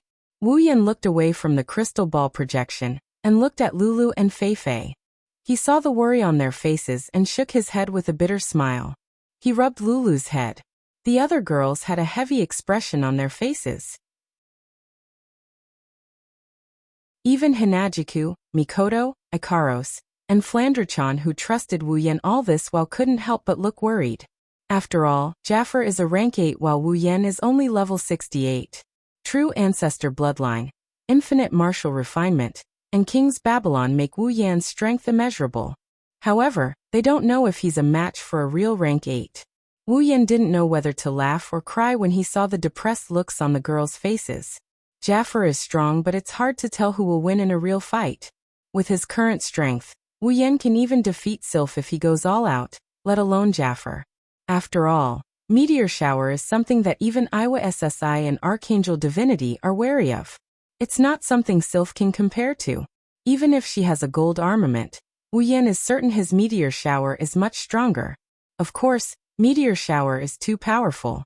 Wu Yan doesn't dare to use it in this crowded plaza. However, even without meteor shower, Wu Yan is confident that he won't lose to Jaffer even if he can't win against Sylph. Lei Wang slowly retracted his gaze from Wu Yan. In his heart, he is still biased towards this little fella who has an unusual relationship with Lulu. He can clearly see that ever since she met this mysterious little fella, Lulu has been smiling a lot more than usual, and he can't tell how much more sincere she has become. Every time Lian Feifei spoke, the topic of conversation would involuntarily shift to this friend of hers whom she had known for less than half a year. Every time they talked, her face would be radiant with joy, causing the Thunder King to have a good impression of this little fellow who had changed Lulu and Feifei's lives. If possible, Lei Wang still wants Wu Yan to win, and that's exactly what he's hoping for. Both sides. Onto the stage. Following Lei Wang's voice, everyone's gaze shifted to Wu Yan and Jaffer. Silence ensued. Yan. Lulu suddenly tugged on Wu Yan's sleeve. Her gem-like eyes stared straight at Wu Yan's face. Her gaze was filled with trust. Yan. I believe in you. You can definitely defeat him. Big brother will definitely defeat that big guy. Flandre-chan nodded repeatedly. Her red eyes had a vicious glint in them. If she could, she'd really like to toy with Jaffer until he breaks. Chuju, Mikoto, Ikaros, and Feifei also looked at Wu Yan with trust. Jaffer might be strong, but they believe that Wu Yan won't disappoint them. Wu Yan felt warmth in his heart when he saw the trust in the girls. He couldn't help but laugh out loud as he rubbed Lulu and Flandre-chan's heads. How can you still laugh? A sweet voice came from the front of Wu Yan. At the same time, gasps of disbelief could be heard from the spectator stands and the high platform. Everyone looked up. They saw Shokuho Misaki, Astria, Kinuhata Sayai, Frenda, and Takitsubu Riku walking over with different expressions. Shokuho Misaki rolled her eyes at Wu Yan. Judging from the way she complained just now, it's obvious that she's an acquaintance. Everyone was in an uproar. The Academy Queen, Shokuho Misaki, the leader of Starlight Queen, the idol of every student. She doesn't seem to have a good relationship with Wu Yan. This is enough to drive everyone crazy. After all, the Queen of the Academy was famous in the Academy for not showing any interest in men. It could even be said that she disdained men. Shokuho Misaki doesn't care what those people think. Although she has gained a lot of popularity in the Academy, it's only because of her unusual interest, which is more of a hobby. If Wu Yan wanted her to disband Starlight Queen and announce her relationship with him in the Academy, Shokuho Misaki might grumble, but she wouldn't object to it. For Shokuho Misaki, this man who walked into her heart is more important than anything else. Shokuho Misaki's resentment towards Wu Yan for forcing her to sleep with the other girls has mostly dissipated. She looked at Wu Yan seriously and asked calmly, "How confident are you?" Wu Yan smiled and looked at Jaffer. "If you trust me, then 100%.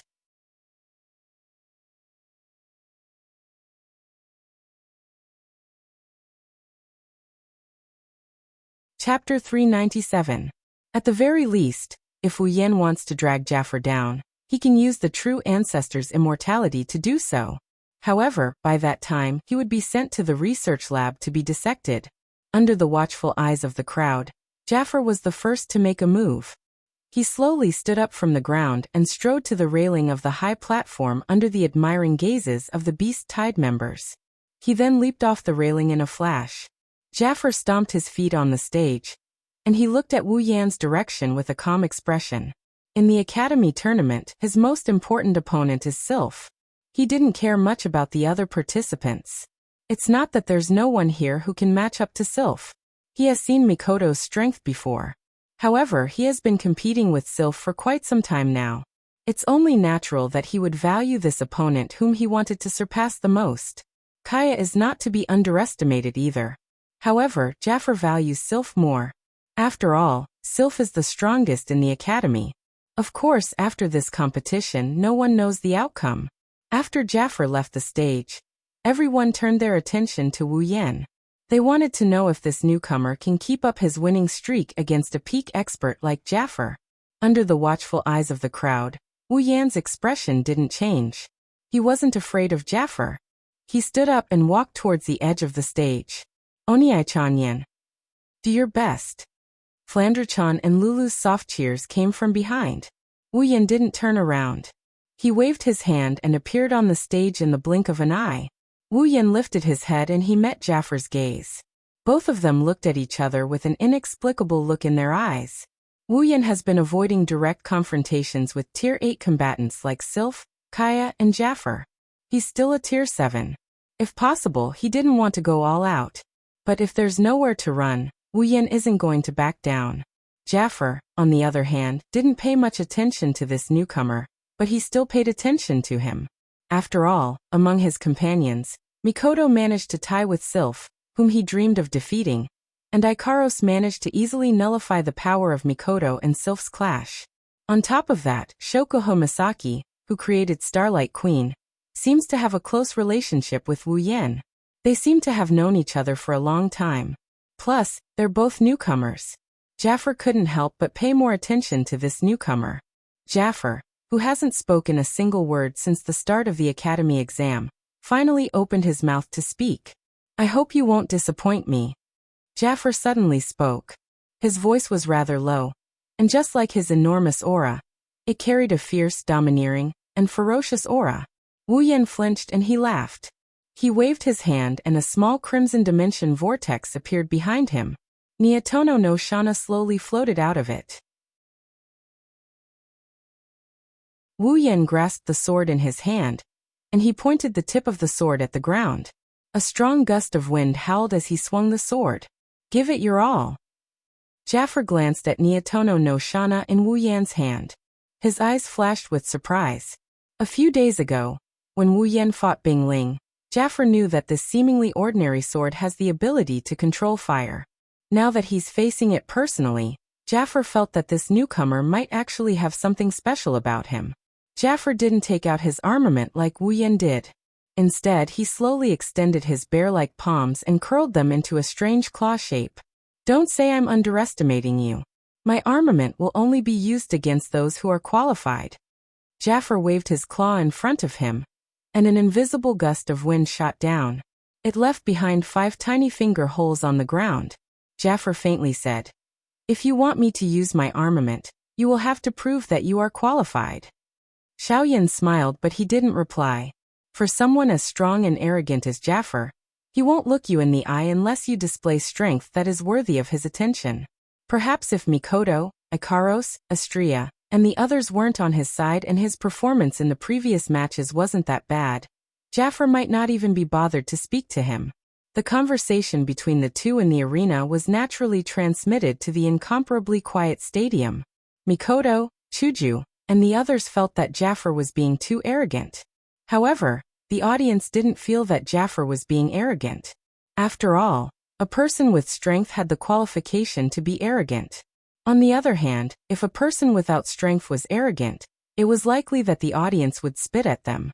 Some soft voices sounded from all over the viewing gallery. They were all guessing the situation of the battle. Seeing this, the Lei Wang waved his hand slightly. The voices in the stadium immediately became much softer. The Lei Wang smiled as he watched the two facing off in the arena. Some anticipation involuntarily rose in his heart. There was no doubt that Jaffer had a great chance of winning. There was not much suspense in a battle between a rank 8 and a rank 7. However, Wu Yan was an extremely mysterious person. Even those old fellows were alarmed by his background. Additionally, there was not the slightest fear in Wu Yan's eyes or face since the beginning. This caused the Lei Wang to believe that Wu Yan would definitely give him a big surprise. Little fellow, don't disappoint me. The Lei Wang looked around him after saying this. He raised his hand and a faint voice finally sounded in the air above the stadium in front of a countless number of people. The third round of the Academy trial. The first match. Begin. In the arena, an extremely ferocious aura suddenly erupted from Sa-Fe's body after the Thunder King's words sounded. This aura was so powerful that even the spectators, who were seated far away from the arena, found it difficult to breathe. As a wave of blood-colored do-chi surged out of Sa-Fe's body, his large hand claws seemed to have once again swelled a little. His knuckles were slightly bent, and a clear firecracker-like sound was emitted. At the same time, there was a ripple in the air, and a partially visible beast figure appeared behind Jaffer. Wu Yan tightened his grip on the Enai-Dienjana in his hand. A red lotus-like flame instantly surged out. The abruptly rising temperature caused Jaffer's aura to become a little sluggish. Compared to Jaffer, that much skinnier figure did not have even the slightest trace of do-chi. However, a majestic aura spread from his body. His aura and Jaffer's aura vaguely formed a situation where they were evenly split. Wu Yan exhaled a long breath. His arm suddenly shook and the Enai-Dienjana in his hand emitted a strange clang-clang sound. The sword was swung diagonally across the ground. A red lotus flame lingered over it. A hot wind grilled the ground until traces of hot air were formed. The wine-red color in his wine-red eyes slowly faded. Replacing it was a golden color that was filled with a pressure. He slowly lifted his eyes and looked at Sa-Fe, who was covered in do-chi. Suddenly, the sound of thunder resounded in the arena. Soon after, a faint roar of thunder was emitted. A blurry black figure dragging a flaming armament shot forward, in an imposing manner toward the unmoving Sa-Fe in front of a countless number of gazes. At this point in the Academy trial, this was the first time that Wu Yan had launched an attack in front of others. The distance of dozens of meters was covered in the blink of an eye. The two of them instantly approached each other in the arena. Their eyes met and the pressuring atmosphere finally erupted at this moment.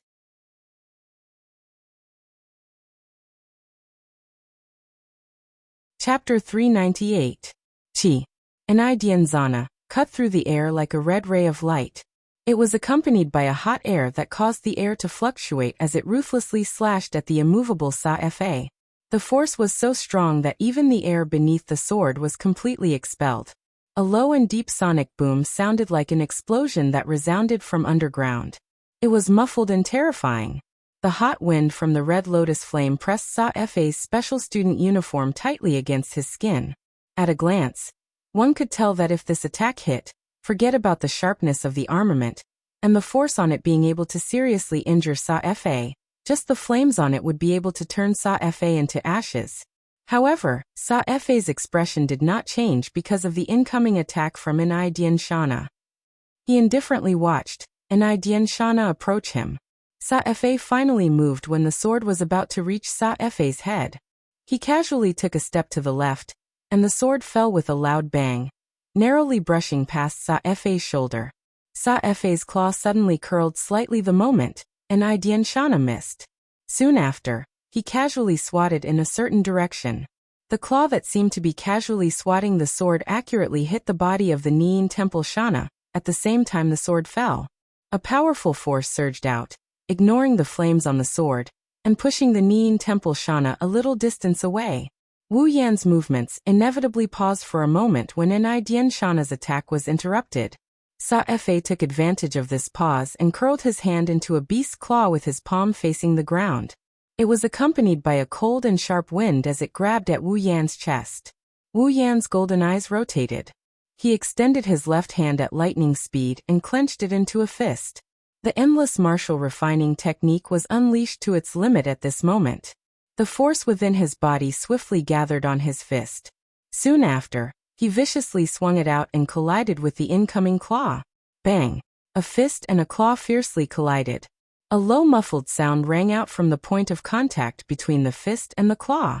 A ferocious force surged out and finally spread out in all directions. Wu Yan's body trembled slightly. He withdrew his long sword and fist and hurriedly retreated. Every step he took left a light footprint on the extremely hard ground. After leaving several footprints, Wu Yan's feet regained their lightness and landed in front of Sa-Fe. After completely dispelling the force from his hand, Wu Yan raised his head and looked at Sa Fa, who had only taken one step back. A hint of seriousness appeared in his golden eyes. In a head-on collision, Sa Fa's strength had almost completely suppressed him. This was the first time Wu Yan had been suppressed by someone ever since he exchanged for the endless martial refining technique. Coupled with the powerful body of a true ancestor, he had gained unparalleled strength. Wu Yan took a deep breath of air that was slightly hot due to the flames of the Enidian Shana.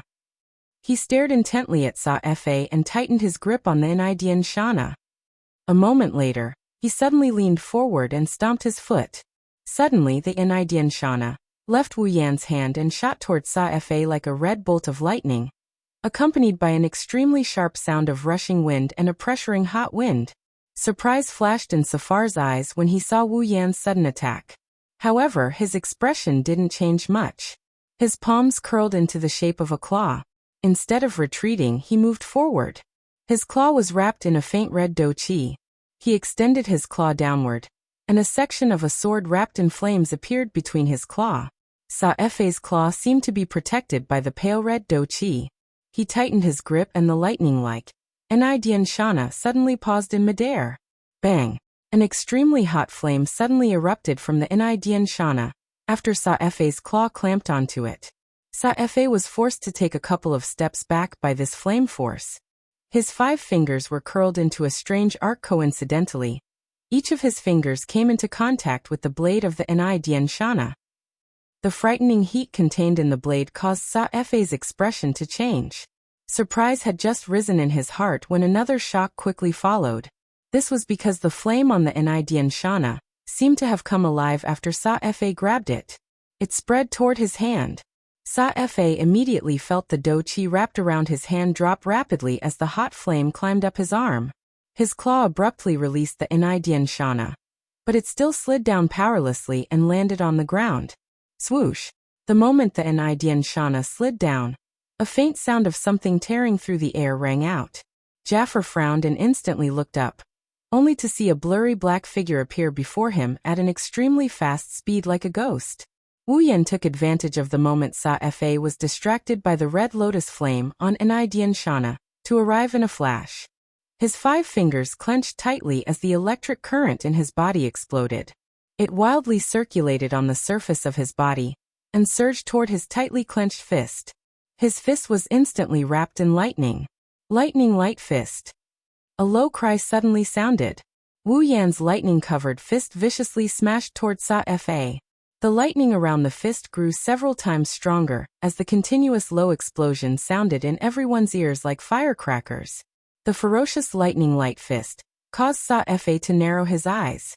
He could sense that Wu Yan's ferocious attack was the powerful close-range attack that defeated Bing Ling in one move. Sa Fa relied on his super-strong douqi cultivation to sense that the lightning light fist hadn't arrived yet. Even if he were to be hit by this punch, he wouldn't be in any good shape. However, the prerequisite is that you can hit me. You want to use this move to defeat me? You're still lacking. A smile surfaced on Ye Fa's face. His hand claws once again curled as pale red douqi twined around his fingertips. The douqi shrank slightly and a dense, cold glint appeared on Ye Fa's claws. I'd like to see if your battle skill can contend against my beast battle skill. The smile on Sa Fa's face was instantly withdrawn with his claw facing the ground. He extended his arm and his claw shot forward. An invisible wind formed a vaguely visible douqi glow in front of the claw. Its momentum was extremely shocking. It was not the least bit inferior to Wu Yan's lightning light fist. The moment Sa Fa extended his claw, the beast figure that had been floating behind Sa Fa also extended its hand. It merged with Sa Fa's claw and a beast claw covered in douqi appeared on top of it. Blood-hunting beast king claw. The most direct physical fight that was about to occur in the arena caused waves of exclamations to sound from the viewing gallery. This kind of close physical fight was undoubtedly the most bloody and violent. The men did not have the slightest objection to this. Some of the students, whose faces had turned red, had even stood up from their seats. Under the attentive gazes of countless people, the fist and claw, each containing an extremely powerful destructive force, finally collided head-on. Bang! A loud and clear explosion sounded in the air above the square. A wave of wind formed from the force of the collision, surged out from the point of contact between the fist and claw of the two people. Wherever the wind wave passed, the ground repeatedly emitted a cracking sound as if it was unable to bear the heavy burden. Numerous cracks swiftly spread out from under the two people's bodies like a spiderweb. The wind wave blew into the viewing gallery, causing the faces of all the students to hurt. The sound of saliva being swallowed was immediately emitted from the viewing gallery. Everyone's faces had already turned a little pale. If they were the ones in the arena, they would definitely be seriously injured and sent flying. The fist and claw appeared to be entangled with each other. Air waves continued to wildly emit from the hands and feet of the two. The extremely sturdy ground swiftly cracked and turned into extremely tiny fragments. They were directly turned into dust by this air wave. How terrifying!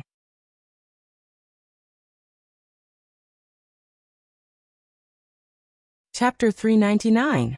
The collision between the lightning light fist and the blood-hunting beast King Claw was like two clumps of energy attracting each other. They wanted to invade each other's territory, but at the same time, they wanted to devour each other. However, at this moment, the two seemed to have reached a delicate balance. Jaffer's heart sank as he stared at the expressionless Wu Yan. From an outsider's point of view, the lightning fist and the blood-hunting beast King's claw are locked in a stalemate. However, Jaffer knows that when his battle chi invades Wu Yan's lightning fist territory, an incomparably violent energy is slowly dispersing his battle chi. In other words, his blood-hunting beast King's claw is crumbling. At some point, Wu Yan grinned and he yelled. The lightning around his body surged and the sound of thunder boomed. The lightning bolts that surged in power were quickly replenished by Wu Yan's lightning fist. The lightning fist shone even brighter than before. Bang! Jaffer's blood-hunting beast King Claw crumbled in an instant as the lightning light fist shone brightly.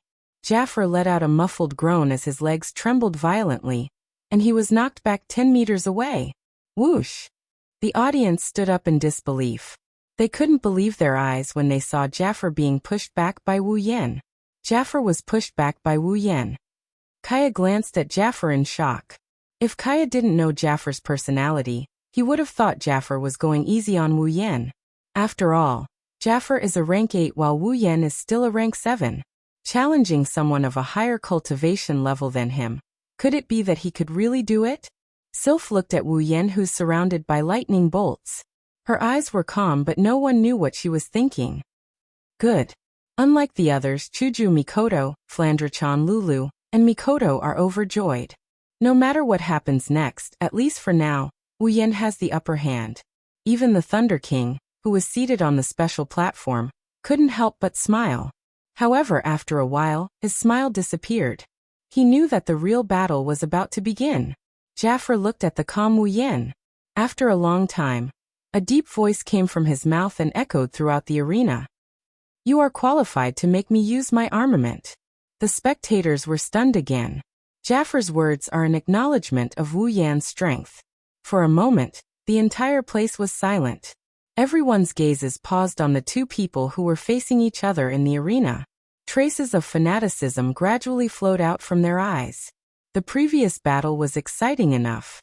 Now that Jaffer is going to use his full strength, won't the upcoming battle be even more exciting? How can the spectators not be excited? Wu Yan's heart tightened. Jaffer is finally going to use his armament. The upcoming battle is going to be even more intense than before. Wu Yan might look like he easily forced Jaffer back, but Wu Yan knows that it wasn't easy at all. Infinite martial refinement, true ancestor bloodline, and lightning user LVL5. He used all of these abilities to their fullest in an instant. Even so, he only managed to force Jaffer back without injuring him. One can only imagine how big the gap between Tier 8 and Tier 7 is. Without those abilities, Wu Yan would have lost miserably. He wouldn't have been able to force Jaffer back. Even if Wu Yan has some trump cards he hasn't used, who can be sure that Jaffer doesn't have any trump cards? At this moment, Jaffer also began to move. He raised his hands, and a pair of razor-sharp claws appeared in his hands. The front end had 4 steel claws glinting with cold light, while the back end had a buckle that could be fastened to his fists. Under everyone's gaze, Jafar quietly grabbed the pair of sharp claws. In the next second, a dense blood aura began to rise from Jafar's body. Specks of blood-red light danced in the air. Under the influence of the blood aura, Jafar's faint red do-chi turned blood-red. A ferocious beast aura emanated from Jafar. The beast's shadow behind Jafar solidified a bit. Wu Yan's heart sank. He took a step forward, and the lightning around his body intensified. Crackling sounds echoed incessantly. Wu Yan looked like the god of thunder descending to the mortal world. He clashed with the beast's aura. Interesting. Jafar grinned. His sharp claws drew 2 arcs in the air. The cold light from the claws flickered in the air. It was a chilling sight. In the next moment, Jafar crouched down and suddenly bounced up. His golden pupils shrunk, and he saw Jafar closing in on him like a wolf. Wu Yan shuddered, and he quickly retreated. However, Jafar was truly fast. The moment Wu Yan retreated, Jafar had already arrived in front of Wu Yan. Jafar reached out with one hand, and the sharp claws on his fist went straight for Wu Yan's chest. A thick blood-red combat aura surged into Jafar's sharp claws. The shadow of a beast's claw was faintly discernible. The sharp claws went straight for Wu Yan's chest. The wind generated by the claws was extremely sharp, and the combat aura was extraordinarily dense. If Wu Yan were to be hit by this attack, he would definitely be severely injured. Just as the claws were about to touch Wu Yan's chest, Wu Yan suddenly gave up on blocking the attack. The claws went through his arms and went straight for his chest. Wu Yan's free hand pointed at the void. A crimson spatial ripple appeared from Wu Yan's finger and spread in front of Wu Yan. When the ripple faded and the crimson spatial ripple took shape, a dozen iron sand swords shot out from the spatial ripple and blocked Jafar's claws. Violent lightning surged out of Jafar's body and landed on the iron sand swords. The iron sand swords buzzed and began to vibrate rapidly. They firmly protected Wu Yan behind them and formed an indestructible iron sand sword wall. Jafar's expression changed slightly before sinking. Only now did Jafar remember that Wu Yan still had this move up his sleeve. You want to block my attack with a few armaments that aren't even rare grade? A cold glint surged in Jafar's eyes. He did not withdraw his attack. Blood-colored combat aura surged violently, and the surface of his body flashed with a dazzling light. The wind generated by the claws also became a little sharper, and the shadow of the beast's claw became a little more solid. In the next moment, the sharp claws heavily slammed into the sword wall formed by the iron sand swords. Clang! The sharp claws collided with the iron sword, and the sound of weapons colliding rang out. Following this crisp sound, a claw mark appeared on the iron sword wall. Clang! Clang! Clang! Sa-Fa instantly extended his claws again after the first claw attack. Blood-colored do-chi lit up on both of his claws and numerous claw shadows were formed in the air. Soon after, they continuously landed on the iron sand sword wall. Immediately, the entire arena was filled with the sound of weapons clashing together. The hearts of the audience were all raised. Some of them had already clenched their fists tightly. They could not help but break out in cold sweat for Wu Yan when they saw that Jafar had been forced back a moment ago. The situation had turned around in an instant. Yin. Lulu's hands were constantly moving. Her eyes were filled with anxiety as she watched Wu Yan being forced back by Jafar's attacks. Lulu was about to die from anxiety. Jafar's attacks were extremely ferocious. If even one of these attacks landed on Wu Yan would not have a good ending.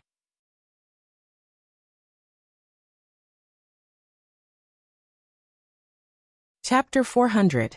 Jafar's frenzied attacks caused more and more claw marks to appear on the iron sand sword wall. At this point, there were already a few claw marks that penetrated the iron sand sword wall. Jafar turned into a ferocious beast as he unleashed a barrage of claws at Wu Yan. Many of the spectators felt a chill down their spines as they watched Jafar unleash his ferocious attacks. Some of them felt pity for Wu Yan. Wu Yan's defeat would be the moment the iron sand sword wall crumbled under Jafar's ferocious attacks. Only Sylph, Ka, Mikoto and a few others remained calm. They noticed that Wu Yan had one hand on the iron sand sword wall, while the other hand was flashing with electricity. Jaffer was completely unaware of Wu Yan's actions. He continued to attack the iron sand sword wall with his claws. The iron sand sword wall was on the verge of crumbling under Jaffer's ferocious attacks. The iron sand sword wall let out a cracking sound under Jaffer's frenzied attacks. When Jaffer attacked with his claws again, the iron sand sword wall couldn't hold on any longer. The iron sand sword wall shook violently and finally exploded under Jaffer's claw attack. With the iron sand sword wall's disappearance, Wu Yan, who was hiding behind the iron sand sword wall, appeared in front of Jaffer once again. The iron sand sword wall's collapse should have been a good thing, but Jaffer didn't look happy at all. Instead, his expression changed, and he stopped attacking with his claws. That's because Wu Yan's golden eyes flashed with a hint of a sneer when he saw his iron sand sword wall shattering. His other hand was extended towards Jaffer with a token in it. Jaffer's body tensed up as he stared at the hand holding the token. A bolt of lightning flashed in his eyes, and Jaffer felt goosebumps all over his body. A strong sense of danger surged in his heart, and his pupils shrank to the size of a needle. Under numerous astonished gazes, Jaffer actually stomped his foot on the ground like a madman, smashing the ground beneath his feet into pieces, and then he shot backwards rapidly. However, Wu Yan's hand glowed brightly and a bluish-white electric current flowed towards the token in his hand. Then, an orange beam shot out from Wu Yan's hand. The audience cried out in surprise when they saw the orange beam. Even Sylph, who was on the high platform, had a serious expression on her face. That's because that's the same attack Mikoto used during their battle in the arena tower. The orange light beam flashed out at an unimaginable speed. In the blink of an eye, it had arrived in front of Sa-Fa. As his expression rapidly changed, Jaffer clenched his teeth and roared. He mobilized all of his combat chi and channeled it into his sharp claws. His claws glowed with a bloody light. Jaffer raised his hand and attacked the orange beam together with the beast behind him. However, at the next moment, a crimson ripple emerged between the orange beam and the crimson claw. The orange beam instantly darted into the crimson space. Shortly after, the crimson space vanished and Jaffer's attack missed its target. At the same time, the crimson ripple appeared again, but this time, it's behind Jaffer. A chill ran down Jaffer's spine and traveled up his back. Jaffer's back was drenched in cold sweat. At the same time, an orange beam shot out from the crimson space behind Jaffer and slammed into his back. Boom! A deafening explosion sounded like a clap of thunder in the spacious square amidst countless astonished gazes. A majestic destructive wind, carrying a scorching electric current, swept out in all directions from where the orange light beam had exploded like a storm. Wherever the electric current passed, the arena would immediately crumble apart. Cracks that were as thick as an arm swiftly spread across the entire stage like a spider web. The seemingly extremely sturdy stage was turned into a complete mess in the blink of an eye by the electric current. On the spectator stands, numerous dumbfounded gazes stared blankly at the arena that had been destroyed. Their brains instantly short-circuited, and they were completely unable to wrap their heads around it. From the beginning, Wu Yan forced Jaffer to retreat and gain the upper hand to Jaffer, turning the situation around and wildly attacking Wu Yan until now. The tables had turned once again and Jaffer had ended up in an unknown state. It hadn't even been 5 minutes yet. How could such an urgent and heart-shaking battle not make everyone feel shocked in their hearts? After a long while, the crowd finally recovered from their daze. All of their gazes turned towards the center of the stage. Wu Yan's expression didn't change, but his chest started heaving up and down. Their gazes were filled with astonishment and shock. Some were even a little absent-minded. There was no doubt that the situation was exactly the same as when Wu Yan challenged the 9 great factions at the arena tower. This newcomer, whom everyone thought would lose without a doubt, gave them a pleasant surprise once again. However, this time, everyone looked at Wu Yan with admiration and fear. Even Jaffer, who was at the 8th level, was beaten to such a state. Although the outcome of the battle hadn't been decided yet, Wu Yan's attitude as a powerhouse was deeply ingrained in everyone's hearts. After all, Wu Yan was challenging someone of a higher level than him. Looking at Jaffer, who was shrouded in a cloud of dust after being hit by the orange beam, the audience widened their eyes in astonishment. As long as Jaffer's figure is lying on the ground, it means that Wu Yan succeeded in his challenge. This is an event worthy of being recorded in the history books. That's why Sylph and Ka stared at Jafar, trying to see through the center of the dust cloud. Wu Yan also stared at Jafar. He felt a little relieved. He didn't expect this idea to work. Before this, Wu Yan had already guessed that the Gate of Babylon can be opened anywhere he wants. After all, the Gate of Babylon is a space-type equipment. If it can be opened on his back, then it can be opened on other places as well. Wu Yan had this idea, but he didn't try it out. He didn't expect it to work today. With the attention of everyone present, the dust that enveloped Sa-Fa gradually became lighter. A moment later, a gentle breeze gently blew across the arena and swept away the dust. The area that had almost turned into ruins appeared before everyone's eyes. At that spot, a tall figure, who was emitting a wild and ferocious aura like a wild beast, gradually appeared in front of everyone's line of sight. Unfortunately, the appearance of this silhouette didn't dispel the notion of failing the cross-realm challenge. Instead, it made Wu Yan's figure even more engraved in their minds. The tall figure's uniform is now in tatters. There's even smoke rising from it.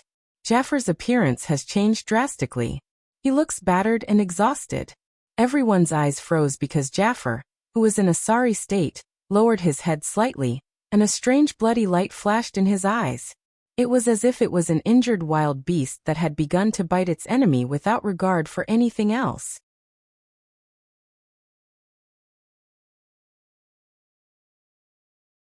Chapter 401.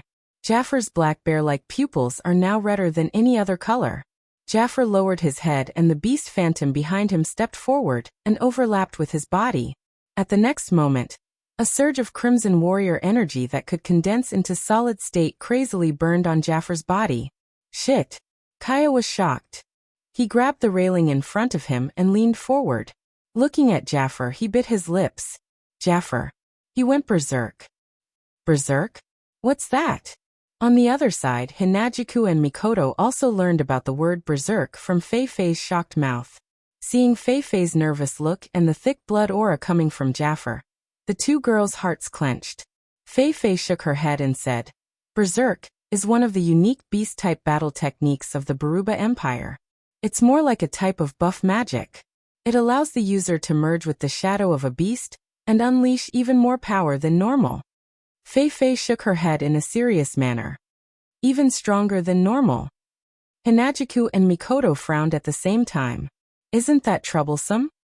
If it's only troublesome, that's fine. Fei-Fei smiled bitterly.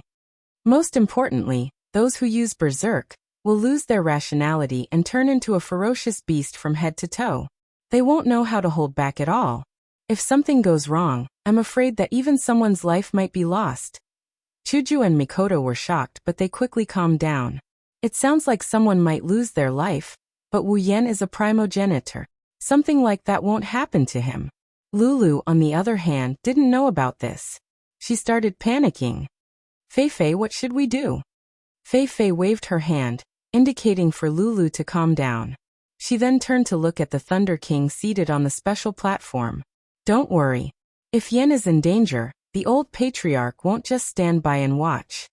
Lulu's heart calmed down when she heard that her grandfather was going to make a move. However, she still looked a little worried. Berserk. With Wu Yan's hearing, he heard every word. He frowned as he looked at Jafar, who looked like a beast about to wake up from its slumber. He sighed inwardly. This is going to be a tough nut to crack. Wu Yan exhaled softly and calmed his emotions. At the very least, Jafar won't be able to harm him with his primogenitor form. Exposing his primogenitor form might make him the center of attention, but it's better to go all out. I don't care if you're a berserk or a sissy. Since you're not moving, I won't hold back. A crisp snap of a finger rang out. Crimson spatial ripples instantly spread across the entire arena. Countless iron sand swords shot out of the ripples and pointed at Jafar. With another snap, the iron sand sword pierced through the air and shot toward Jafar like a missile, bombarding the motionless Jafar. However, when the iron sand sword struck Jafar's body, the beast's shadow that overlapped with Jafar's body swayed and expanded abruptly, enveloping Jafar's body. The iron sand sword then struck the beast shadow's body. Ding, ding, ding, ding, ding. When the iron sand swords hit the beast shadow, it was as if they hit a steel wall. When the iron sand sword stopped, the beast shadow slowly returned to its original size. There wasn't a single crack on it, and Jaffer was unharmed. Wu Yan's expression darkened. He smiled bitterly in his heart. This is going to be troublesome. At that moment, Jaffer lifted his head abruptly in his berserk state. Roar! Jaffer let out a roar that sounded like a lion or a tiger. The roar turned into sound waves that swirled around the plaza like a vortex. The audience covered their ears in pain, including some of the stronger students on the high platform. Only Sylph and Ka were able to maintain their composure. In the field, the sound wave hit Wu Yan's body and made his head explode. His mind went blank from the explosion, and his heart started beating fast. Could it be that the sound waves can directly attack someone's mental state? Fortunately, Wu Yan guessed right. Jaffer's roars can affect a person's mental power when he's in berserk mode. This isn't the case for everyone who learned the beast battle technique. It's just that Jaffer's beast battle technique is a variant of the beast battle technique. That's why Jaffer is secretly known as the magician's killer. A magician's mana is directly linked to their mental state. If Sylph and Ka didn't have some tricks up their sleeves, Jaffer would have become the strongest magician in the academy. Wu Yan isn't a magician, but everyone has their own mental power. Even if he's not a magician, he was still affected. His mind blanked out for a split second. Jaffer took advantage of that split second of blankness to get close to Wu Yan. Wu Yan only regained his senses when Jaffer's beastly eyes appeared in front of him. Jaffer's claws came crashing down. Wu Yan's expression changed when he felt the terrifying force coming from Jaffer's claws. Wu Yan gritted his teeth and a spark appeared on his forehead.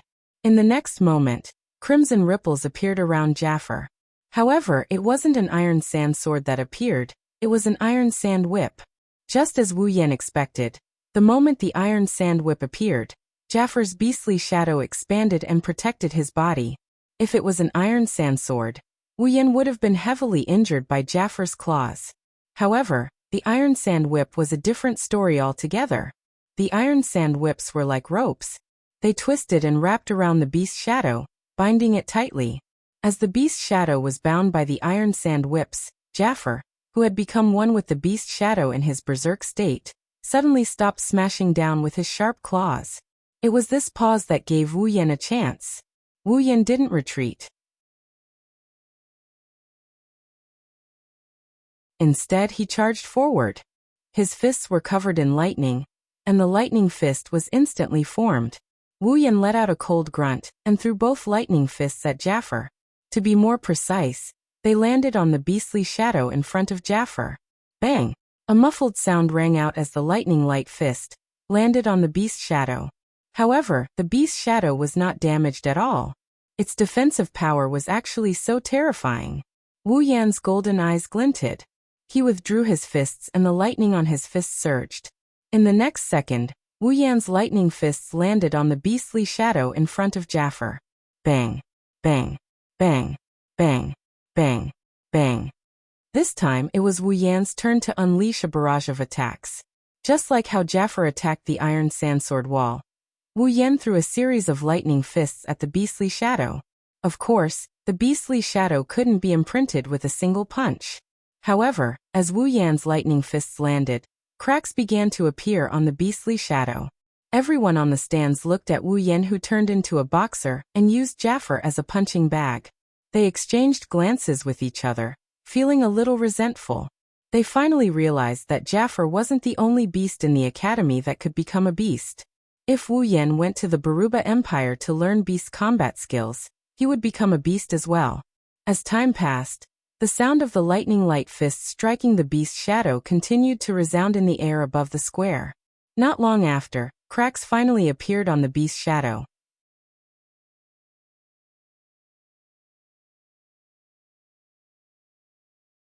Chapter 402. As more and more cracks appeared on the beast's shadow, Wu Yan increased the speed of his punches. Lightning fist infused with the might of lightning struck the beast's shadow. Electricity flowed through the beast's shadow, causing the cracks on the beast's shadow to become even more compact. Just as the lightning light fist was about to shatter the shadow, a strange phenomenon occurred. The iron sand whips that bound the shadow and restrained Jafar finally crumbled into iron sand under Jafar's powerful force. Jafar regained his freedom. Roar! Jafar roared. The unique roar caused Wu Yan's mind to go blank. This time, the roar was so close that not only did Wu Yan's mind go blank, but Wu Yan also felt a sharp pain in his head. Jafar stared at the stunned Wu Yan and did not show any mercy. The claw that he had struck out earlier slammed into Wu Yan's chest. At this critical moment, a wave of energy finally emerged from Wu Yan's mind. It penetrated the surface of Wu Yan's body and formed an invisible dragon-shaped armor on Wu Yan's body. It was the spiritual dragon armor that had been transformed into a noble relic. However, Jafar's claw, with the help of fury and the buff from the rare armament, became abnormally terrifying. Even the spiritual dragon armor, which had been transformed into a noble relic, was frozen for a moment before it shattered into pieces and returned to Wu Yan's body. Jafar's claw did not slow down and slammed into Wu Yan's chest. Bang! The claw slammed into Wu Yan's body. Before the pain could reach Wu Yan's mind, Wu Yan's body was sent flying and he landed heavily on the ground. The sound of his body hitting the ground reverberated in everyone's heart. Hinajaku, Mikoto, Ikaros, Flandre-chan, Lulu, Fei-Fei, Shokuha Misaki, Astria, Kinuhata Sayai, Frenda, and Takitsubu Riku were all shocked by the scene. The 11 girls were shocked as well. Master Oniai-chan. Ikaros, Astria, and Flandre-chan shouted at the same time.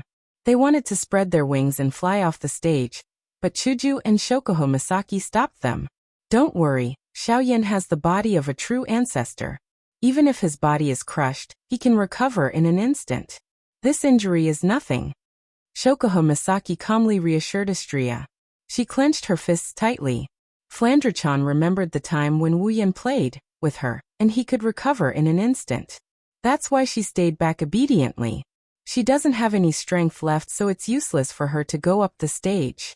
Ikaros, on the other hand, stared at Wu Yan with her indigo eyes.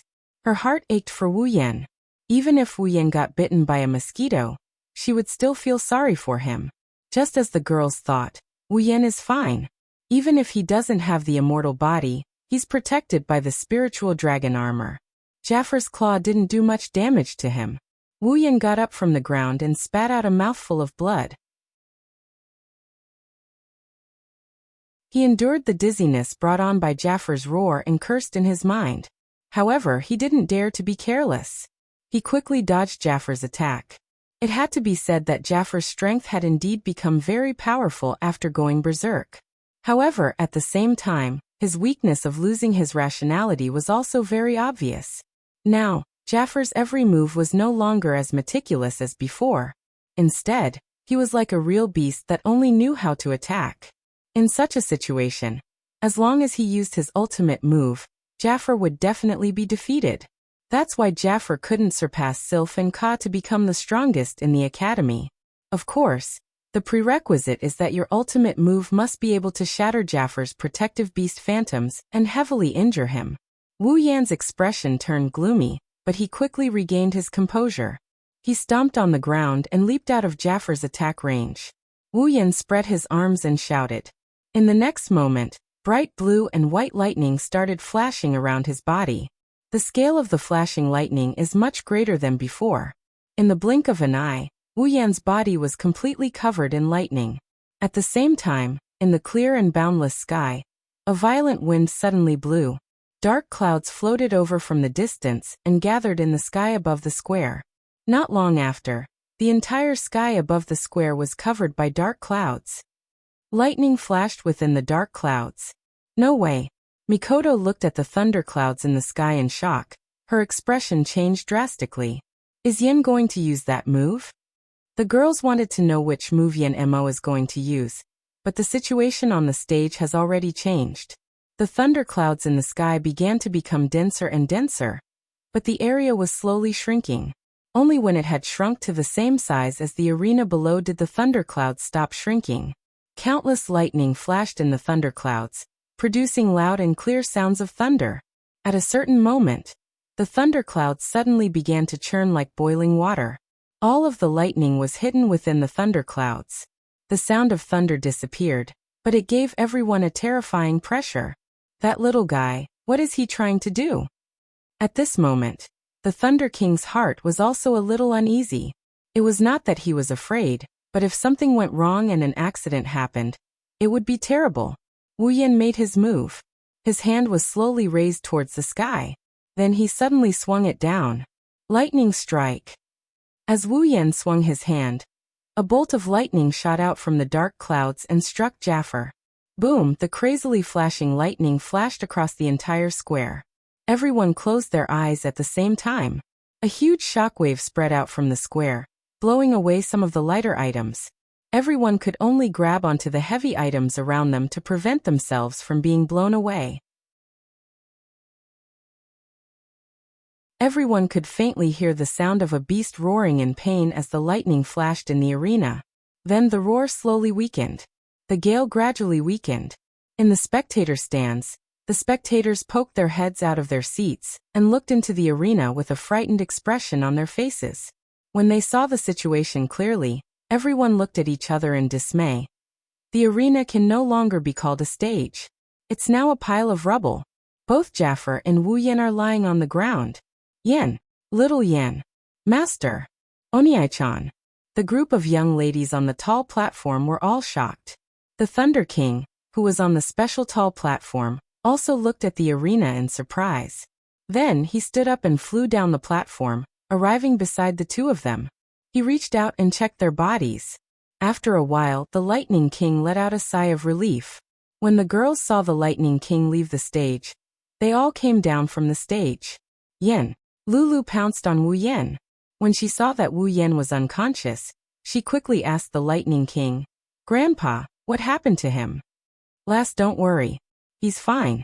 The Lightning King didn't know whether to laugh or cry. He just fainted because he suffered a mental shock. He'll be fine after some rest. The girls sighed in relief. Fei looked at the Lightning King in confusion. Mental shock? The Lightning King nodded. In the final attack, Jafar was defeated by the little guy. However, when the lightning struck, Jafar let out a beast roar. Due to his heavy injuries, the roar's power increased exponentially. The mental shock was also great. Naturally, he fainted. The Lightning King stood up after he finished speaking. For this match, I hereby announce.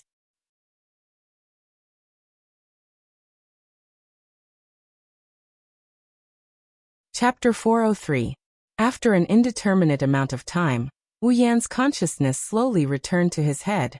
When a sliver of consciousness returned, Wu Yan immediately recalled his battle with Jafar. He opened his eyes and sat up. When he sat up, he noticed that he wasn't in the plaza. He was in his own room in the villa, sleeping on his own bed. Wu Yan looked around blankly and knocked his head. He finally remembered that he fainted because of Jafar's scream during his battle with him. Wu Yan wanted to yell at him, but before he could open his mouth, a soft voice came from beside him. The tone of the voice was filled with pleasant surprise. "Master." Ikaro stood beside Wu Yan's bed and watched Wu Yan bounce up from his bed. Her face was expressionless, but her indigo eyes didn't conceal her joy. Ikaros. Wu Yan's heart, which had been ravaged by 10 million alpacas, became active when he saw the joy in Ikaros' eyes. Even the gloominess of being knocked out by Jafar's scream dissipated. "Master, are you all right?" Ikaros took 2 steps forward and crouched down. She said in a worried tone. What she didn't notice is that as she crouched down, more than half of her big breasts that couldn't be restrained by the uniform got exposed. A certain cleavage is so deep that Wu Yan almost jumped right into it. "I'm fine." Forcing a smile, he quickly averted his gaze. If he keeps looking at her like this, he's going to turn into a wolf. "Big brother. You're finally awake." The door was violently flung open. Before Wu Yan could react, a small figure rushed into the room with lightning speed. Halfway through, she jumped up and threw herself into Wu Yan's arms. Flan. Wu Yan quickly caught Flandra-chan in his arms. When Flandra-chan arrived, Chuju Mikoto, Shokoho Masaki, Astria, Kinuhata Sayai, Frenda, and Takitsubu Riku came in as well. Seeing that all the girls are here, Wu Yan flinched and asked in surprise. "Why are you all here? Is there no need for the tournament?" Hearing this, the girls couldn't help but roll their eyes at Wu Yan. Hinajika put her hands on her hips and said, "What school tournament? It ended a long time ago. It's already over." Wu Yan was really surprised this time. How did it end so fast? Fast? Shokuha Misaki sat beside Wu Yan's bed and looked at Wu Yan with a half-smile. "Do you know how long you've been sleeping?" Wu Yan was stunned again when he heard Shokuha Misaki's words. Shokuha Misaki said, "You've been sleeping for an entire day." "Nanny!" Wu Yan jumped up from the bed. "An entire day? Are you sure it's an entire day?" The girls nodded at the same time. Wu Yan choked on his breath and lowered his head in dejection. He didn't think that he would be so fragile. He slept for an entire day just because someone called him. Wu Yan sighed and looked at the girls. "So, what's the result of the tournament? Who's the final champion?" Wu Yan asked. Astria raised her head proudly and snorted proudly. Wu Yan raised an eyebrow. "Astria won't be the final champion, right? Is that strange?" Shokuha Misaki stretched her body. Her voluptuous body was on full display. Astria's level is already above all the other participants. She also has 2 powerful rare armaments. It won't be hard for her to become the champion. Wu Yan was speechless when he saw Shokuha Misaki's satisfied expression. "That's true. But since Astria is the champion, you should be the one who benefits the most." Era, you can't say that." Shokuha Misaki giggled. "Astria-chan is also a member of Starlight Queen. Now that she's the champion of the tournament, it's only natural that Starlight Queen would rise in status as well." Wu Yan's mouth twitched. He said in a flustered tone, "Where did you learn so many idioms?" Wu Yan pondered for a moment. "Then the new rankings are out, right?" The girls looked at each other. Shokuha Misaki said, "Yeah, they came out after the tournament ended. The top 3 are Astria, Sylph, and Mikoto. Ka is 4th, Jafar is 6th, Feifei and Chuju are 7th and 8th respectively. You can ignore the 10th place. Little Yan, you are 5th. 5th? Wu Yan was happy. He thought he would be ranked below Jafar after being yelled at. Wu Yan didn't expect them to take 4 of the top 10 spots in the Spalier World Academy. Astria is 1st, Mikoto is 3rd, himself is 5th, and Chuju is 8th. Of the 3 strongest students in the academy, only Sylph is in the top 3. I'm afraid Ka and Jafar are in a bad mood right now." Wu Yan chuckled inside. Ka may not be a bad guy, but he's infatuated with Ikaros. Wu Yan didn't feel too good about it. Jafar, on the other hand, Wu Yan isn't the type of person who would bury the hatchet with a single fight. It's fine if it's just a fight, but he ended up in a humiliating position. Wu Yan frowned and looked at Shokuha Misaki with a confused expression. "What about the 9th place? You didn't say anything about the 9th place, right? Who's the 9th place?" Shokuha Misaki giggled, and she turned away without saying anything. Wu Yan already knew who this 9th-ranked person is. It looks like there aren't only 4 people in the top 10, there are 5 of them. All in all, Wu Yan isn't too disappointed with his ranking. Of course, that doesn't mean the others aren't disappointed as well. Not far away, Mikoto was kicking the chair under her feet, muttering something under her breath. It's hard to tell what she's muttering, but it's clear that she's upset.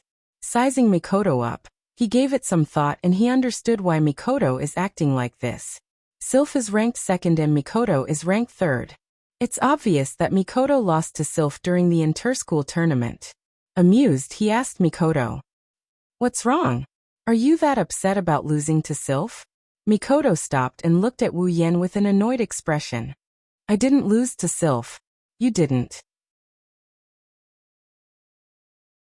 Wu Yan shrugged, disbelief written all over his face. If Mikoto didn't lose to someone else in a fight, she wouldn't be acting like this. Sure enough, in the next moment Mikoto said firmly, "It was because she had a gold armament that I lost. I didn't lose to her. I lost to that gold armament." Wu Yan was speechless. On the other hand, Chuju nodded in agreement. "That's true. If Sylph didn't have a gold armament, it's hard to say who would have won." "That's right." Mikoto happily lifted her head and nodded. But at this time, Shokuha Misaki smiled and spoke. "You still lost in the end." Mikoto's smile froze and she glared at Shokuha Misaki. "I didn't lose. I said I lost to the armament. Era. Shokuho Misaki covered her mouth and giggled. Misaka-san, I didn't know you'd find excuses for your loss. Mikoto clenched her fists and resisted the urge to shoot Shokuho Misaki. She humped coldly and turned her head away. Shokuho Misaki was bored. For Shokuho Misaki, teasing Mikoto is one of life's greatest joys. You're tuning in to the Limei's Sword of Destiny YouTube channel. We're so grateful for your support, and don't forget to subscribe to join us on this incredible journey through captivating stories. Your generosity through donations truly makes a world of difference, as it's the primary source of revenue that allows me to expand and enhance this channel for you. Thank you from the bottom of my heart for being a part of this adventure.